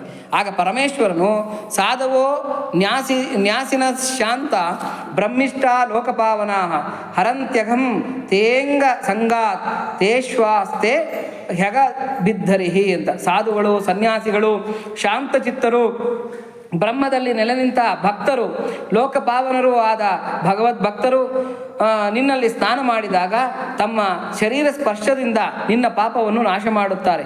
ಏಕೆಂದರೆ ಪಾಪನಾಶಕವಾದ ಶ್ರೀಹರಿಯು ಅವರಲ್ಲಿ ನೆಲೆಸಿರುತ್ತಾನೆ. ಯಾಕೆಂದರೆ ಅವರೊಂಥರ ಓಡಾಡ್ತಾ ಇರ್ತಕ್ಕಂಥ ಒಂದು ರಥಗಳ ಥರ ಇದ್ದಾರೆ. ಭಗವಂತನನ್ನು ಹೊತ್ತು ಅವರು ಓಡಾಡ್ತಾ ಇರ್ತಕ್ಕಂಥವ್ರು. ಇದೊಂದು ಸೂತ್ರ ಹೇಳ್ಕೊಂಡ್ಬಿಟ್ಟು ಮುಗಿಸ್ಬಿಡೋಣ. ಭವದ್ವಿಧ ಭಾಗವತಾ ತೀರ್ಥೀಭೂತ ಸ್ವಯಂ ವಿಭೋ ತೀರ್ಥೀ ಕುರ್ವಂತಿ ತೀರ್ಥಾಣಿ ಸ್ವಾಂತಸ್ಥೇನ ಗದಾಭೃತ. ಎಲೈ ಮಹಾತ್ಮ ವಿದುರನೇ, ನಿನ್ನಂಥ ಭಗವದ್ಭಕ್ತರು ಸ್ವಯಂ ತೀರ್ಥಸ್ಥಾನವಾಗಿದ್ದುಕೊಂಡು ಹೃದಯದಲ್ಲಿ ಸದಾ ಶ್ರೀಹರಿಯ ಮೂಲಕ ಧರಿಸಿರುವ ಶ್ರೀಹರಿಯ ಮೂಲಕ ತೀರ್ಥಕ್ಷೇತ್ರಗಳನ್ನು ಮತ್ತಷ್ಟು ಪವಿತ್ರವನ್ನಾಗಿ ಮಾಡುತ್ತಾರೆ ಅಂತ ಭಾಗವತ ಹೇಳ್ತಾ ಇರ್ತಕ್ಕಂಥದ್ದು. ಹಾಗಾಗಿ ನಮ್ಮ ಹೃದಯದಲ್ಲಿ ಭಗವಂತ ನೆಲೆಸಿದ್ದಾನೆ ಅಂತಂದರೆ ನಾವು ಓಡಾಡ್ತಾ ಇರ್ತಕ್ಕಂಥ ತೀರ್ಥ ಸ್ವರೂಪರು. ನಾವು ಎಲ್ಲೆಲ್ಲಿ ಹೋಗ್ತೀವಿ, ಏನೇನು ಮುಟ್ತೀವಿ, ಅದೆಲ್ಲ ಕೂಡ ಪವಿತ್ರ. ನಮಗೆಲ್ಲ ಗದಾಧರನ ವಿಚಾರ ಕಥೆಯೆಲ್ಲ ಕೇಳಿದ್ದೀವಿ. ಗಯಾಸುರ ಅಂತಕ್ಕಂಥ ರಾಕ್ಷಸ, ಅವನಿಗೊಂದು ವರ ಇರುತ್ತೆ. ಅದೇನು ಅಂತಂದರೆ ತಪಸ್ಸು ಮಾಡಿ ವರ ಪಡ್ಕೊಂಡಿರ್ತಾನೆ. ಮಹಾವಿಷ್ಣು ಅನನ್ಯ ಭಕ್ತ ಆತ. ಅವನು ರಾಕ್ಷಸ ಆಗಿದ್ದರೂ ಕೂಡ ಯಾರು ಅವನನ್ನು ಮುಟ್ಟಿದ್ರೆ ಅವ್ರು ಮೋಕ್ಷ ಕೊಟ್ಟು ಹೋಗ್ತಾ ಇರ್ತಾರೆ ಅಂಥ ಗಯಾಸುರ. ಅದಕ್ಕೆ ನೋಡಿ ಇವತ್ತು ಗಯಾ ಪಿಂಡ ಪ್ರದಾನ ಮಾಡ್ತಾರೆ. ಅಲ್ಲಿ ಪಿಂಡ ಪ್ರದಾನ ಮಾಡಿದ್ರೆ ಮೋಕ್ಷಕ್ಕೆ ಹೋಗ್ತಾರೆ ಅಂತೇಳ್ಬಿಟ್ಟು ಅಂತ. ಹಾಗಾಗಿ ಅಂದರೆ ಭಗವದ್ ಭಕ್ತರಿಗೆ ಅಷ್ಟು ಶಕ್ತಿ ಇರುತ್ತೆ ಅಂತ. ಮಹಾನುಭಾವರಾದ ಮುನಿಗಳು ಕಾಲ್ನಡಿಗೆಯಲ್ಲಿ ಸ್ಥಳದಿಂದ ಸ್ಥಳಕ್ಕೆ ಸಂಚರಿಸುವುದೇ ತೀರ್ಥಕ್ಷೇತ್ರಗಳನ್ನು ಪವಿತ್ರ ಮಾಡುವುದಕ್ಕಾಗಿ. ಮಹಾನುಭಾವರಾಗಿರ್ತಕ್ಕಂಥ ಮುನಿಗಳು ತೀರ್ಥದಿಂದ ತೀರ್ಥಕ್ಕೆ, ಸ್ಥಳದಿಂದ ಸ್ಥಳಕ್ಕೆ ಸಂಚರಿಸೋದೇ ಆ ತೀರ್ಥಗಳಿಗೆ ಪವಿತ್ರತ್ವವನ್ನು ತಂದುಕೊಡೋದಕ್ಕಂತೆ. ತೇಷಾಂ ವಿಚರತಾಂ ಪದ್ಭ್ಯಾಂ ತೀರ್ಥಾನಾಂ ಪಾವನೇಚ್ಛಯ ಭೀತಸ್ಯ ಕಿಮ್ನ ರೋಚೇತ ತಾವಕಾನಾಂ ಸಮಾಗಮ. ತೀರ್ಥಕ್ಷೇತ್ರಗಳನ್ನು ಪವಿತ್ರ ಮಾಡಲೆಂದೇ ಕಾಲ್ನಡಿಗೆಯಲ್ಲಿ ಅವರು ಸಂಚರಿಸುತ್ತಿರುವಾಗ ಸಂಸಾರ ಬಂಧನಕ್ಕೆ ಹೆದರಿರುವ ನನ್ನಂಥವರಿಗೆ ಅವರ ಸಮಾಗಮವು ರುಚಿಸುವುದಿಲ್ಲವೇನು ಅಂತ ಮಹಾನುಭಾವರನ್ನು. ಅದಕ್ಕೆ ಸಾಧಿಸಿ ಹರಿಯ ಪ್ರೀತಿಯ ಒಲವು ಪೂಜಿಸಿದಂಥ ಪೂಜ್ಯರು ನೀವು ಬಲ್ಲಿರಿಯವನ ಅಂತರಂಗ, ಬಲ್ಲಿರಿಯವನ ಅಂತರಂಗ ಎಲ್ಲಿಹ ಹೇಳಿ ಪಾಂಡುರಂಗ ಅಂತ. ಪೂಜಿಸಿ ಹರಿಯ ಪ್ರೀತಿಯ ಒಲವು ಅಂದರೆ ಭಕ್ತರು ಏನು ಮಾಡ್ತಾರೆ, ಅವನನ್ನು ಅನನ್ಯವಾಗಿ ಭಜಿಸಿ ಅವನ ಪ್ರೀತಿಯನ್ನು ಸಂಪಾದನೆ ಮಾಡ್ಕೊಂಡ್ಬಿಟ್ಟಿರ್ತಾರೆ. ಅವ್ರಿಗೆ ಮಾತ್ರ ಗೊತ್ತಿರುತ್ತೆ ಭಗವಂತನ ರಹಸ್ಯ ಏನು ಅಂತಕ್ಕಂಥದ್ದು. ಹಾಗಾಗಿ ಭಗವದ್ ಭಕ್ತರು ಸಿಕ್ಕಿದಾಗ ಫಸ್ಟು ಕಾಲಿಗೆ ಬೀಳೋದನ್ನು ಕಲ್ತ್ಕೋಬೇಕು. ಭಗವಂತನ ಭಕ್ತರಿಗೆ ಯಾರು ಕಾಲಿಗೆ ಬೀಳ್ತಾರೆ ಅವರು ತರಿಸಿ ಹೋಗ್ತಾರೆ, ಪುಣ್ಯಾತ್ಮರಾಗ್ತಾರೆ. ಬಿಲ್ಲಾಗಿರಲು ಬೇಕು ಬಲ್ಲವರುಳು ಅಂತ ಹೇಳ್ತಾರೆ ಪುರಂದ್ರದಾಸರು. ಬಿಲ್ಲಾಗಿರ್ಬೇಕು. ಬಿಲ್ ಹೆಂಗಿರುತ್ತೆ ನೋಡಿ, ಬಾಕೊಂಡಿರುತ್ತೆ. ಹಾಗೆ ಭಕ್ತರ ಹತ್ರ ಯಾವತ್ತೂ ಕೂಡ ಬಾಕೊಂಡಿರ್ಬೇಕು. ಅಲ್ಲೋಗಿ ನನ್ನ ಸ್ಟೇಟಸ್ ಇಂಥದ್ದು, ನಾನು ಓದಿದ್ದೀನಿ, ನಾನು ಇಷ್ಟು ಸಂಪಾದನೆ ಮಾಡಿದ್ದೀನಿ ಅಂತ ಭಕ್ತರ ಹತ್ರ ಹೇಳೋದಕ್ಕೆ ಹೋಗಬಾರ್ದು. ಅಲ್ಲವ್ರು ಬೇಳೆಕಾಳೇನು ಬೇಯೋದಿಲ್ಲ. ತೀರ್ಥ ಶಬ್ದಕ್ಕೆ ಒಂದು ವಿಶೇಷ ನಿರ್ವಚನವನ್ನು ಕೊಡುವುದುಂಟು. ತೀರ್ಯತೆ ಅನೇನ ಇತಿ ತೀರ್ಥಂ ಸಂಸಾರ ಸಾಗರ ತರಣೋಪಾಯ ಭೂತಂ. ಯಾವ ಇದರಿಂದ ತರಣವನ್ನು ದಾಟುವಿಕೆಯನ್ನು ಮಾಡಬಹುದೋ ಅದು ತೀರ್ಥ. ಸಂಸಾರ ಸಾಗರವನ್ನು ದಾಟಲು ಇರುವ ಉಪಾಯವೇ ತೀರ್ಥ. ಈ ದೃಷ್ಟಿಯಿಂದ ನೋಡಿದಾಗ ಸ್ವಯಂ ಮುಕ್ತಿಯನ್ನು ಪಡೆದುಕೊಂಡು ಕರುಣೆಯಿಂದ ಇತರರನ್ನು ಭಕ್ತಿ ಮಾರ್ಗದಲ್ಲಿ, ಮುಕ್ತಿ ಮಾರ್ಗದಲ್ಲಿ ಒಯ್ಯುವವರೇ ನಿಜವಾದ ತೀರ್ಥ ಸ್ವರೂಪರು. ಅದಕ್ಕೆ ಕೆಲವರಿಗೆ ಏನು ಮಾಡ್ತಾರೆ ಅಂದರೆ ತೀರ್ಥ ಅಂತಲೇ ಹೆಸರುಗಳಿಡ್ತಾರೆ. ಆ ಥರ ಒಂದು ಪದ್ಧತಿನೂ ಕೆಲವರಲ್ಲಿ ಇದೆ. ಇನ್ನು ಶಾಸ್ತ್ರದ ವಿಷಯ, ಧಾರ್ಮಿಕ ಕರ್ಮಗಳ ವಿಷಯದಲ್ಲಿ, ಧಾರ್ಮಿಕ ನಡತೆಯ ವಿಷಯಗಳಲ್ಲಿ ಶಾಸ್ತ್ರಗಳೇ ನಮಗೆ ಪರಮ ಪ್ರಮಾಣವಾಗಿದೆ.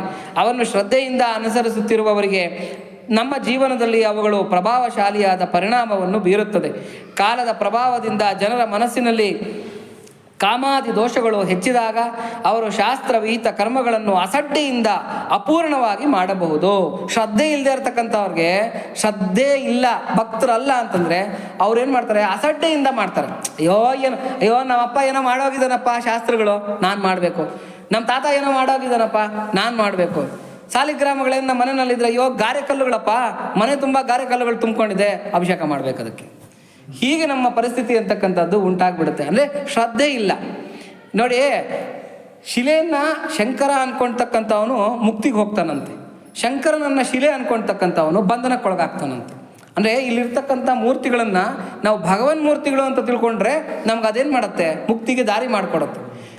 ಯಾವನೋ ಶಿಲ್ಪಿ ಎಲ್ಲಿ ಕೆಲ್ಸಿಸಿದ್ರೆ ಅದ್ಯಾವುದೋ ಯಾವುದೋ ಶಿವಾರ್ಪಟ್ಟಣದಲ್ಲ, ಅಲ್ಲಿ ಮಾಡಿಸಿದ್ರಾ ಇಲ್ಲಿ ಮಾಡಿಸಿದ್ರಾ, ಎಷ್ಟು ತೊಗೊಂಡ, ಎಷ್ಟು ರೇಟ್ ಬಿತ್ತು, ಚೆನ್ನಾಗಿದೆ, ಎಲ್ಲ ಮೂರ್ತಿಗಳು ಚೆನ್ನಾಗಿದೆ ಅಂತಂದರೆ ನೀನು ಅಲ್ಲೇ ಇರ್ತೀಯ, ಬಂಧನಕ್ಕೊಳಗಾಗ್ತೀಯ ಅಂತ. ಅಲ್ಲಿಗೆ ನೀನು ಮೂರ್ತಿ ರೂಪದಲ್ಲೇ ನೋಡ್ತಾ ಇದೀಯಾ ಅಂತ ಸಂಪೂರ್ಣವಾಗಿ ಬಿಟ್ಟು ಬಿಡಬಹುದು. ಇಂತಹ ಸಂದಿಗ್ಧ ಸಮಯದಲ್ಲಿ ಈ ಮಹಾಮಹಿಮರು ಕೇವಲ ಶಾಸ್ತ್ರವಾಗಿರುವ ಈ ಧರ್ಮ ಗ್ರಂಥಗಳನ್ನು ಸಚ್ಚಾಸ್ತ್ರವನ್ನಾಗಿ ಮಾಡುತ್ತಾರೆ. ಅವುಗಳನ್ನು ಭಗವದ್ ವಾಕ್ಯವೆಂದೋ ಋಷಿಮುನಿಗಳ ವಾಕ್ಯವೆಂದೋ ಅರಿತು ಪ್ರಮಾಣವಾಗಿ ಸ್ವೀಕರಿಸುತ್ತಾರೆ, ಅವರ ಜೀವನದಲ್ಲಿ ಅಳವಡಿಸಿಕೊಳ್ಳುತ್ತಾರೆ. ಅವುಗಳಲ್ಲಿ ಹೇಳಿರುವ ವಿಧಿ ನಿಷೇಧಗಳ ಪ್ರಕಾರ ನಡೆದುಕೊಳ್ಳುತ್ತಾರೆ. ಅವುಗಳಲ್ಲಿ ಕೊಟ್ಟಿರುವ ಕರ್ಮಗಳನ್ನು ಶ್ರದ್ಧೆಯಿಂದ ಮಾಡಿ ತೋರಿಸುತ್ತಾರೆ. ಸಂದೇಹವಿರುವ ಕಡೆ ಅವುಗಳ ಸರಿಯಾದ ವಿವರಣೆಯನ್ನೂ ಕೊಟ್ಟು ಜನರಿಗೆ ದಾರಿ ತೋರಿಸುತ್ತಾರೆ. ತಮಗೆ ವೈಯಕ್ತಿಕವಾಗಿ ಅವು ಬೇಕಿಲ್ಲದಿದ್ದರೂ ಲೋಕ ಸಂಗ್ರಹಕ್ಕಾಗಿ ಅವನ್ನು ಅನುಸರಿಸುತ್ತಾರೆ. ಶಾಸ್ತ್ರಗಳಲ್ಲಿ ಆಧ್ಯಾತ್ಮಕ್ಕೆ ಮತ್ತು ಧರ್ಮಕ್ಕೆ ಸಂಬಂಧಪಟ್ಟ ನೀತಿ ನಿಯಮಗಳು ಕರ್ಮಗಳು ಇರುತ್ತವೆ. ವ್ಯಾವಹಾರಿಕ ಜೀವನದಲ್ಲಿ ನಾವು ಎದುರಿಸಬೇಕಾದ ಸಮಸ್ಯೆಗಳು, ಮಾಡಬೇಕಾದ ಕರ್ಮಗಳು, ನಡೆದುಕೊಳ್ಳಬೇಕಾದ ರೀತಿ, ಇವುಗಳ ಎಲ್ಲ ವಿವರಗಳು ಅಲ್ಲಿ ಸಿಗವು. ಶಾಸ್ತ್ರಗಳಲ್ಲಿ ಎಲ್ಲ ಸಿಗಲ್ಲ. ಎಲ್ಲ ಪ್ರತಿಯೊಂದು ಫೀಲ್ಡಲ್ಲೂ ಕೂಡ ಗುರು ಅಂತಕ್ಕಂಥವನು ಒಬ್ಬನು ಬೇಕೇ ಬೇಕಾಗತ್ತೆ. ಎಷ್ಟೇ ನಾವು ಥಿಯರಿ ಓದ್ಕೊಂಡಿದ್ದೀವಿ, ಎಷ್ಟೇ ನಾವು ಬುಕ್ ಓದ್ಕೊಂಡಿದ್ದೀವಿ, ಅದು ಸೆಲ್ಫ್ ಸ್ಟಡಿ ಬೇಕು. ಸೆಲ್ಫ್ ಸ್ಟಡಿ ಒಂದು ಹಂತದವರೆಗೂ ಬೇಕು. ಆದರೆ ನಮ್ಗೆ ಅಲ್ಲೇನೋ ಸಮಸ್ಯೆಗಳು ಬಂದಾಗ ಗುರುವಿನ ಅವಶ್ಯಕತೆ ಅಂತಕ್ಕಂಥದ್ದು ಬೇಕೇ ಬೇಕಾಗುತ್ತೆ. ಅಲ್ಲಿ ಗುರು ನಮಗೆ ಕರೆಕ್ಟಾಗಿ ಕೈಮರ ಆಗಿ ದಾರಿ ತೋರಿಸ್ತಾನೆ ಅಂತಕ್ಕಂಥದ್ದು. ಎದುರಿಸಬೇಕಾದ ಸಮಸ್ಯೆಗಳು, ಮಾಡಬೇಕಾದ ಕರ್ಮಗಳು, ನಡೆದುಕೊಳ್ಳಬೇಕಾದ ರೀತಿ, ಇವುಗಳ ಎಲ್ಲ ವಿವರಗಳು ಅಲ್ಲಿ ಸಿಗವು. ಆದುದರಿಂದಲೇ ನಾರದರೆನ್ನುತ್ತಾರೆ, ಸುಕರ್ಮೀ ಕುರ್ವಂತಿ ಕರ್ಮಾಣಿ. ತಮ್ಮ ಅಮೋಘವಾದ ಅಂತರ್ದೃಷ್ಟಿಯಿಂದ ಅವರು ಯಾವ ಕರ್ಮವನ್ನು ಕೈಗೊಂಡರೂ ಅದು ಸುಕರ್ಮವೇ ಆಗುತ್ತದೆ. ಭಗವದ್ಭಕ್ತರು ಏನೇ ಮಾಡಿದ್ರೂ ಕೂಡ ಅದು ಸುಕರ್ಮನೇ ಆಗುತ್ತೆ. ತೈತ್ರಿಯೋಪನಿಷತ್ತಿನಲ್ಲಿ ಒಂದು ಉಪದೇಶವಿದೆ, ಅದು ಇಲ್ಲಿ ತುಂಬ ಸುಸಂಗತವಾಗಿದೆ. ಅತ ಯದಿತೆ ಕರ್ಮ ವಿಚಿಕಿತ್ಸಾ ವಾ ವೃತ್ತಚಿಕಿತ್ಸಾ ವಾ ಸ್ಯಾತ್ ಯೇ ತತ್ರ ಬ್ರಾಹ್ಮಣ ಸಂಮರ್ಷಿಣಃ ಯುಕ್ತ ಅಯುಕ್ತಾ ಅಲೋಕ್ಷ ಧರ್ಮಕಾಮಾ ಸ್ಯು ಯಥಾ ತೇ ತತ್ರ ವರ್ತೇರನ್ ತಥಾ ತತ್ರ ವರ್ತೇತಾಃ. ಇನ್ನೂ ನಿನಗೆ ಕರ್ಮದ ವಿಷಯದಲ್ಲಾಗಲಿ ನಡತೆಯ ವಿಷಯದಲ್ಲಾಗಲಿ ಸಂಶಯ ಉಂಟಾದರೆ ಅಲ್ಲಿ ವಿಚಾರ ಕ್ಷಮರು, ಕರ್ಮದಲ್ಲಿ ಸಮರ್ಥರು, ದಯಾಳುಗಳು, ಆಶಾರಹಿತರೂ ಆದ ಭಗವದ್ಭಕ್ತರು ಹೇಗೆ ನಡೆದುಕೊಳ್ಳುವರೋ ಹಾಗೆಯೇ ನೀನು ಅಲ್ಲಿ ನಡೆದುಕೋ. ನಿನಗೆ ಯಾವುದಾದ್ರೂ ಒಂದು ಸಂದೇಹ ಬಂದರೆ ಜೀವನದಲ್ಲಿ ಇದನ್ನು ಏನಪ್ಪ ಮಾಡಲಿ, ಈ ಥರದ ಸಂದೇಹಕ್ಕೆ ಏನು ಮಾಡಲಿ ಅಂತಕ್ಕಂಥ ಪ್ರಶ್ನೆ ಬಂದಾಗ ಒಬ್ಬ ಭಗವದ್ಭಕ್ತ ಈ ವಿಚಾರದಲ್ಲಿ ಹೇಗೆ ನಡ್ಕೊತಾನೆ, ಹಿಂದೆ ಋಷಿಮುನಿಗಳು ಹೇಗೆ ನಡ್ಕೊಂಡಿದ್ರು, ಮಹಾತ್ಮರು ಹೇಗೆ ನಡ್ಕೊಂಡಿದ್ರು ಅಂತಕ್ಕಂಥದ್ದನ್ನು ನೀನು ಮನಸ್ಸಿಗೆ ತಂದ್ಕೊಂಡ್ರೆ ಸಾಕು, ನಿನಗೆ ಗೈಡೆನ್ಸ್ ಅಲ್ಲೇ ಸಿಕ್ಬಿಡುತ್ತೆ. ನಾನು ಏನು ಮಾಡಬೇಕು, ಏನು ಮಾಡಬಾರ್ದು ಅಂತಕ್ಕಂಥದ್ದು. ಆಧ್ಯಾತ್ಮ ರಾಮಾಯಣ ಎನ್ನುತ್ತದೆ, ಭಕ್ತಿಹೀನೇನ ಯತ್ಕಿಂಚೇತ್ ಕೃತಂ ಸರ್ವ ಮಸತ್ಕೃತಂ ಅಂತ. ಭಕ್ತಿ ಇಲ್ಲದವನು ಏನೇನನ್ನು ಮಾಡುವನೋ ಅದೆಲ್ಲವೂ ಹಾಳು ಕಾರ್ಯಗಳು. ನೋಡಿ ಎಂಥ ಮಾತು ಹೇಳ್ಬಿಟ್ಟಿದ್ದಾರೆ ಆಧ್ಯಾತ್ಮ ರಾಮಾಯಣದಲ್ಲಿ. ಭಕ್ತಿ ರಹಿತವಾಗಿ ನಾವು ಏನೇನು ಕೆಲಸಗಳನ್ನು ಮಾಡ್ತೀವಿ ಅದೆಲ್ಲ ಹಾಳು ಕೆಲಸಗಳು. ತದ್ವಿರುದ್ಧವಾಗಿ ಮಹಾಭಕ್ತರಾದ ಈ ಮಹಾತ್ಮರು ಮಾಡುವುದೆಲ್ಲ ಸುಕರ್ಮವೇ. ಅದಕ್ಕೆ ಅನ್ನಮಾಚಾರ್ಯರು ಹೇಳ್ತಾರೆ, ಏ ಪುರಾಣ ಮೂಲ ಎಂತ ವೆದುಕಿನ ಶ್ರೀಪತಿ ದಾಸುಲು చెడరెన్నడును హరి విరహితములు అవి కొన్నాళ్లకు విరసమ్ములు మలి విఫలములు. ಅಂದರೆ ಭಗವದ್ಭಕ್ತಿ ಇಲ್ಲಿರ ಮಾಡಿರ್ತಕ್ಕಂಥ ಎಲ್ಲ ಕರ್ಮಗಳು ಕೂಡ ಒಂದು ಕಾಲ ಆದಮೇಲೆ ಅದೆಲ್ಲ ಕೂಡ ಫೇಲ್ಯೂರ್ ಕರ್ಮಗಳು ಅಂತಕ್ಕಂಥದ್ದು ನಮಗೆ ಅರ್ಥ ಆಗೋಗ್ಬಿಡುತ್ತೆ. ಹರಿವಿರಹಿತಮುಲು ಅವಿಕೊನ್ನಾಳಕ್ಕೂ ವಿರಸಮ್ಮುಲು ಮರಿ ವಿಫಲಮುಲು ನರಹರಿ ಕೊಲಿಚಿಟು ನಮ್ಮಿನ ರವಮುಲು ಅಂದರೆ ಕಿಂಚಿತ್ ಕರ್ಮ ಆದರೂ ಕೂಡ ಭಗವಂತನನ್ನು ನಂಬ್ಕೊಂಡು ಮಾಡಿರ್ತಕ್ಕಂಥ ಕಿಂಚಿತ್ ಕರ್ಮ ಆದರೂ ಕೂಡ ನರಹರಿ ಕೊಲಿಚಿಟ್ಟು ನಮ್ಮಿನ ರವಮುಲು ವಿಮಲಮುಲೇ ಕಾನಿ ವಿಫಲಮುಖಾವು. ಅದು ಯಾವತ್ತೂ ಕೂಡ ಬೆಳೀತಕ್ಕಂಥದ್ದೇ ಹೊರತಾಗಿ ಫೇಲ್ಯೂರ್ ಆಗ್ತಕ್ಕಂಥದ್ದು ಏನೂ ಇಲ್ಲ. ಅದು ನಮ್ಮನ್ನು ಚೆನ್ನಾಗಿ ಕೈ ಹಿಡಿಯುತ್ತೆ ಅಂತ ಹೇಳ್ಬಿಟ್ಟು ಅಂತ. ಈ ಸೂತ್ರದ ವಿವರಣೆಯೊಂದಿಗೆ ಮತ್ತೊಮ್ಮೆ 12ನೆಯ ಸೂತ್ರದ ವ್ಯಾಖ್ಯಾನವನ್ನು ಪರಾಮರ್ಶಿಸಬಹುದಾಗಿದೆ. ಶ್ರೀರಾಮಕೃಷ್ಣರು ಇಲ್ಲಿ ಹೇಳ್ತಾರೆ, ಯಾವ ಸ್ಥಾನದಲ್ಲಿ ಪರಮಾತ್ಮ ದರ್ಶನದ ಉದ್ದೇಶದಿಂದ ಅನೇಕ ಜನರು ದೀರ್ಘಕಾಲ ತಪಸ್ಸು, ಜಪ, ಧ್ಯಾನ, ಧಾರಣೆ, ಪ್ರಾರ್ಥನೆ, ಉಪಾಸನೆಗಳನ್ನು ಮಾಡುತ್ತಾರೆಯೋ ಅಲ್ಲಿ ಪರಮಾತ್ಮನ ಪ್ರಕಾಶವು ನಿಜವಾಗಿಯೂ ಇದೆ ಎಂದು ತಿಳಿ. ಇವಾಗ ದೇವಸ್ಥಾನಗಳಿಗೆ, ಮಠಗಳಿಗೆ ಯಾಕೆ ಹೋಗಬೇಕು, ಅಲ್ಲಿ ಯಾಕೆ ಸ್ವಲ್ಪ ಹೊತ್ತು ಇವಾಗ ನೋಡಿ ದೇವಸ್ಥಾನಕ್ಕೆ ಹೋದರೆ ಸ್ವಲ್ಪ ಹೊತ್ತು ಕೂತ್ಕೋಬೇಕು ಅಂತ ಹೇಳ್ತಾರೆ. ಹಾಗೆ ಬರಬಾರ್ದು, ಅಟ್ಲೀಸ್ಟ್ ಒಂದು 10 ನಿಮಿಷನಾದರೂ ಕೂತ್ಕೊಂಡು ಬರಬೇಕು ಅಂತ. ಯಾಕೆಂದರೆ ಆ ಡಿವೈನ್ ವೈಬ್ರೇಷನ್ಸನ್ನು ನಾವು ಅನುಭವಿಸಬೇಕು ಅಂತ. ಯಾಕೆ ಡಿವೈನ್ ವೈಬ್ರೇಷನ್ಸ್ ಅಲ್ಲಿರುತ್ತೆ ಅಂತಂದರೆ ಮಹಾತ್ಮರುಗಳು, ಭಕ್ತರುಗಳು ಎಷ್ಟೋ ಜನ ಬಂದು ಹೋಗಿರ್ತಾರೆ ಅಲ್ಲಿ ಅಂತ ಹೇಳ್ಬಿಟ್ಟು. ಮನೆಗಳನ್ನಲ್ಲೂ ಅಷ್ಟೇ, ಮನೆಗಳನ್ನಲ್ಲೂ ಕೂಡ ಮಹಾತ್ಮರು, ಭಕ್ತರು ಬಂದು ಹೋಗ್ತಾ ಇರಬೇಕು.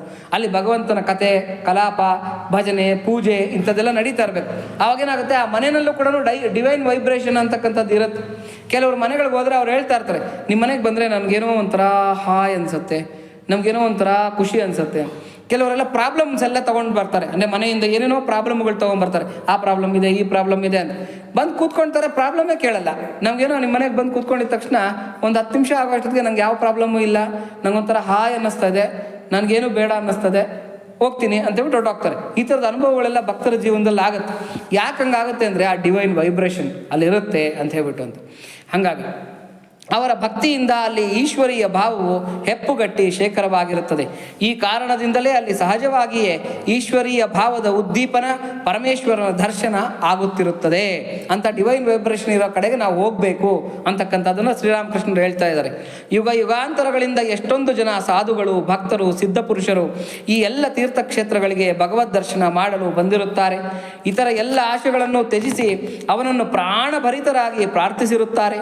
ಈ ಕಾರಣದಿಂದ ಭಗವಂತನು ಎಲ್ಲೆಡೆಯಲ್ಲಿಯೂ ಇರುವುದು ನಿಜವಾದರೂ ಈ ಎಲ್ಲ ತೀರ್ಥ ಸ್ಥಾನಗಳಲ್ಲಿ, ಭಗವತ್ ಕ್ಷೇತ್ರಗಳಲ್ಲಿ ಅವನ ವಿಶೇಷವಾದ ಪ್ರಕಾಶವಿರುತ್ತದೆ. ಅದನ್ನೇ ಏನಂತಾರೆ, ಸ್ಥಾನಬಲ ಅಂತ ಹೇಳ್ತಾರೆ. ಏನಂತಾರೆ ಅದನ್ನ, ಇರೋ ಅಂತಾರೆ ಕ್ಷೇತ್ರ ಮಹಿಮೆ, ಸ್ಥಾನಬಲ ಅಂತೆಲ್ಲ ಕರೀತಾರೆ. ಅಯ್ಯೋ ಅಲ್ಲಿ ಹೋದರೆ ಅದೇನೋ ಒಂಥರನಪ್ಪ ಅಂತೇಳ್ಬಿಟ್ಟು ಅಂತ. ಯಾರ ಹೃದಯದಲ್ಲಿ ಭಕ್ತಿ ಭಾವವಿದೆಯೋ ತೀರ್ಥಕ್ಷೇತ್ರದಲ್ಲಿ ಅವರ ಆ ಭಾವವು ಉದ್ದೀಪಿತವಾಗಿ ಮತ್ತಷ್ಟು ಹೆಚ್ಚುತ್ತದೆ. ನಮ್ಗೆ ಆಲ್ರೆಡಿ ಭಕ್ತಿ ಇದೆ ಅಂತಂದರೆ ಅಂಥ ತೀರ್ಥಕ್ಷೇತ್ರಗಳಿಗೆ ಹೋದರೆ ಇನ್ನಷ್ಟು ನಮಗೆ ಭಕ್ತಿ ಅಂತಕ್ಕಂಥದ್ದು ಹೆಚ್ಚಾಗತ್ತೆ ಅಂತ ಹೇಳ್ಬಿಟ್ಟಂತೆ. ನಾನು ಆಲ್ರೆಡಿ ನಿಮ್ಗೆ ಹೇಳಿದ್ದೆ, ತಿರುಪತಿನಲ್ಲಿ ಯಾರಿಗೋ ಹತ್ತಿರದಿಂದ ಕುಲಶೇಖರ ಪಡಿಯಿಂದ ಭಗವಂತನ ದರ್ಶನ ಮಾಡ್ತಕ್ಕಂಥ ಭಾಗ್ಯ ಸಿಕ್ತಂತೆ. ಯಾರೋ ಪುಣ್ಯಾತ್ಮರು ಕರ್ಕೊಂಡೋಗಿ ಯಾರಿಗೋ ಕೊಡಿಸೋದ್ರಂತೆ, ನೋಡಿ ಭಗವಂತನ ದರ್ಶನ ಮಾಡಿ ಅಂತ ಬಿಟ್ಟು. ಈ ಖರ್ಚು ಮಾಡಿರ್ತಾರಲ್ಲ ಡೋನರ್ಸ್, ಪಾಪ ಅವ್ರಿಗೇನು ಅಂತಂದರೆ ಇವ್ರಿಗೇನು ಅನುಭವ ಆಯಿತೋ ಕೇಳ್ಕೋಬೇಕು ಅಂತಕ್ಕಂಥ ಆಸೆ. ಹೊರಗಡೆ ಬಂದಮೇಲೆ, ದೇವಸ್ಥಾನದಿಂದ ಹೊರಗಡೆ ಬಂದಮೇಲೆ ಕೇಳಿದ್ರಂತೆ, ತಿರುಪತಿ ಭಗವಂತನನ್ನು ಕುಲಶೇಖರ ಪಡಿಯಿಂದ ಅಷ್ಟು ಹತ್ತಿರದಿಂದ ನೋಡಿದ್ರಲ್ಲ, ನಿಮ್ಮ ಅನುಭವ ಏನು ಅಂತೇಳ್ಬಿಟ್ಟು ಆತ ಹೇಳಿದ್ನಂತೆ, ಕೆಳಗಿನಿಂದ ಮೇಲಕ್ಕೆ ಒಡವೆಗಳೆಲ್ಲ ನಿಗಿ ನಿಗಿ ನಿಗಿ ನಿಗಿ ಅಂತ ಇತ್ತು ಅಂತೇಳ್ಬಿಟ್ಟು. ಆ ಡೋನರ್ ಅನ್ಕೊಂಡಂತೆ, ಈತನಿಗೋಗಿ ಅನ್ಯಾಯವಾಗಿ ದುಡ್ಡು ಖರ್ಚು ಮಾಡಂದೆ ನಾನು ಅಂತೇಳ್ಬಿಟ್ಟು. ಅವ್ನು ಭಗವಂತನ ನೋಡೇ ಇಲ್ಲ, ಅವ್ನು ನೋಡಿರೋದೇನು ಕೆಳಗಿನಿಂದ ಮೇಲಕ್ಕೆ ಬರೀ ಒಡವೆಗಳಷ್ಟೇ, ನಿಗಿ ನಿಗಿ ನಿಗಿ ಅಂತ ಇತ್ತಂತೆ. ಅದನ್ನೇನಂತ ಕರೀತಾರೆ ಅಂದರೆ ನೋಟ ಅಂತ ಕರೀತಾರೆ. ನೋಟ ಅಷ್ಟೇ. ನಮಗೆ ಭಗವಂತನನ್ನು ನೋಡಿದಾಗ ನಮಗೇನು ಅನುಭವ ಆಗಲಿಲ್ಲ, ನೋಡ್ಕೊಂಡು ಬಂದ್ವಿ ಅಂದರೆ ಅದು ಬರೀ ನೋಟ. ಭಗವಂತ ನಮ್ಮನ್ನು ನೋಡ್ತಾನಂತೆ. ನಾವು ಅಲ್ಲೋಗಿ ನಿಂತ್ಕೊಂಡಾಗ ನಮಗೆ ರೋಮಾಂಚನ ಆಗುತ್ತೆ, ಖುಷಿ ಆಗುತ್ತೆ, ಸಂತೋಷ ಆಗುತ್ತೆ, ನಮ್ಮ ಜನ್ಮ ಧನ್ಯ ಆಯಿತು ಅಂತ ಅನ್ಕೊತಾರೆ. ಅದು ದರ್ಶನ ಅಂತ. ಅದಾಗೋದಕ್ಕೆ ಕಾರಣ ಏನಂದರೆ ಭಗವಂತ ನಮ್ಮನ್ನು ನೋಡ್ತಾ ಇರ್ತಾನೆ. ಅವಾಗ ಆ ಒಂದು ಅನುಭವ ಅಂತಕ್ಕಂಥದ್ದು ಉಂಟಾಗುತ್ತಂತೆ. ಹಾಗಾಗಿ ಎಲ್ಲಿ ಭಗವಂತನ ಸತ್ಯ ಕಲಾಪ, ಸತ್ಕಥಾಲಾಪ ನಡೆಯುವುದೋ ಅಲ್ಲಿ ಅವನ ಆವಿರ್ಭಾವವಿರುತ್ತದೆ. ಎಲ್ಲಿ ಭಗವಂತನ ಚರ್ಚೆ ನಡೀತರುತ್ತೆ, ಅದಕ್ಕೆ ನಾವು ಹೇಳ್ತೀವಿ ನೋಡಿ, ಆಂಜನೇಯ ಬರ್ತಾನೆ ಅಂತ. ಎತ್ತಿರ ರಘುನಾಥ ಕೀರ್ತನಂ ತತ್ರ ತರ್ಥ ಕೃತ ಮಸ್ತಕಾಂಜಲಿಂ ಅಂತ. ಎಲ್ಲಿ ರಾಮನ ಕೀರ್ತನೆ ನಡೀತಾ ಇದ್ರೆ ಅಲ್ಲಿ ಆಂಜನೇಯ ಬರ್ತಾನಂತ. ಎಲ್ಲಿ ಶಿವನ ಸಂಕೀರ್ತನೆ ನಡೀತಾ ಇದ್ರೆ ಅಲ್ಲಿ ನಂದಿ ಪ್ರಮಥಗಣಗಳೆಲ್ಲ ಬಂದು ಕೂತ್ಕೊಂತಾರಂತೆ ಅದನ್ನು ಕೇಳೋದಕ್ಕೆ ಅಂತ ಹೇಳ್ಬಿಟ್ಟು ಅಂತ. ಎಲ್ಲಿ ಭಾಗವತ ನಡೀತಾ ಇದೆ ಅಲ್ಲಿ ಉದ್ಧವ ಬರ್ತಾನಂತೆ. ಉದ್ಧವ, ನಾರದ ಇಂಥವರೆಲ್ಲ ಬಂದು ಸೇರ್ತಾನಂತೆ. ಹಾಗಾಗಿ ಇಲ್ಲಿ ಭಗವತ್ ಕಥಾ ಕಾಲಕ್ಷೇಪ ನಡೀತಾ ಇದೆ ಅಂತಂದ್ರೆ ನಾವು ಹೇಳ್ತಾ ಇದ್ದೀವಿ, ನೀವು ಕೇಳ್ತಾ ಇದ್ದೀವಿ, ಇಷ್ಟೇ ತಿಳ್ಕೊಬಾರ್ದು. ಇಲ್ಲಿ ನಮಗೆ ಮೀರಿರ್ತಕ್ಕಂಥ ಇನ್ನೊಂದು ಡೈಮೆನ್ಷನ್ನಲ್ಲಿ ಸಾಕಷ್ಟು ಜನ ಮಹಾತ್ಮರು ಇಲ್ಲಿ ಕೇಳ್ತಾ ಇರ್ತಾರೆ. ಹಾಗಾಗಿ ನಾವು ಅಲರ್ಟ್ ಆಗಿ ಹೇಳ್ತಾ ಇರಬೇಕು, ಅಲರ್ಟ್ ಆಗಿ ನೀವು ಕೇಳ್ತಾ ಇರಬೇಕು ಅಂತ. ಒಂದು ಎಲ್ಲ ತೀರ್ಥಗಳು ಅಲ್ಲಿ ಬಂದು ನಿಲ್ಲುತ್ತದೆ, ಎಲ್ಲ ತೀರ್ಥಗಳು ಇಲ್ಲಿ ನೆಲೆಸಿರುತ್ತೆ. ಇದನ್ನ ಯಾವುದು ವರಾಹ ಪುರಾಣ ಹೇಳುತ್ತೆ, ಭಗವದ್ಗೀತಾ ಏನು ಫಲಶ್ರುತಿನಲ್ಲಿ ಹೇಳುತ್ತೆ, ಎಲ್ಲ ಪುರಾಣಗಳು ಕೂಡ ಹೇಳುತ್ತೆ. ಎಲ್ಲೆಲ್ಲಿ ಭಗವಂತನ ಸಂಕೀರ್ತನೆ ನಡೆಯುತ್ತೆ ಅಲ್ಲಿ ಈ ತೀರ್ಥಕ್ಷೇತ್ರಗಳು, ಮಹಾನುಭಾವರುಗಳು ಎಲ್ಲ ಬಂದು ಸೇರ್ತಾರೆ ಅಂತ ಹೇಳ್ಬಿಟ್ಟು ಅಂತ. ಇವಾಗ ನಮ್ಮನೇನಲ್ಲೇ ಈ ಕೆಲಸಗಳನ್ನು ಮಾಡಿದ್ರೆ ಅಲ್ವಾ, ನಮ್ಮನೇನು ತೀರ್ಥಕ್ಷೇತ್ರ ಆಗೋದು. ನಮ್ಮನೇನು ಈಗ ಭಗವಂತ ನೆಲೆಸಿರ್ತಕ್ಕಂಥ ಮನೆ ಆಗ್ಬಿಡತ್ತೆ. ಹಾಗಾಗಿ ಮನೆಯಲ್ಲಿ ಏನು ಮಾಡಬೇಕು ಅಂದರೆ ಪ್ರತಿದಿನ ಭಗವಂತನ ಕಥಾ ಕಾಲಕ್ಷೇಪ ಅಂತಕ್ಕಂಥದ್ದು ಮಾಡ್ತಾ ಇರಬೇಕು, ಭಜನೆ ನಡಿಬೇಕು, ಸಂಕೀರ್ತನೆ ನಡಿಬೇಕು. ಕೆಲವರು ಮನೆಗಳಲ್ಲಿ ಗೋವಿಂದಗಳು ಇಡಲ್ಲ. ಮನೆಯಲ್ಲಿ ಗೋವಿಂದ ಇಟ್ಬಿಟ್ರೆ ಹೇಗೆ ಅಂತ ಹೇಳ್ಬಿಟ್ಟು ಅಂತ. ಯಾಕೆ ಅಂತಂದ್ರೆ ಏನೋ ಇವ್ರಿಗೇನೋ ಕೊಂಪು ಮುಚ್ಚಿపోతుంది ಅಂತ ಹೇಳ್ಬಿಟ್ಟು ಅಂತ. ಗೋವಿಂದಗಳನ್ನು ಇಡಬೇಕು ಆ್ಯಕ್ಚುಯಲ್ ಆಗಿ ಮನೆಯಲ್ಲಿ ಗೋವಿಂದ ಗೋವಿಂದ ಅಂತ ಇಡಬೇಕು. ಯಾಕೆ ಅಂದರೆ ಗೋವಿಂದ ನಾಮಕ್ಕಿಂತ ದೊಡ್ಡದು ಯಾವುದೂ ಇಲ್ಲ. ಹಾಗಾಗಿ ಇದನ್ನೆಲ್ಲ ಮಾಡ್ತಾ ಇರಬೇಕು. ನಮ್ಮ ಮನೆಗಳಲ್ಲೂ ಮಾಡಬೇಕು, ನಡೀತಾ ಇರ್ತಕ್ಕಂಥ ಕ್ಷೇತ್ರಗಳಿಗೆ ಹೋಗಬೇಕು, ಅಲ್ಲಿ ಭೇಟಿ ಮಾಡಬೇಕು, ನಮ್ಮ ಅನುಭವಗಳನ್ನು ಆ ಡಿವೈನ್ ವೈಬ್ರೇಷನ್ಸನ್ನು ನಾವು ರಿಸೀವ್ ಮಾಡ್ಕೋಬೇಕು ಅಂತಕ್ಕಂಥದ್ದು ನಾರದರ ಒಂದು 69ನೇ ಸೂತ್ರದ ಸಾರಾಂಶ. ಇಲ್ಲಿಗೆ 69ನೇ ಸೂತ್ರ ಮುಗಿಯುತ್ತೆ. ಇನ್ನು ಮಿಕ್ಕಿದ್ದು 70ನೇ ಸೂತ್ರದಿಂದ ಇನ್ನು ಮುಂದಕ್ಕೆ ಮುಂದಿನ ಪ್ರವಚನದಲ್ಲಿ ನಾವು ಅಧ್ಯಯನ ಮಾಡ್ಕೊಳ್ಳೋಣ. ಇವತ್ತಿಗೆ ಈ ಪ್ರವಚನವನ್ನು ಮುಗಿಸೋಣ. ಸ್ವಲ್ಪ ಸುದೀರ್ಘ ಆಯಿತು, ಯಾಕೆಂದರೆ ಈ ಸೂತ್ರವನ್ನು ಮುಗಿಸ್ಬಿಡೋಣ ಅಂತ ಹೇಳ್ಬಿಟ್ಟು ಸ್ವಲ್ಪ ಒಂದು 10-15 ನಿಮಿಷ ಜಾಸ್ತಿ ತಗೊಳ್ಳಿದ್ದಾಯಿತು. ಈಗ ಎಲ್ಲರೂ ಜೋರಾಗಿ ಹೇಳೋಣ. ಪ್ರಿಯತಾಂ ಪುಂಡರೀಕಾಕ್ಷಃ ಸರ್ವಯಜ್ಞೇಶ್ವರೋ ಹರಿಃ ತಸ್ಮಿನ್ ತುಷ್ಟೇ ಜಗತ್ತುಷ್ಟಂ ಪ್ರೀಣಿತೆ ಪ್ರೀಣಿತಂ ಜಗತ